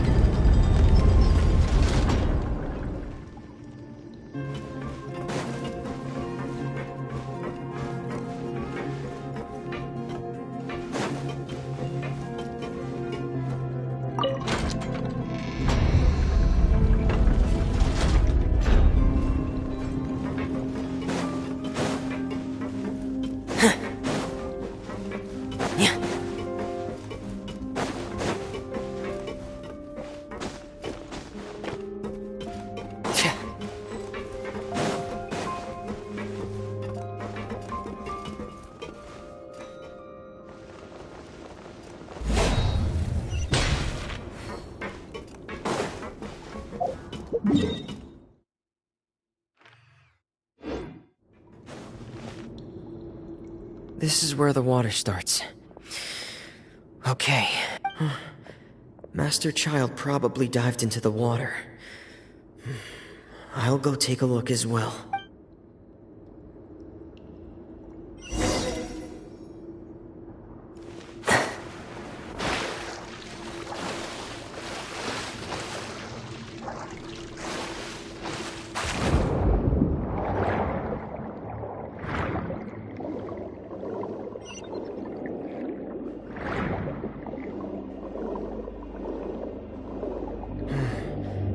The vegetation here is a bit more sparse. These traces aren't natural. A person must have left them, and recently.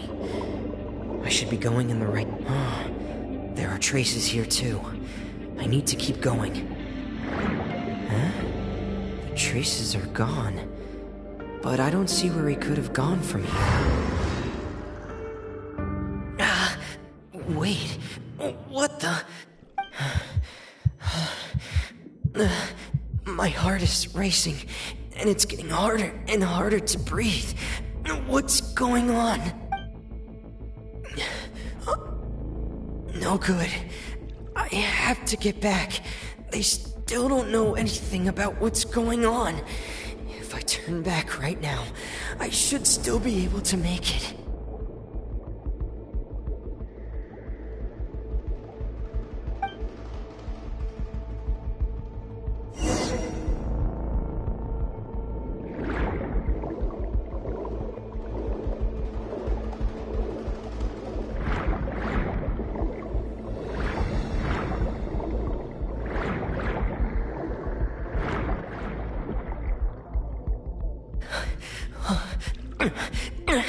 I can't die here. This is bad. I'm feeling worse and worse, and I'm still underwater. I have to push on.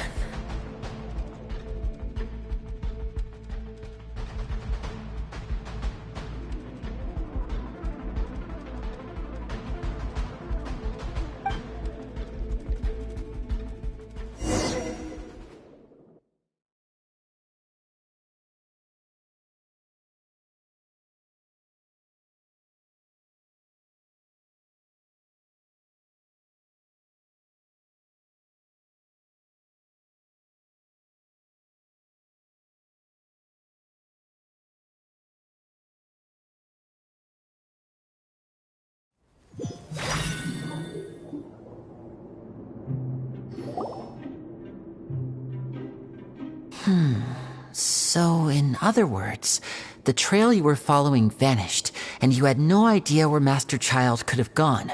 But there was also no obvious place for him to have disappeared to. That's right.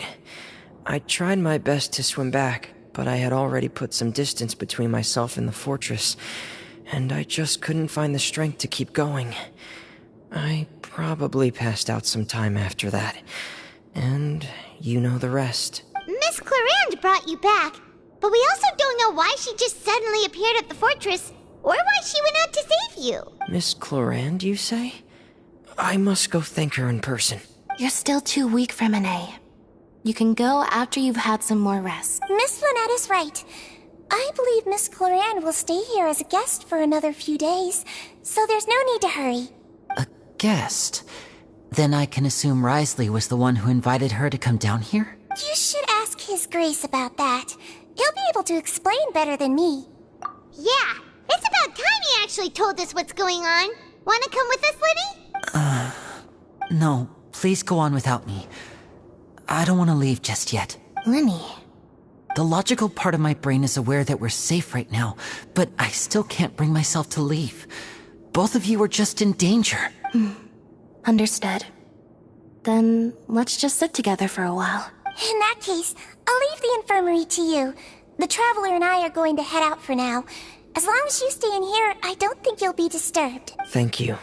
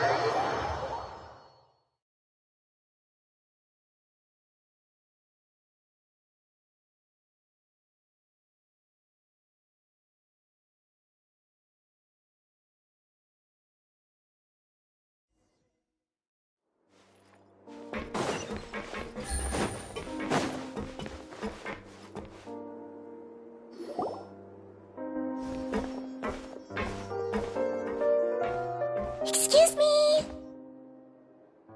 I take it Mr. Fremenet's condition has stabilized? Of course. I wouldn't have left the infirmary otherwise. I've been expecting those two, but might I inquire as to the purpose of your visit, Miss Siegewien? I wanted to check up on Miss Cloran. How are you feeling? Mostly fine, I think. If you don't mind, I'd like to perform another quick physical exam. It'll just take a few minutes. All right. Thank you for looking out for me. I'll take my leave for now, then. Well, want to explain yourself, Risley?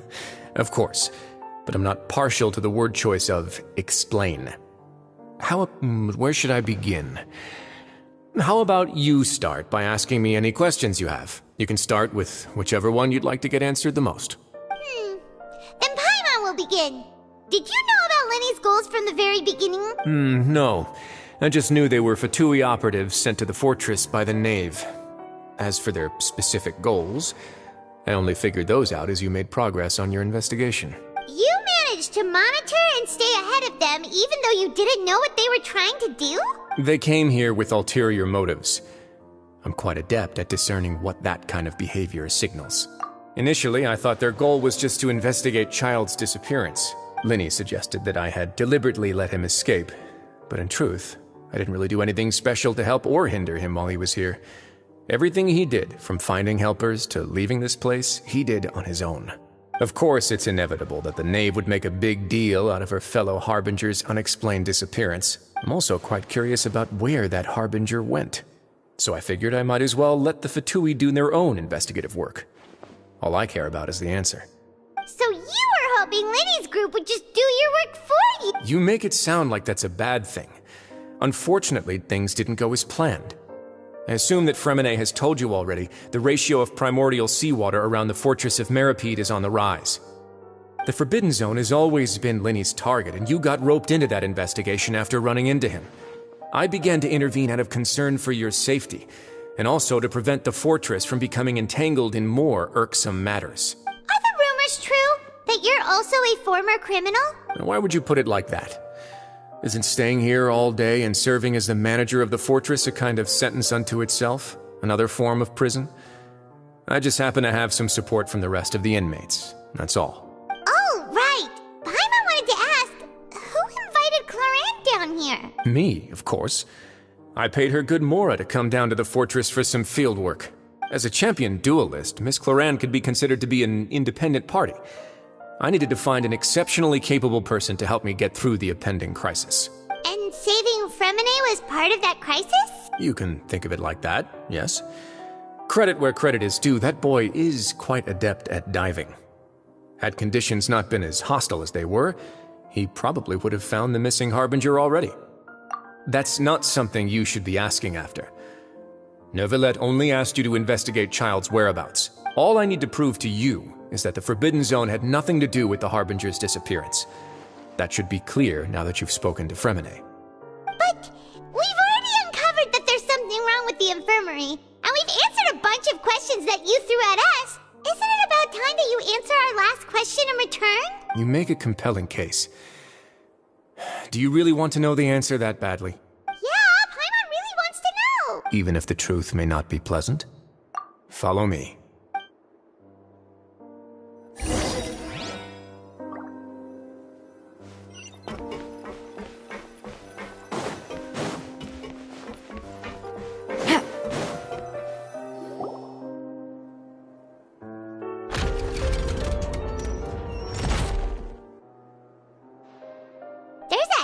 Door here? And a whole basement behind it? Huh. You're pretty good at hiding stuff, Risley. It seems you've forgotten just what kind of place the Fortress of Meripede is.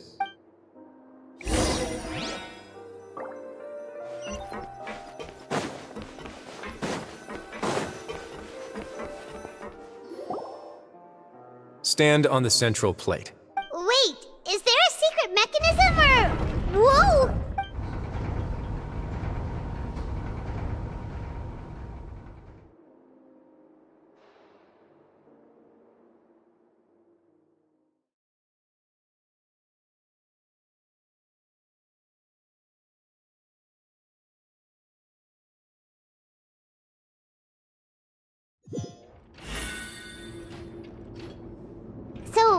This is the Forbidden Zone? Honestly, for a place so well hidden, Paimon sure doesn't see anything special. What a huge door! There are 3 such isolation gates in total. Generally speaking, I'm the only one who's allowed to go inside. Hence the name Forbidden Zone. Am I correct to assume you're going to run on back and tell your little Fatui friends everything? Well, Paimon wasn't thinking of keeping anything from them.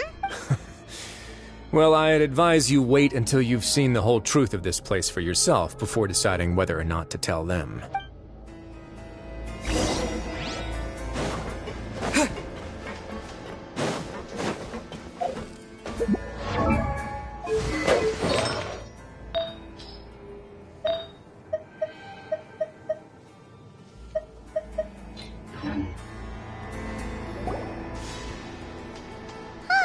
So there's a switch on the side. Stand back.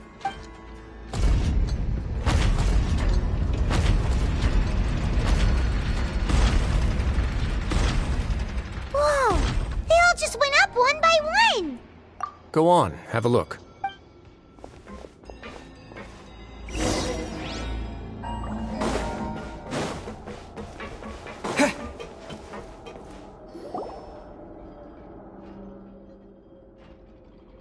I've been interested in what lies beyond that gate ever since I assumed leadership of the Fortress of Meripede.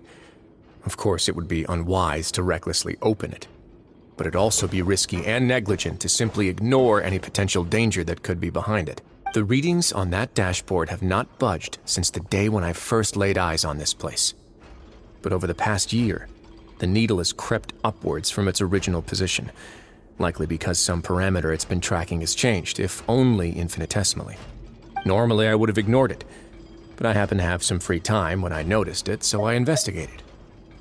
Any guesses what the reading could be tracking? Very reasonable guesses. I've considered both of those as well. Unfortunately, our dashboard is tracking something less ordinary. The temperature should vary with weather and climate changes, so for something that rarely shifts, the water pressure is more likely. We ran a few tests to increase the pressure from the outside, but the readings didn't change at all. Later on, a few more possibilities occurred to me, such as a potential connection with the primordial sea. I began to make a few preparations based on that hypothesis. Over the past few days, the needle has moved again. With that, and the symptoms that Fremine displayed after leaving the fortress, I can now confidently conclude that the readings represent the concentration of primordial seawater in the seawater nearby. The concentration of primordial seawater? But we're already under the sea! And that is precisely the problem. We're at the bottom of the sea, and now we're surrounded by toxic seawater. Somehow, primordial seawater got mixed in, and the concentration is steadily rising. Yes, that's very likely. But forget about the two of us! Not even Novelette knows where the primordial sea could be, much less where we could find and plug a leak. Oh. Oh! Seems like you've figured it out. I believe the primordial sea lies directly beneath this sluice gate. For some reason, the primordial seawater levels have risen significantly, and it's now very close to us. The indicators are now red. Although the gate still stands, some primordial seawater has already leaked out and mixed into the sea around us. If this continues, soon it will no longer be able to hold back the primordial sea at all. Yeah, you know what the legends say. If this place falls, then everyone in Fontaine will be turned into puddles in the span of a night. But that's just too weird! Why would the Fortress of Meripede be built right above a sluice gate for the primordial sea? Who built this place anyway? Your expression tells me you think this might be part of a vast, complicated conspiracy. To be honest, you might find the actual answer may be exceedingly boring. It's just that the secret of the Forbidden Zone had been long forgotten by the nation before I rediscovered it with my research. There's no single founder of the Fortress of Meripede in any traditional sense. What we know about its history has been left to us by the people who used to live here. When the previous Hydro Archon Egeria ruled the land, all convicted criminals from Fontaine were exiled. The people drove the criminals away like a wolf pack chasing away the banished. The criminals received no sympathy of any kind from the people. They were exiled to the desolate seaside, where they experienced only pain, struggle, and the bone-chilling cold. Some of them began to repent. and prayed to the Hydro Archon, asking if there was still anything they could do. The Hydro Archon took pity on them and said, "You may go guard my secret, deep underneath the waves." And so, leaning on the power of the Hydro Archon, they gathered underneath the sea and began to build a fortress. They became a community down there in the deeps, and over the years helped it to grow. As the number of exiles increased, more and more people joined the community. When the first group of exiles died, they left the yet unfinished fortress to their successors. The Hydro Archon continued to lend her support, allowing the fortress and what it stood for to continue growing ever larger. Before long, this dark underwater fortress became the sinner's only home. And with that, the people here stopped referring to the fortress as a prison. They saw themselves as repenting sinners who would regain their freedom once they had sufficiently redeemed themselves. But as time went on, people also realized that the fortress was a lonely place. Once they had gotten used to life here, they could no longer feel comfortable living in the overworld. Once they had finished serving their sentences, some people left and some others chose to stay. They'd find some idle position and let their withered souls fade away with the ancient secrets of the past. After many, many centuries, few people still remember the reason for the fortress's founding. Now they just see it as an integral pillar of Fontanian society, as the place where criminals deserve to be sent. Now and again, researchers manage to break one law or another and live out their days in the fortress. I learned all this from an elderly historian. Everyone else just thought he'd made it all up. But now you know every part of that history is true. Indeed. It's just as the prophecy says. If this gate fails, then everyone will be dissolved into the sea. To be frank, not really. But sadly, that hasn't stopped this prophecy from proving all too accurate. Prophecies are troublesome things. Just hearing one will create the first wave of panic. Seeing signs of it will bring about the second, and actually witnessing it in real time, the third. Let's go somewhere else. I want to show you something.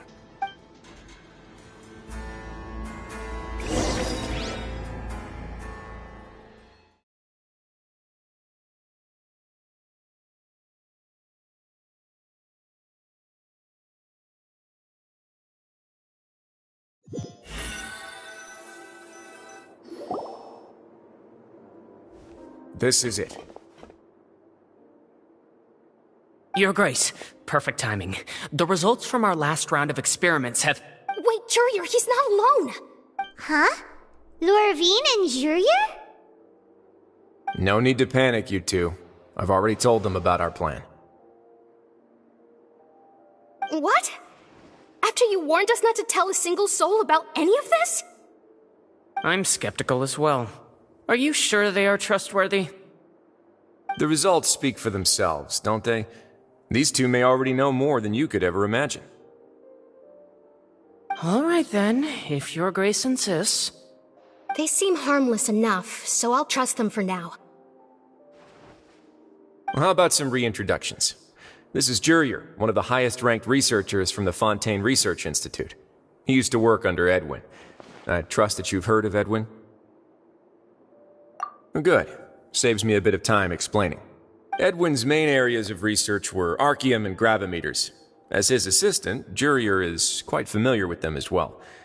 I hired him to be my technical consultant.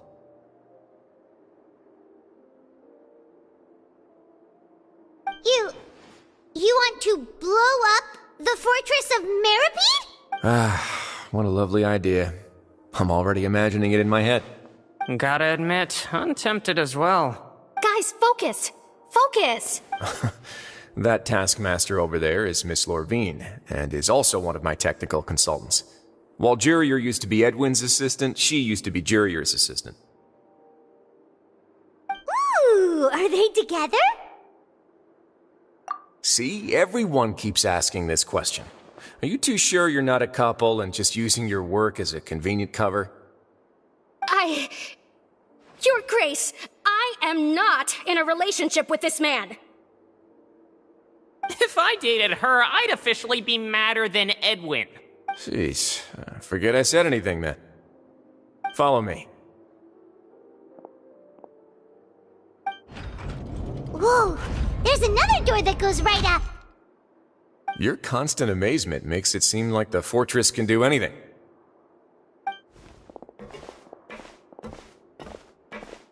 But Paimon really thinks everything's super cool.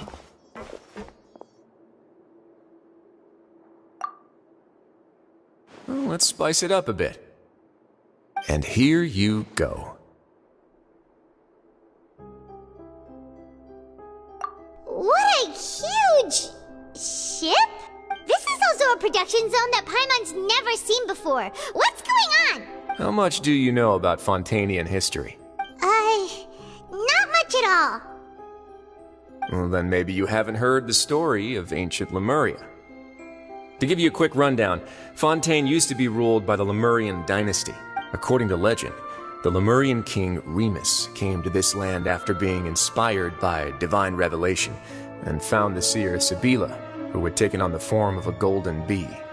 Taking the golden bee with him and riding on a huge ship, the Fortuna, he created his nation above the surging waves. He called his nation Lemuria and used the Fortuna to incessantly search for new tribes and islands, calling on them to join his empire. There's a ship in this story too?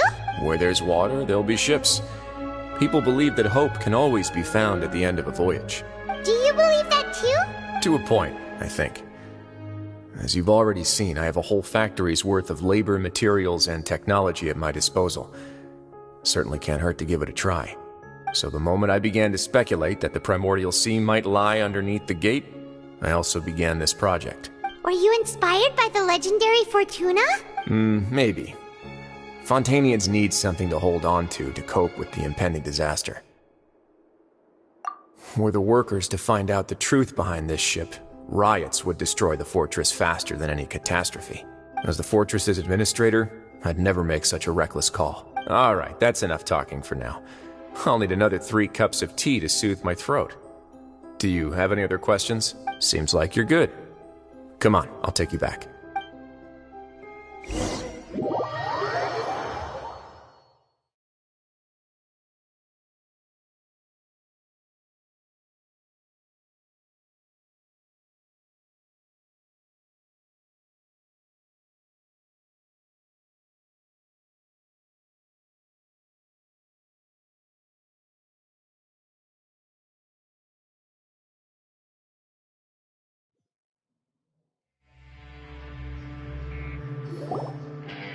I'll leave you here for now.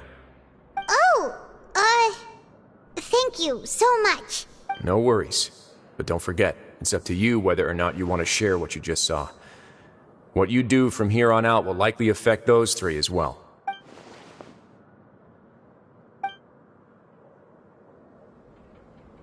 Yeah, we'll put a lot of thought into it for sure. Great. I look forward to what happens next.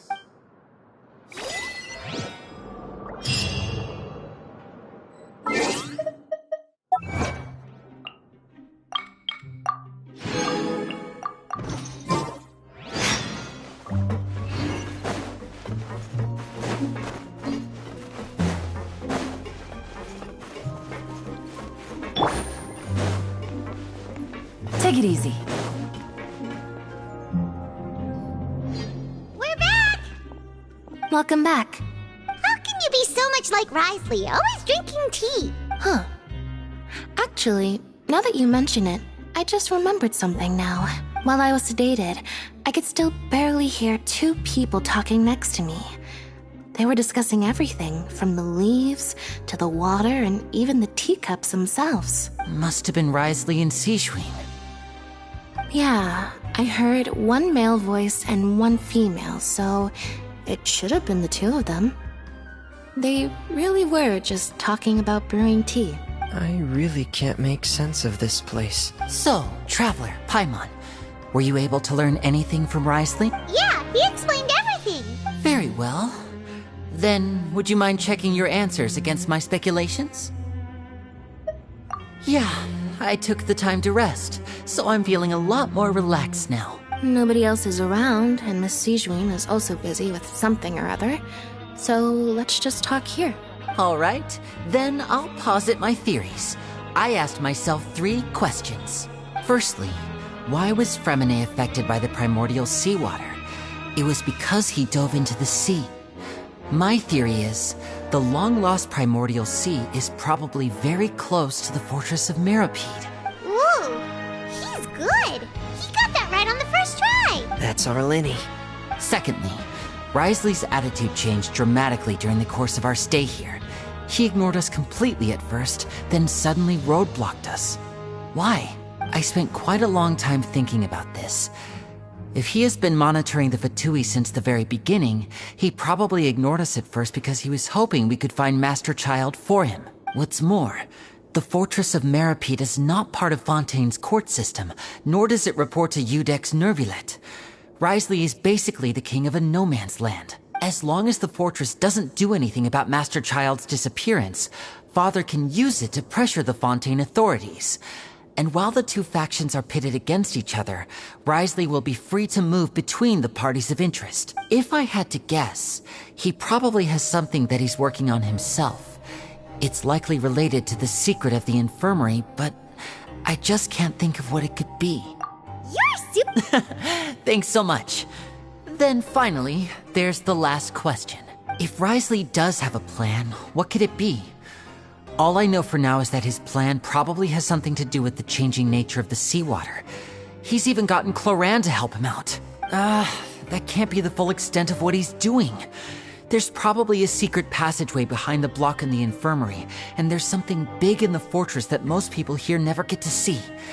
He has a bargaining chip, and it could be important enough for Father to deal with him directly. I don't have enough information, so I have no idea what his chip might be. But let me guess. You have the last piece of the puzzle.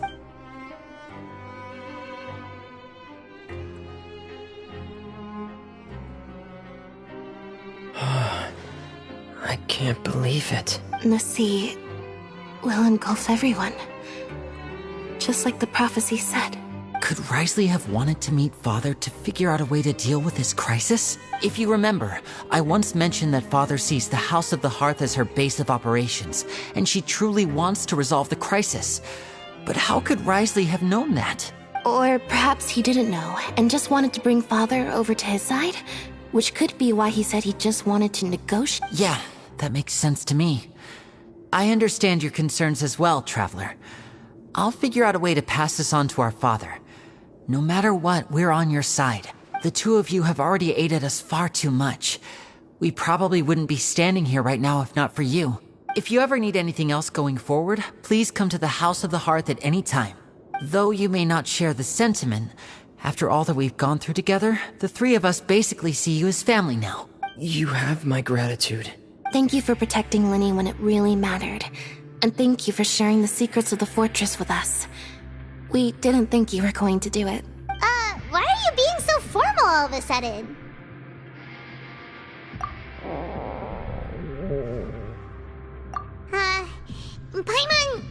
Paimon's hungry. Oh, you've done so much already. Go get some food. Alright, then we'll catch you guys another time.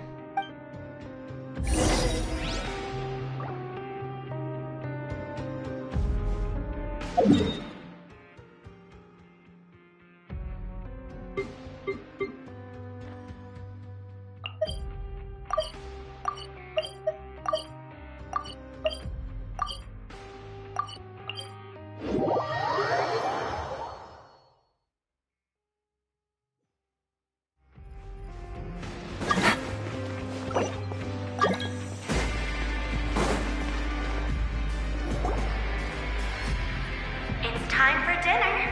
Welfare meals now being served in the coupon cafeteria. Come on, let's go pick up ours as well. Traveler and Paimon, over here. Are you here for dinner too, Miss Sijween? And I'm taking the opportunity to prepare Miss Cloran's dinner as well. Huh. You're right.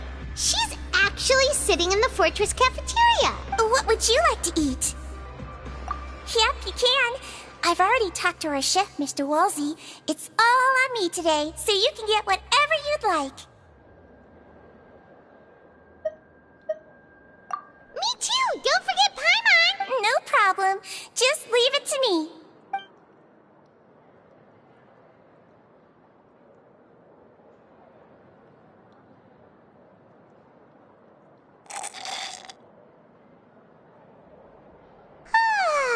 so delicious. Paimon's so happy. Paimon wants to feast like this every day. Feeling full yet? How's the food? Delicious. I'm so glad to see you all so happy. Oh, see, the expression on your face just now? The muscle here just moved, which suggests that you're feeling quite relaxed at the moment. Sigewinne, do you do this to help your patients or to better understand human beings? A bit of both, I suppose. I'm a Melazine, which means I'm very different from human beings. I must know what you're thinking if I want to take good care of you. You're really good at taking care of people. Even though you're so short, you still talk and act like an older sister. Really? You're reminded of an older sister? That's great to hear. Oh, and what did you mean back in Risley's office? When you said that you were protecting Linny and his siblings as well. Oh, that. I just asked His Grace to look out for those children, especially that diver boy. I was getting a bit worried after hearing that something was wrong with the water. Thankfully, Glorand is very strong and managed to save him in the nick of time. His Grace also sealed the pipes after Glorand left, to make sure that Linny wouldn't impulsively chase after his brother. Although the path was blocked, we still stationed some guards there to stop anyone from approaching. They were instructed to only open the door once Miss Glorand had returned. Oh, and I was keeping an eye on Mr. Linny as well. We had to press him, but we couldn't allow him to be in any real danger. You were all super considerate and really thought everything through. It's just what we do down here at the fortress. At least this has been His Grace's style for as long as he's been the leader. Oh, I really wish Monsieur Nervula would come down here more often too.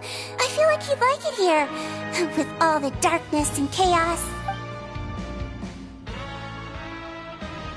Get a good night's rest, you two. You've both worked very hard.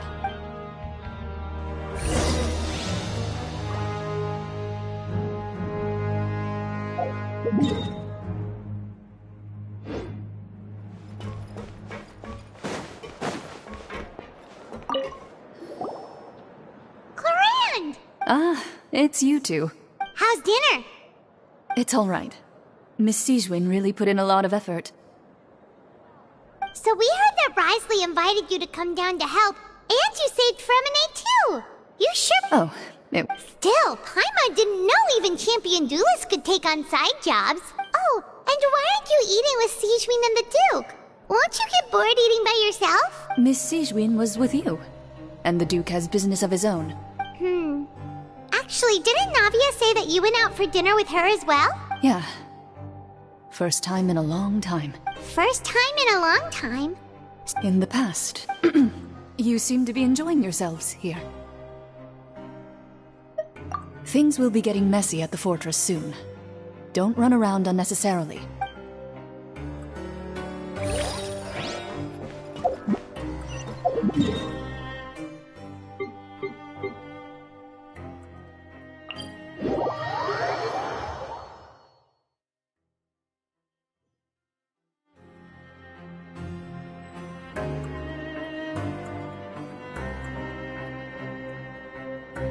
I got a new letter from an informant. Looks like the situation has changed again.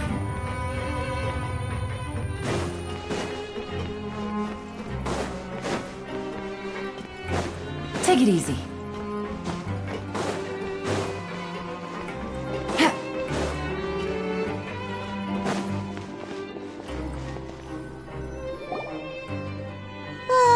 So much has happened. I'm super sleepy. Are you sleepy too?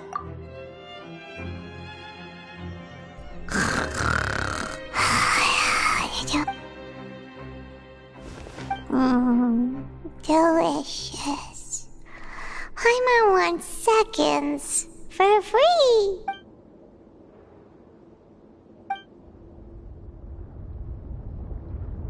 Out of my way! Get out of my way! What happened? Why is everyone running? No idea, but something must have happened. Stop asking! Who's yelling? Paimon still wants to sleep.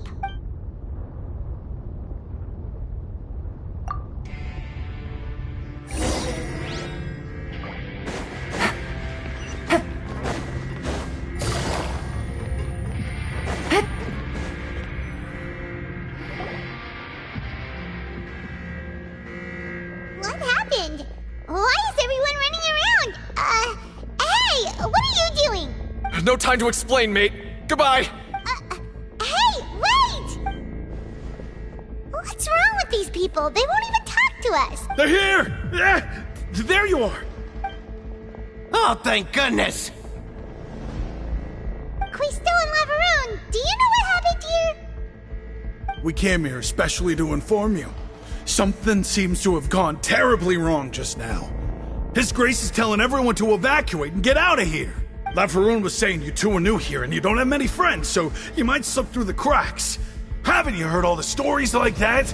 An evacuation is successfully completed, yet you only find out once you do a head count that 1 or 2 people are missing. Wait, weren't you the one who brought that up? Why is it suddenly my idea? Hey, shut up! Okay, whatever. The point is, you should come with us. Yeah, he said to get as far away as possible, upwards and outwards. Oh no, it can't be that thing! Whoa, wait, what? What? Hey, where are you going? We have to go find the Duke! You two just go and get out! Go on without us! Hey! Be careful! Attention! Please evacuate upwards and outwards, upwards and outwards. If you're already at the topmost layer, then try to move as far outwards as possible.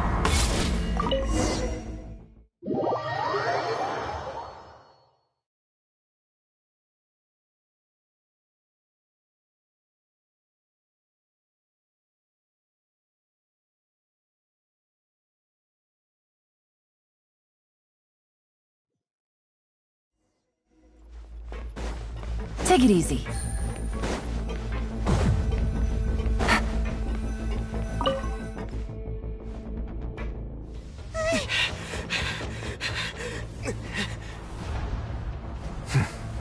They're here. Just like I said. What happened? Huh.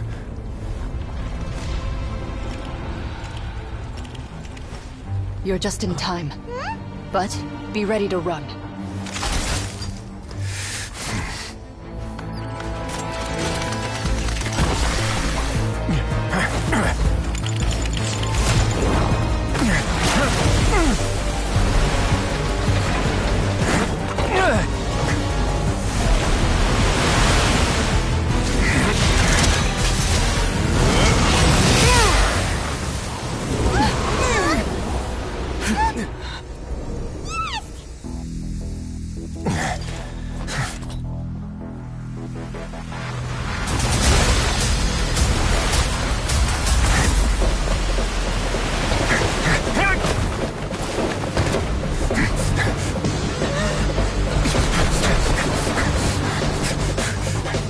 Three, 2, 1.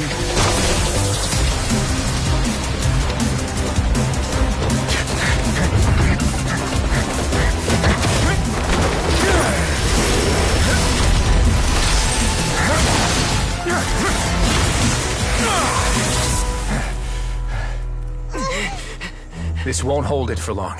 Find Neuvillette. Tell him the defenses are about to collapse. Then what will happen to you? Until he arrives, we're the last line of defense.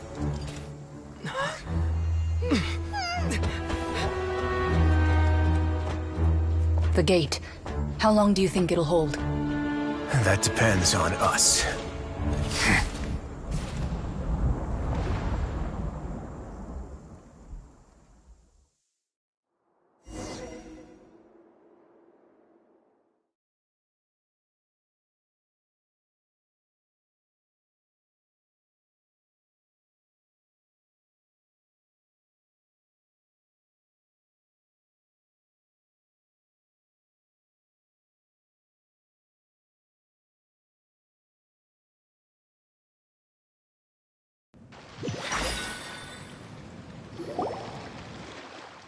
Neuvillette?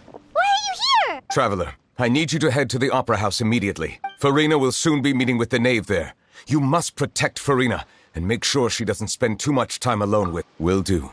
You have my sincerest gratitude.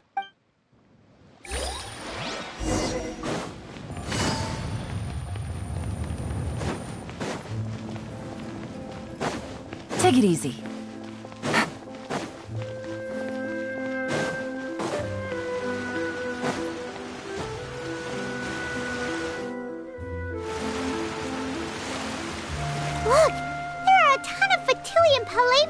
Snezhnaya people over there. The knave is probably here already.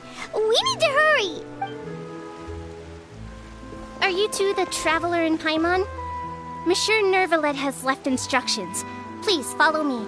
Though I'm sure he's already explained, this should be a mostly cordial conversation, unlikely to give rise to violence. But it would be most appreciated if you could protect Lady Farina to the best of your abilities.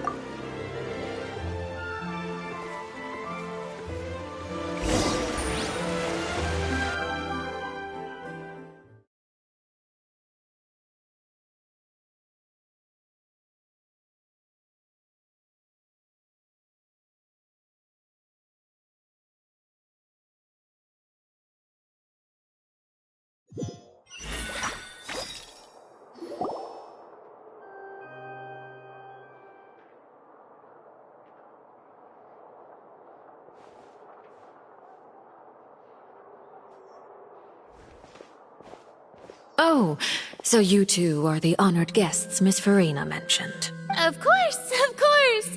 How could they not attend a meeting such as this? I must always have 2 or more guests at my dessert table. Otherwise, the occasion would be too lonely and unbecoming of my station. It is my pleasure to make your acquaintance, traveler. I have heard much of your accomplishments. I am the Knave, one of the 11 Fatui Harbingers.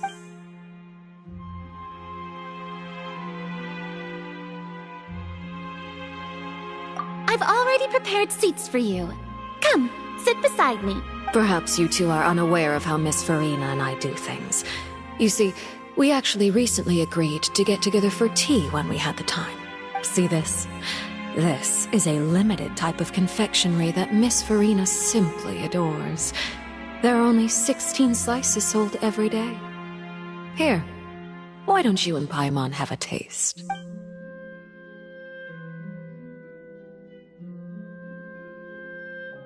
Traveler, what do you think of this cake? That's good to hear. So what Child said was on the mark after all. You do share a taste in desserts with Farina and I. I wonder how he's doing nowadays. You must have heard, right? He's suddenly gone missing. I'm really worried about his safety, you know. Here's to hoping that he's an excellent swimmer. Since we're talking about him, I feel like I should add something. His martial prowess really looked certainly pretty impressive, yeah. Oh, so you're also familiar with his aptitude for fighting, Miss Farina. Oh, right. I almost forgot. Child was subdued by Eudex Neuvillette right in front of you. Against ordinary people, my colleague would never be on the back foot. But alas, he just never imagined he'd run into such a person. I must express my admiration for Monsieur Neuvillette. Coming from you, that's not surprising at all. But I thought you would be happier to hear the news. Of course, but it's still a bit of a shame. You see, I would have been far happier had I received this news somewhat earlier. As you well know, a long time has passed since Child disappeared. Well, in any case, there's no need to worry. We know for sure that Child is still alive. Oh, and just how do you know that? Because we found evidence that proved he left the Fortress of Meripede. And where did he go after leaving the fortress? Well... The Fortress of Meripede lies deep beneath the waves. Unless he pranced right out of the main gate, he must have had to swim for it. Do you have any proof that he surfaced safely? Ah, that is good news at least. His sister Tonya sent a letter to Fontaine not too long ago. Since he was unfortunately unavailable, I picked it up on his behalf. Do you have any idea how he usually writes back to his family? Dear Tonya, your letter made me feel like we were still enjoying our time in Snezhnaya together. I'm currently admiring the scenery on the streets in front of the Opera House. Is it something like that?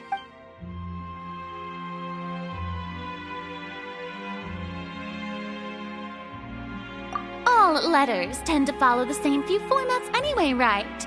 As long as the contents are accurate, it doesn't matter so much how it's written or how it's worded. Hold on. The water in the teacup is shaking. I suppose this is also a sign of things to come, Miss Farina. Huh? I don't quite understand what you're trying to say. Have we entered into the next stage of the prophecy?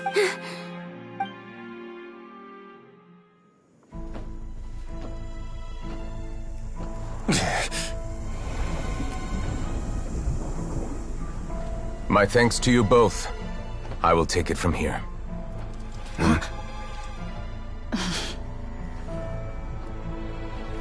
Sure you don't need a hand?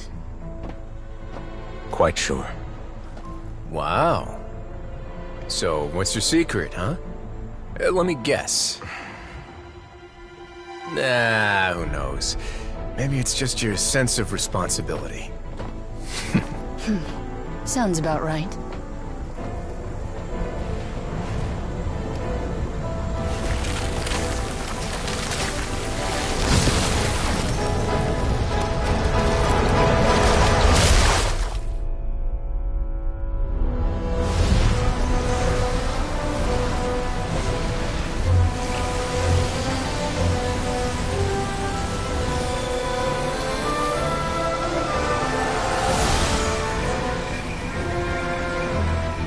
Day may come when the prophecy is fulfilled, and the waters burst forth. But it is not this day! This ancient power could easily obliterate an entire race. A tsunami of fury would unleash endless catastrophe.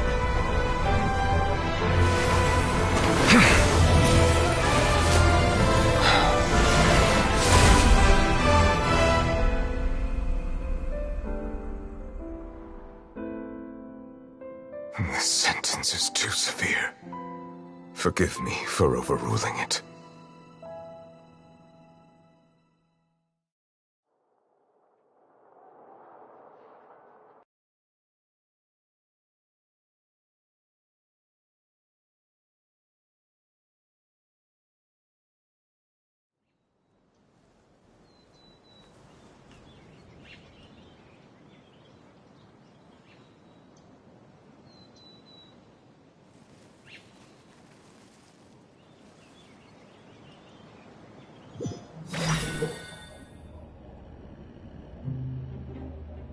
All right.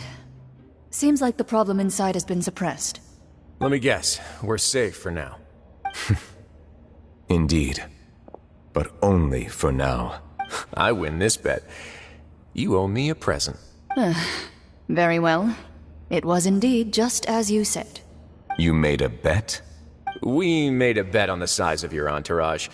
Cloran thought you wouldn't come down by yourself. I figured you would have at least brought a few people along for appearance's sake. It appears I underestimated just how confidential the mission was. Shouldn't you have gotten used to confidential missions by now? That's just how the courts operate. So what gift must the loser give? Tea? He already has tons of tea in his office. I'm thinking about a set of legal codices. That wouldn't happen to be a dig at my lack of legal awareness, would it? Well, I'm sure His Grace doesn't consider the fortress to be outside the law. I was under the impression the residents of a place like this would be uninterested in the legal codices. That was obviously a joke. Anyway, you've still got some unfinished business to attend to in the overworld, correct? No need to stay here if you have a pressing matter. We all know you can't leave Palais Mermonia for long. Thank you. I hope everything went smoothly with the Fatui Harbinger.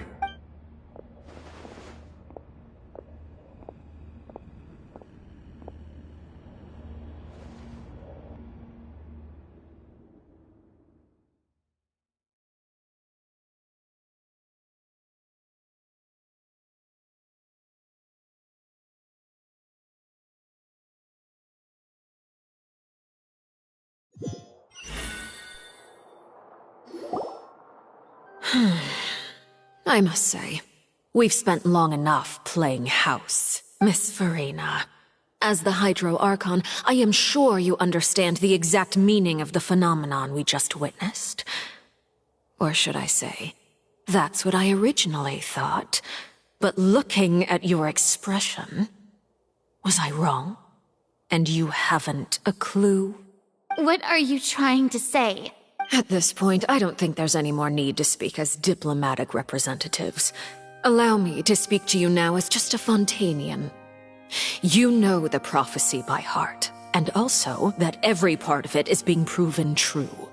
Yet, here you are relaxing, drinking tea, and eating desserts as if it's all nothing more than a few stray bugs in your garden. Do you really think that's acceptable? The prophecy's hanging above our necks like a guillotine. Every faction is looking for a way to either avert the disaster or save their own. Even the orphans of the House of the Heart have devoted everything to saving their homeland. But you? It beggars belief just how nonchalant and carefree you have been. From the very beginning, you, the god Focalor, you have utterly failed to take action. You're wrong. I've never ignored the prophecy, nor have I just been passing the time in self-indulgence. Retract your accusation and stop doubting the wisdom of the gods with such absurd conjectures! I am not alone in my doubts, you know. All the children of Fontaine may be harboring the exact same thoughts right now. Oh, great Hydro Archon. How are you going to save them? Save us? How are the people you've sworn to protect supposed to survive in a land that will soon disappear beneath the waves? I have my ways, and I've been working on them for all this time. Even if you look down upon me, you have no right to judge me. Fontaine will be saved. Even if I still cannot see the true future right now, as long as I continue on as I am, I will be able to hold my head up high!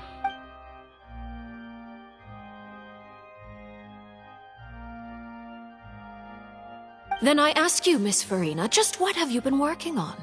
Where can we see it, and what is it doing to help?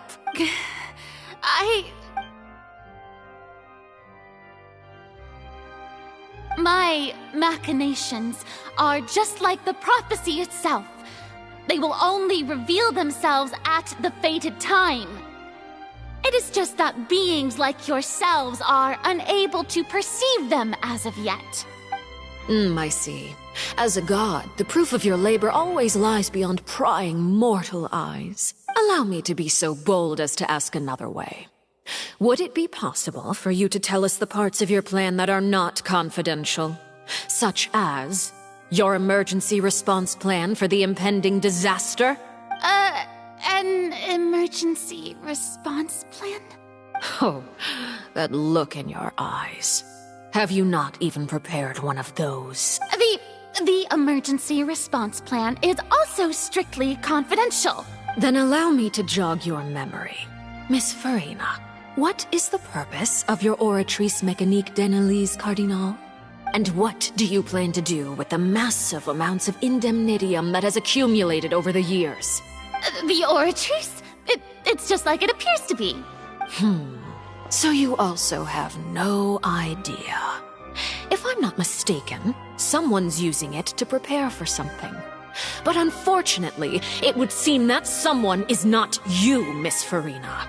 I first caught wind of this when Linny tried to investigate the Oratrice in the Opera House. You see, even just getting close to the core contaminated him with an extremely large amount of indemnitium. But even if that had nothing to do with you, then what could you possibly be working on, oh great Hydro Archon? Oh, right. I almost forgot. Udex Nouvillette is not at the tea party with us today.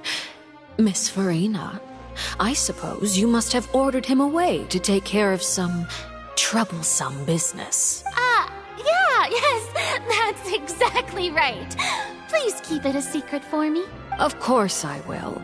Although, I must say, Miss Farina, you seem quite insecure without the Udex by your side. Oh, very well. Let's stop that conversation here. There are still a few slices of cake left, so please, help yourselves, everyone.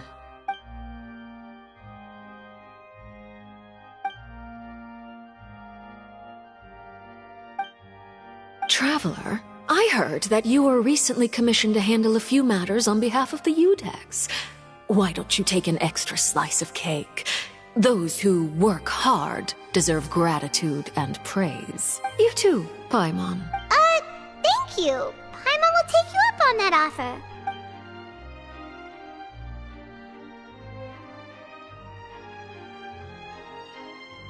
Oh, Paimon's super full. That cake was great. If it's on my tea table, it must be of the highest quality. Yes, and we must thank the knave for bringing these over as well. You're welcome. I'm sure the cake also felt greatly honored to be featured at Miss Farina's table, and I was merely catering to Miss Farina's tastes, seeking a chance to chat over tea. It is getting late. Why don't we call it a day? There are still a few matters that I need to take care of, so I must take my leave now. Very well. We'll end it here. Mind seeing me off, Traveler? We could use the opportunity to discuss Child before I must be on my way. Paimon's coming too!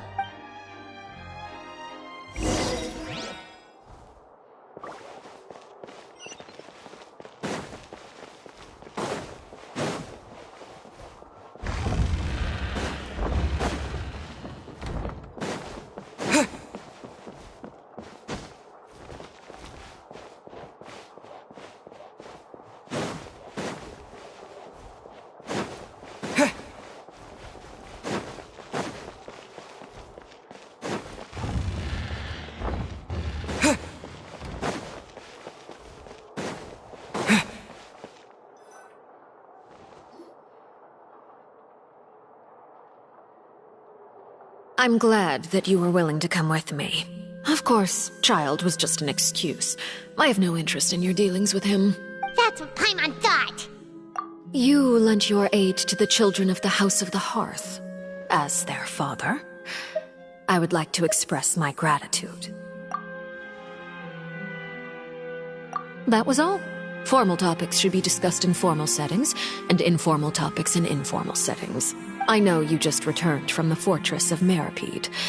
Relax. I have no intention of trying to get anything out of you. Linny, Lynette, and Fremine are still there, and I trust their judgment and abilities. They've all been working very hard and have always done all they can to fight back against anyone who tried to stop them. Especially Linny. You mean Wriothesley. He's a tricky one to deal with. It's unfortunate that Linny's so eager to prove himself that he can't learn to rely on others, including me. By the way, and you can just consider this a bit of idle gossip, but what's your impression of Farina? You are outside of our disputes, and the freest person in all of Fontaine, able to move around most easily. Allow me to share my perspective with you. And that's everything that happened during the trial. Master Child was declared guilty and immediately transported to the Fortress of Meripede. Didn't he say he was coming here on vacation? Does he not feel an ounce of shame for all the trouble he has caused? Forget it. He did give us an opportunity. I will be meeting someone shortly. Do you require help with any preparations? No need. I will take care of it myself. I need to meet with Farina, the Hydro Archon. She is at the heart of Fontaine. But what's fascinating about her is that she often seems more like a celebrity than a working Archon. Oh? Come over here, you little critter, you! You dare to run from me? Stop right this instant! My goal is just to discover the location of the Gnosis. But I didn't expect the chance to approach Farina to be handed to me on a silver platter. This is so easy, it's actually making me a bit suspicious. Anything left unguarded is usually just bait. But no one will blame someone for taking the bait. After all, From the moment it was attached to the hook, the bait is meant to be sacrificed. It's just as I guessed in the second before I struck. The Hydronosis is not currently held by the Archon. In fact, this Archon doesn't seem like a god at all. And I sense that she's under some kind of curse. Who are you? And what are you trying to do? Please don't kill me. I'm begging you, please. The fear in her pupils is genuine, so perhaps she's not bait after all. Either way, targeting her has lost all meaning. I left the scene with ease. Nobody came looking for me, and nobody could serve as a witness to my near assassination of Fossilor. I suspect even Farina dares not mention this incident to anyone. Not long after, my informants confirmed what I had guessed. After returning to her quarters, Farina quietly cried alone. She was so scared that she could not sleep that night, nor could she even bring herself to eat her cake. There's no doubt that there's something wrong with her. I began to entertain the possibility that she is not the true Hydro Archon. Perhaps Iudex Neuvillette is actually the genuine article. I have to find the Gnosis. If the Neuvillette hypothesis is correct, he is probably in possession of it. Alternatively, it might have been hidden in a place that's hard for ordinary people to access. Yes, Father. My dear children, please speak. News from the fortress of Meripede. Master Child has gone missing. On top of that, the contacts and guards we bribed at the fortress have all gone quiet as well. Probably the handiwork of that Ridesley. I'm afraid so. This is a good opportunity. The value of a Harbinger is much higher than most would imagine. We now have an excuse to exert diplomatic pressure on the Fontaine Authority. Set up a meeting for me. I would like to meet the Hydro Archon and Iudex Neuvillette. Oh, and I have an additional mission for you three. Yes, Father. Tartaglia's disappearance was not a part of my plan, but I can use it to make a breakthrough. With this as my excuse, I can ask for an official audience and continue my investigation of Farina and Iudex Neuvillette. The initiative belongs to the House of the Hearth. My wish to investigate the fortress of Meripede will be a front. Linny and his group will be responsible for the actual intelligence gathering.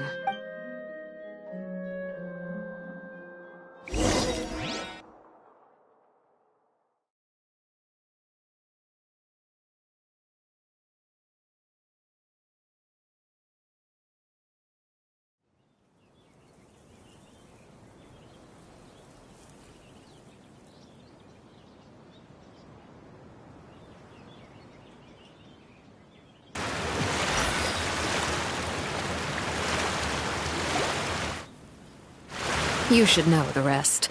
Linny's group is quite close to you, so they wouldn't have hidden anything from you. You attacked the Hydro Archon? It wouldn't mean anything, even if you shouted it from the rooftops. After all, even Farina herself is still pretending that nothing of that sort ever happened. Alright then. I've now had 2 chances to enjoy tea with Farina. I have to say, the leadership of Fontaine is even more inscrutable than I had imagined. I once surmised that Iudex Neuvillette must be the Hydro Archon, but now, that doesn't seem right to me either. I am a servant of Her Majesty the Tsaritsa. Over my years of service, I've learned how a real Archon conducts and carries themselves. Whether Iudex Neuvillette or Farina, neither fits the bill. It's hard to imagine either of them as the Archon. Of course, that is all just how I feel. Gut feelings often do not require justification. It is, however, quite amusing to me that after all my years working in intelligence gathering, I've come to realize I am at a complete loss regarding the identity of the god of the land of my birth. Don't you think Fontaine is quite intriguing? A catastrophe looms, yet many secrets have yet to rise to the surface. It looks like Fontainians will have no choice but to save themselves. Ultimately, though, one must survive in order to do anything else. Should the need arise, I would be happy to cooperate. You don't need to commit to anything right now, of course. I have a feeling that the situation will continue to evolve, and as your name is often connected with noble deeds, I'm sure we will work together someday. He certainly returned quickly. You must want to catch up with each other, so I'll leave you to him. Neuvillette, is it over? For now, yes. But this issue will prove quite thorny in the long term. I'm concerned that sooner or later the prophesized events will occur. Thank you for protecting Farina. To put it simply, I used my power to force back the Primordial Sea and reseal the sluice gate.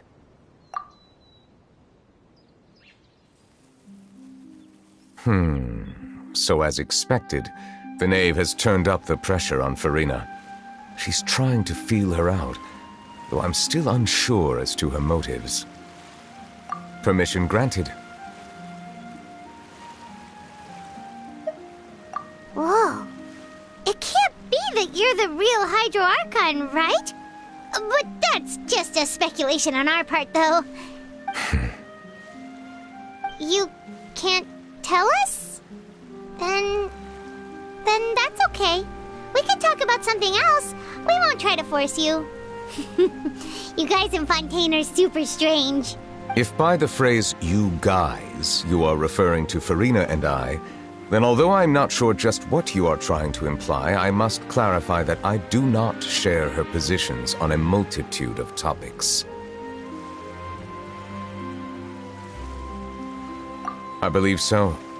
The fortress has a long and complex history. It has seen much grief and suffering. And now, another catastrophe will soon be upon us. I mourn this turn of events. Huh? Why is it raining all of a sudden?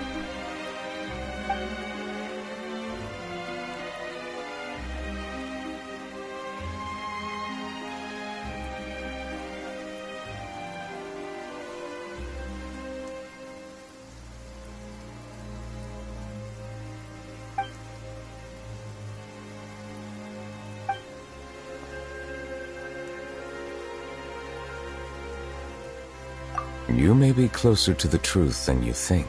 Oh? And what are you thinking? The dragon of... what? Huh? Please do not be so surprised.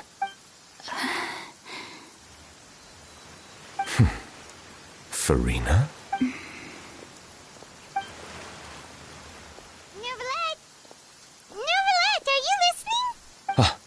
My apologies. We were just guessing randomly. We didn't guess right, did we?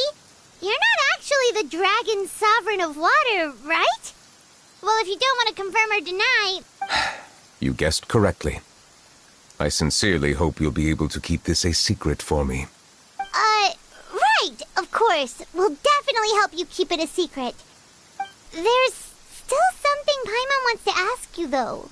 Please, go ahead. Well, if you are the Dragon Sovereign of Water, and you were able to force back the Primordial Sea from the fortress, then since Fontaine's prophecy is all about seawater, couldn't you just use your power to solve the crisis? None of the currently living dragon sovereigns in the world, myself included, possess our full dragonhood. They say that when the first usurper arrived on Tivat, they seized a part of the dragon's power. Today, that stolen power is the basis of the Archon's authorities. There are 7 elemental Archons and 7 matching dragon sovereigns. The dragon sovereign of water who lived through that era perished a long time ago. As their successor, I know far less of that part of our ancient history. In any case, I believe I will not be able to do much unless the Archon disappears and returns their elemental authority to me. Given the status quo, however, I would recommend finding another way to deal with the prophecy. Oh, so even you can't solve it. I still have some urgent matters to attend to at my office. If you have any more questions regarding ancient history, you are welcome to discuss them with me at a later time. Please go right ahead. There's a place that Paimon wants to go too. Traveler, why don't we pay another visit to the Fortress of Meropide? Paimon is a little worried. We'll see you another time. Take care.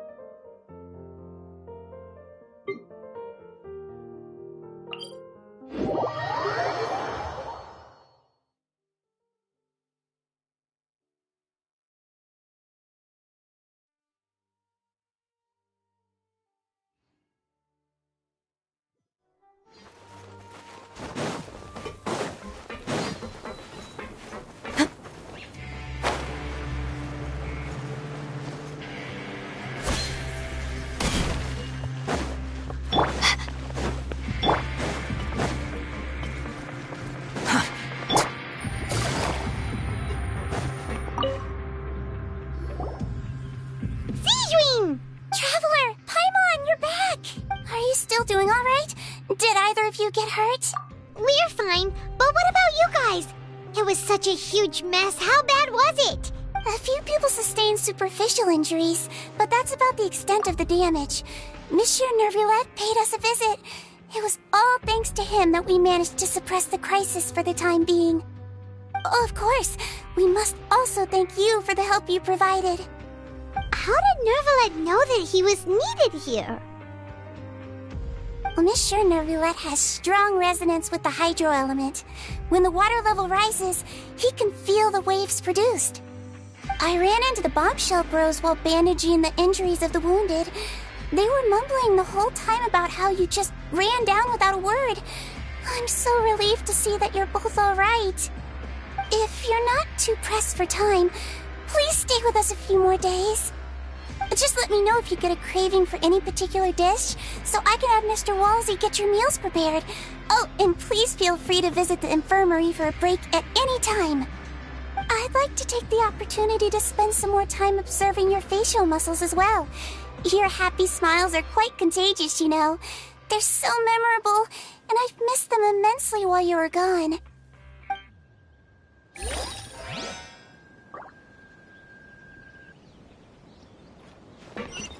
Take it easy.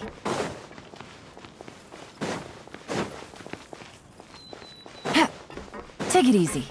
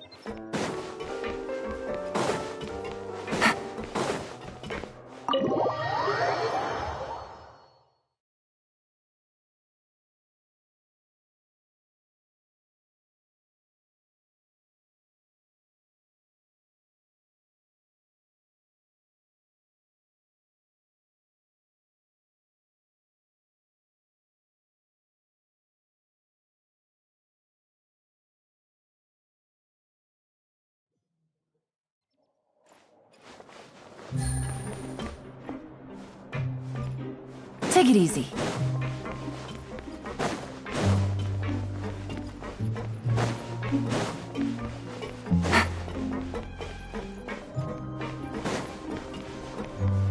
Take it easy.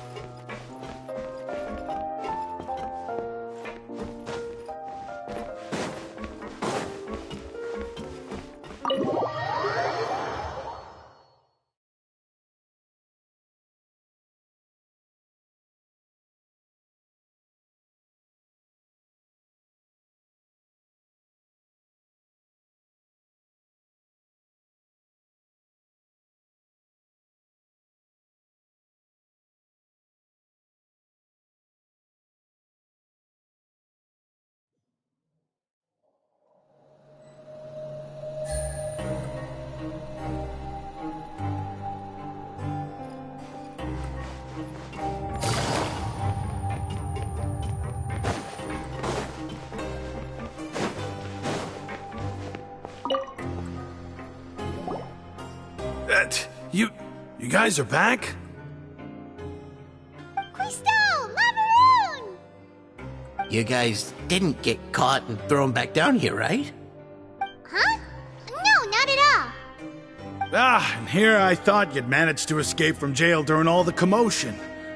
I'd held you up as legendary jailbreakers, but now you're telling me you just never left? We're sorry, but we just had some business to take care of. All right. There's no need to get caught up in the details. We're just relieved to see you. He was super worried about you, you know. Hey, it wasn't just me. Weren't you super worried as well? Something like that, yeah. I was also transferred to work in the kitchen a few days ago. I can still hear Quisto mumbling to the carrots. Whenever he'd say that, I'd tell him I'm sure they're fine. Hey, there's nothing wrong with worrying about your prison pals, is there? These two. They sure are a lot warmer and friendlier than when Paimon... Oh, well, if you say so.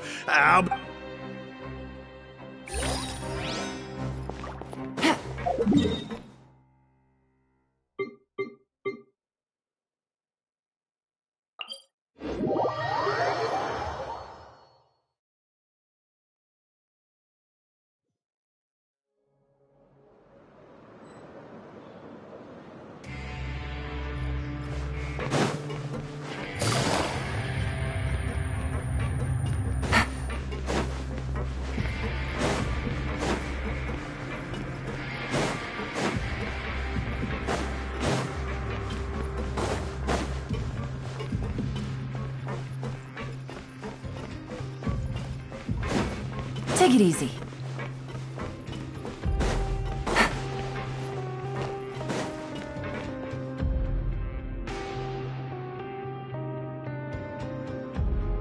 Now guess, what suit will this next card be?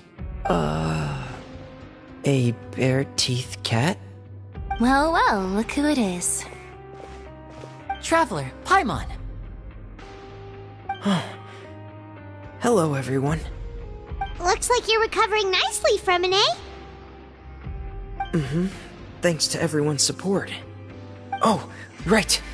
I managed to work up the courage to thank Miss Clarant in person. Whoa, how did she react? She told me that it was nothing. It was as if saving a life wasn't a She didn't want to stress you out, that's all.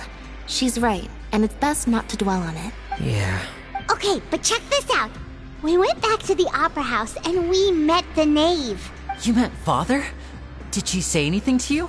She said a few things that were, a bit hard to understand. And also... Her attitude towards you is even better than what we'd imagined. That's fantastic. You should believe her. She has her own way of doing things, and she'll do everything in her power to help those she considers close, which now might also... Father is very capable, and also trustworthy. Oh, Paimon just remembered that she thought Lenny was a bit too proud as well. She said that you should learn how to rely on others sometimes. Got it. Huh.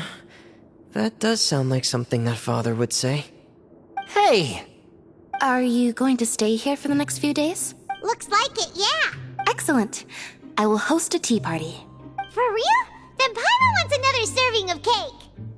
Another implies that you were already served some delicious cake while you were up there. How lovely. Well, next time, you're going to have tea and snacks with us.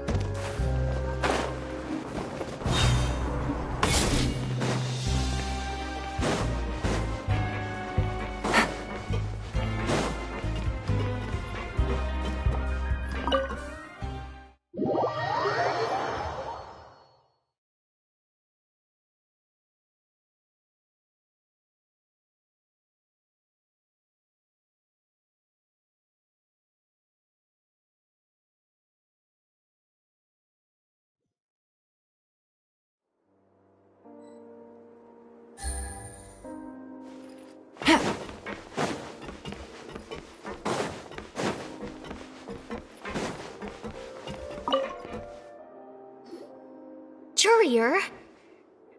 Yeah, I was working on something, so I forgot. That's no excuse for... Huh? What's you two? Junior! Lurvine! We're back! Hello there. It's been quite the mess here recently. How have you been? And you? Are you still taking the secret passageway from the infirmary to work on the ship? Yep. That is still top secret, though. So don't say a word to anyone.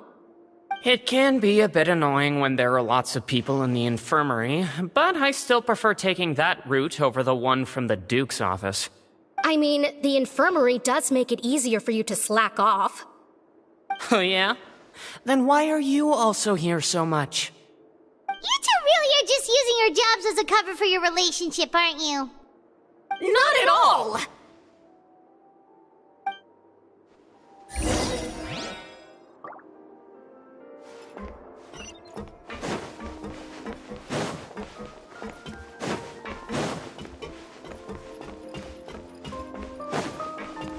Take it easy.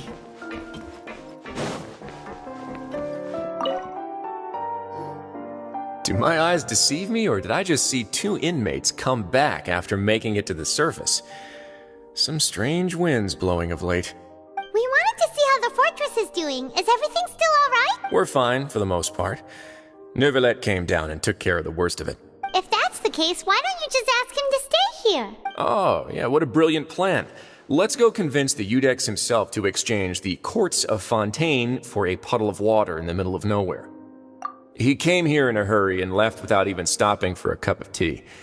He did remember to take Miss Sigewinne's gift with him, though. He sure sounds super busy. Miss Clorinde has left as well.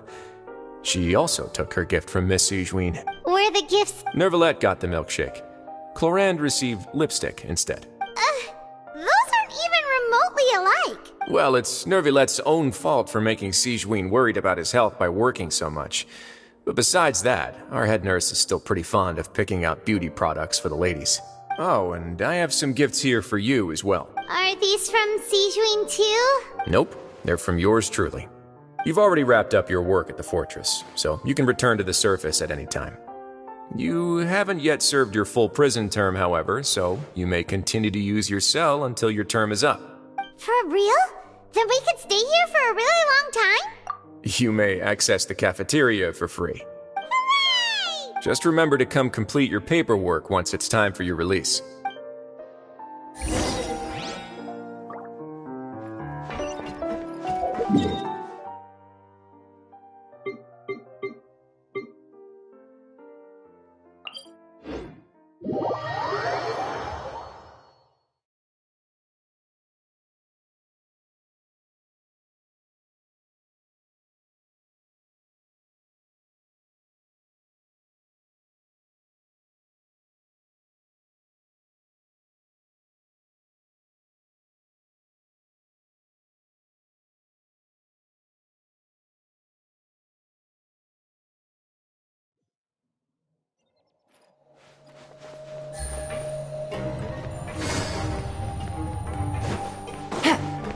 Behold!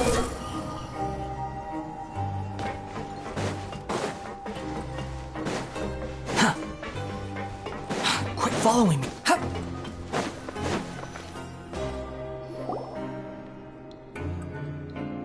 We're back in our cell again. We're no longer prisoners, though, so it really doesn't feel the same. Sure feels that way. But the truth is, we never did anything bad to begin with, so I'm not sure why we put so much pressure on ourselves. Huh? How did you know? Hey, that's not true! Alright. Okay, Paimon just wanted to say that we really are an amazing duo after all. It's like, we've now gone to so many places together and become friends with so many people. We've never stopped traveling or stopped meeting new friends. There are so many bad things in the world, and we're just two people, but we've still been solving problems no matter where we go. Isn't that pretty cool? You're counting Paimon today? Aren't you the only adventurer here? Then let's ask Catherine to give Paimon an adventurer handbook as well.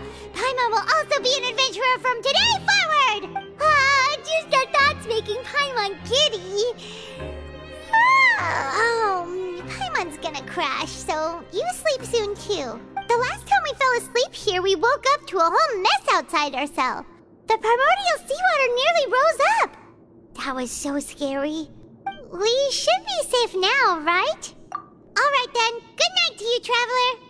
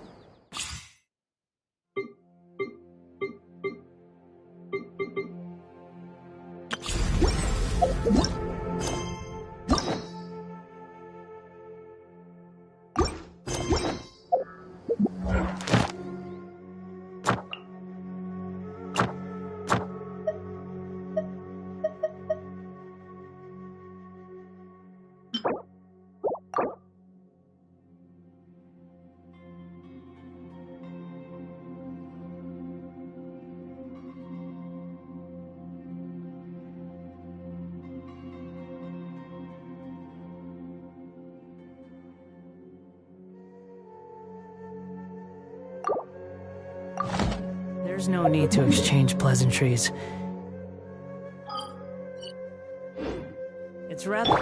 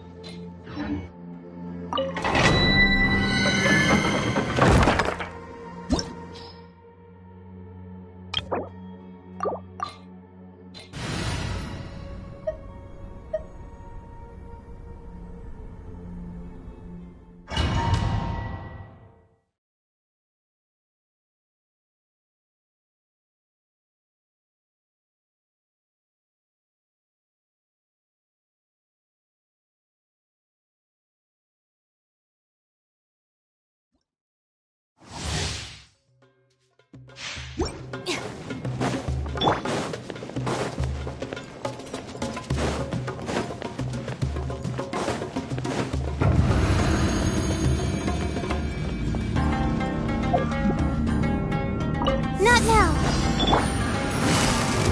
Gotcha! Things are about to get dicey. Stars, shine for... Squall Fury!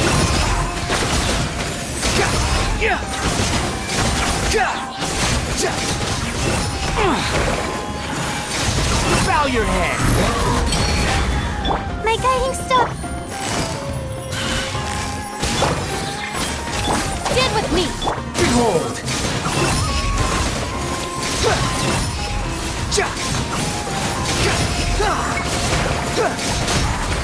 Not now!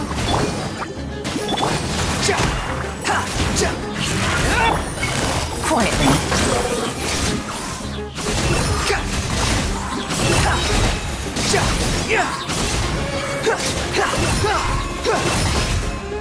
Wretched vermin!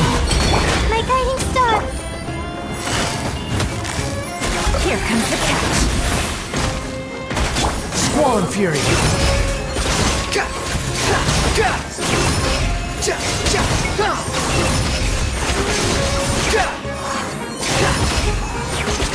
The night is cold. Busted. My guiding star! The wind rises.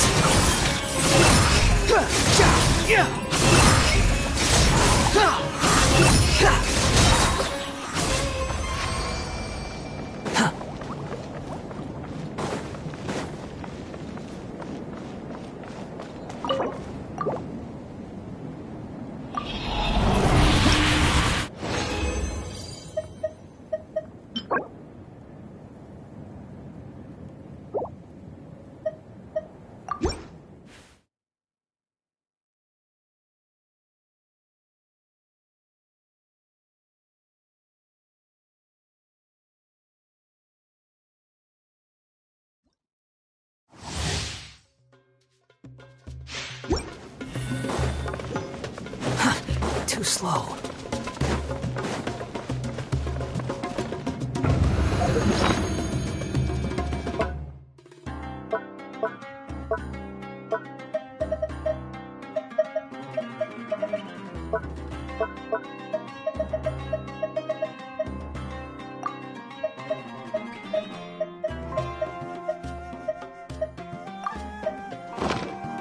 Quit following me. Not now! Cold! Light! Things are about to get dicey. Gotcha! Busted! Behold!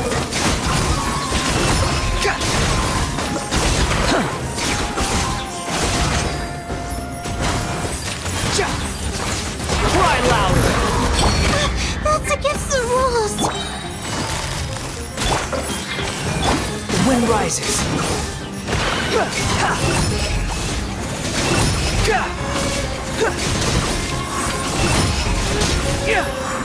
My guiding star! Gotcha! Squall and Fury!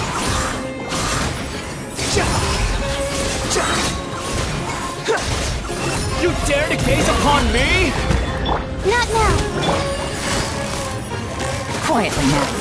Game's up. Fun's over. Don't be scared! My guiding...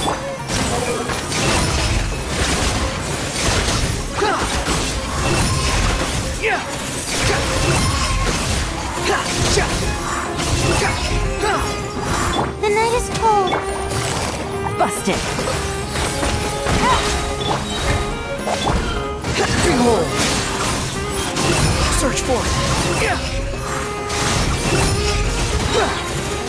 Know your place! My guiding star! Quietly now.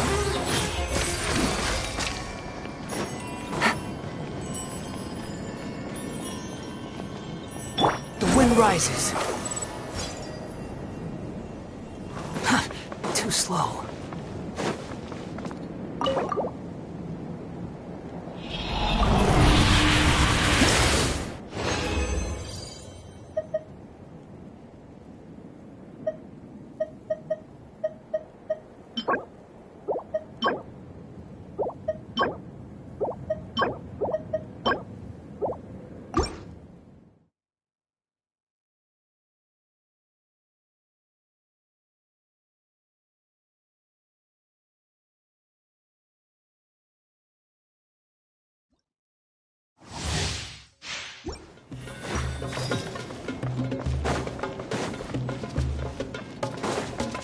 Quit following me.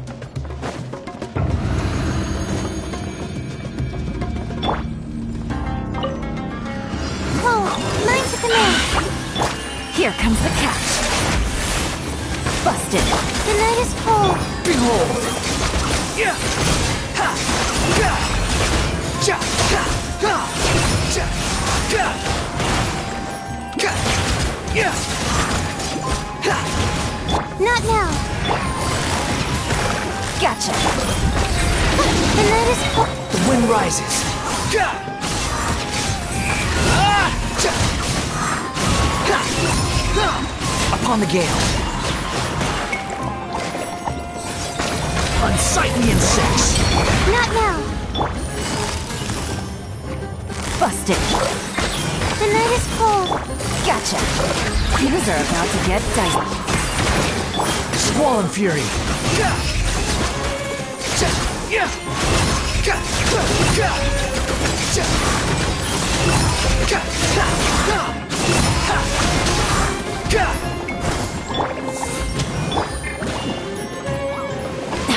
Really? Quietly now. Here comes the catch. Not now. Yeah! Search for it. Ja! Yeah! Ga! My guiding star. Busted. Ja! Ga! Cry louder. Gotcha. Ha! Ha! Ja! Ha! Ga! Ja! Ga! The night is The wind rises. Yeah! Ha! Ja! Ha! Ga! Ga! Ha!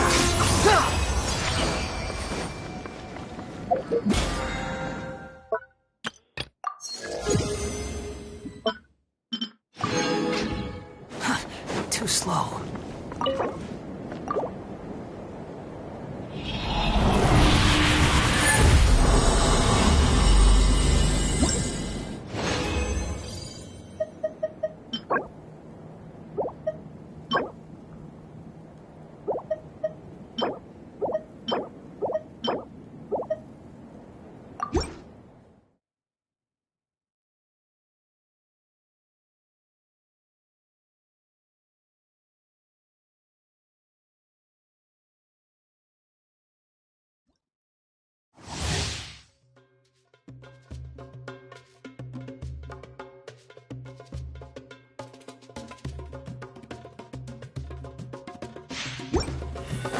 Behold! Ga!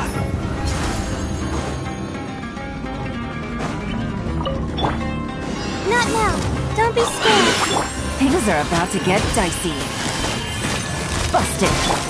My guiding star. The wind rises.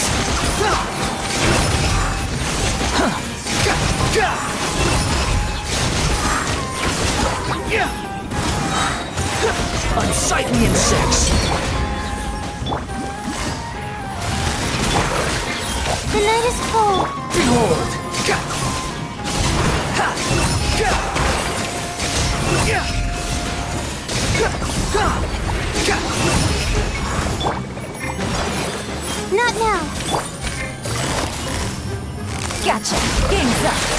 over. Stars, shine.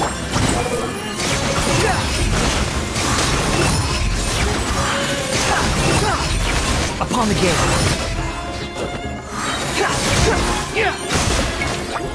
Wretched vermin! My guiding star. Busted. Not now. The wind rises.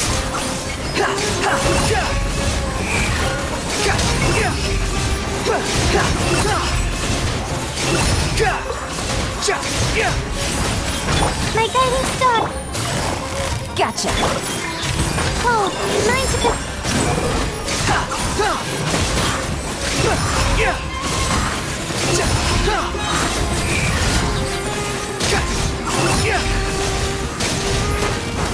Cry loud! The night is cold. Quietly now. Here comes the catch.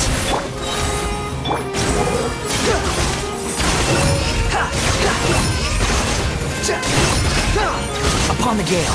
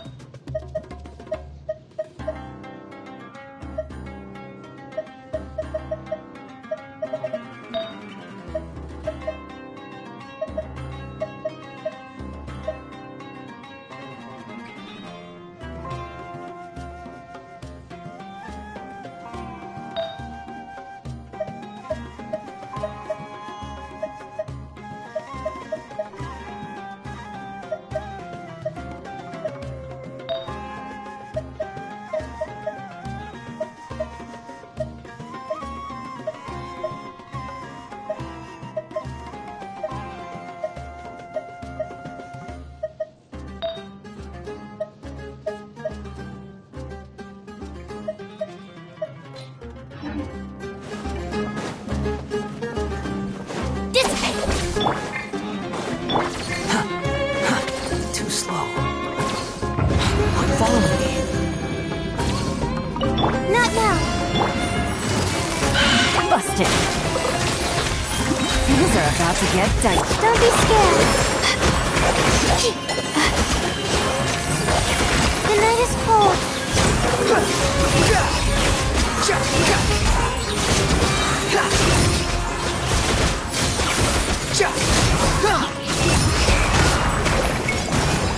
Not now.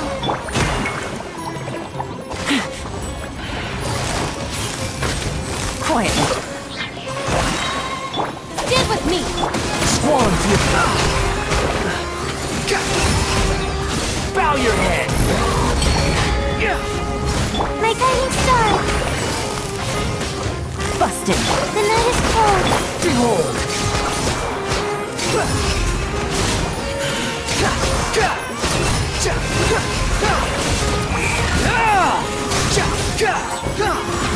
My guiding stars. Gotcha. Not now. Here comes the catch. Quietly. Stars shine for... Squall and fury. Search for it. Search for it. Know your place. My guiding star. Busted. I'll settle this. The bond is strong.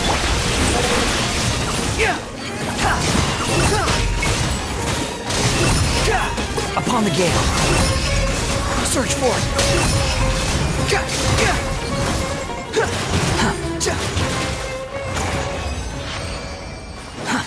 too slow.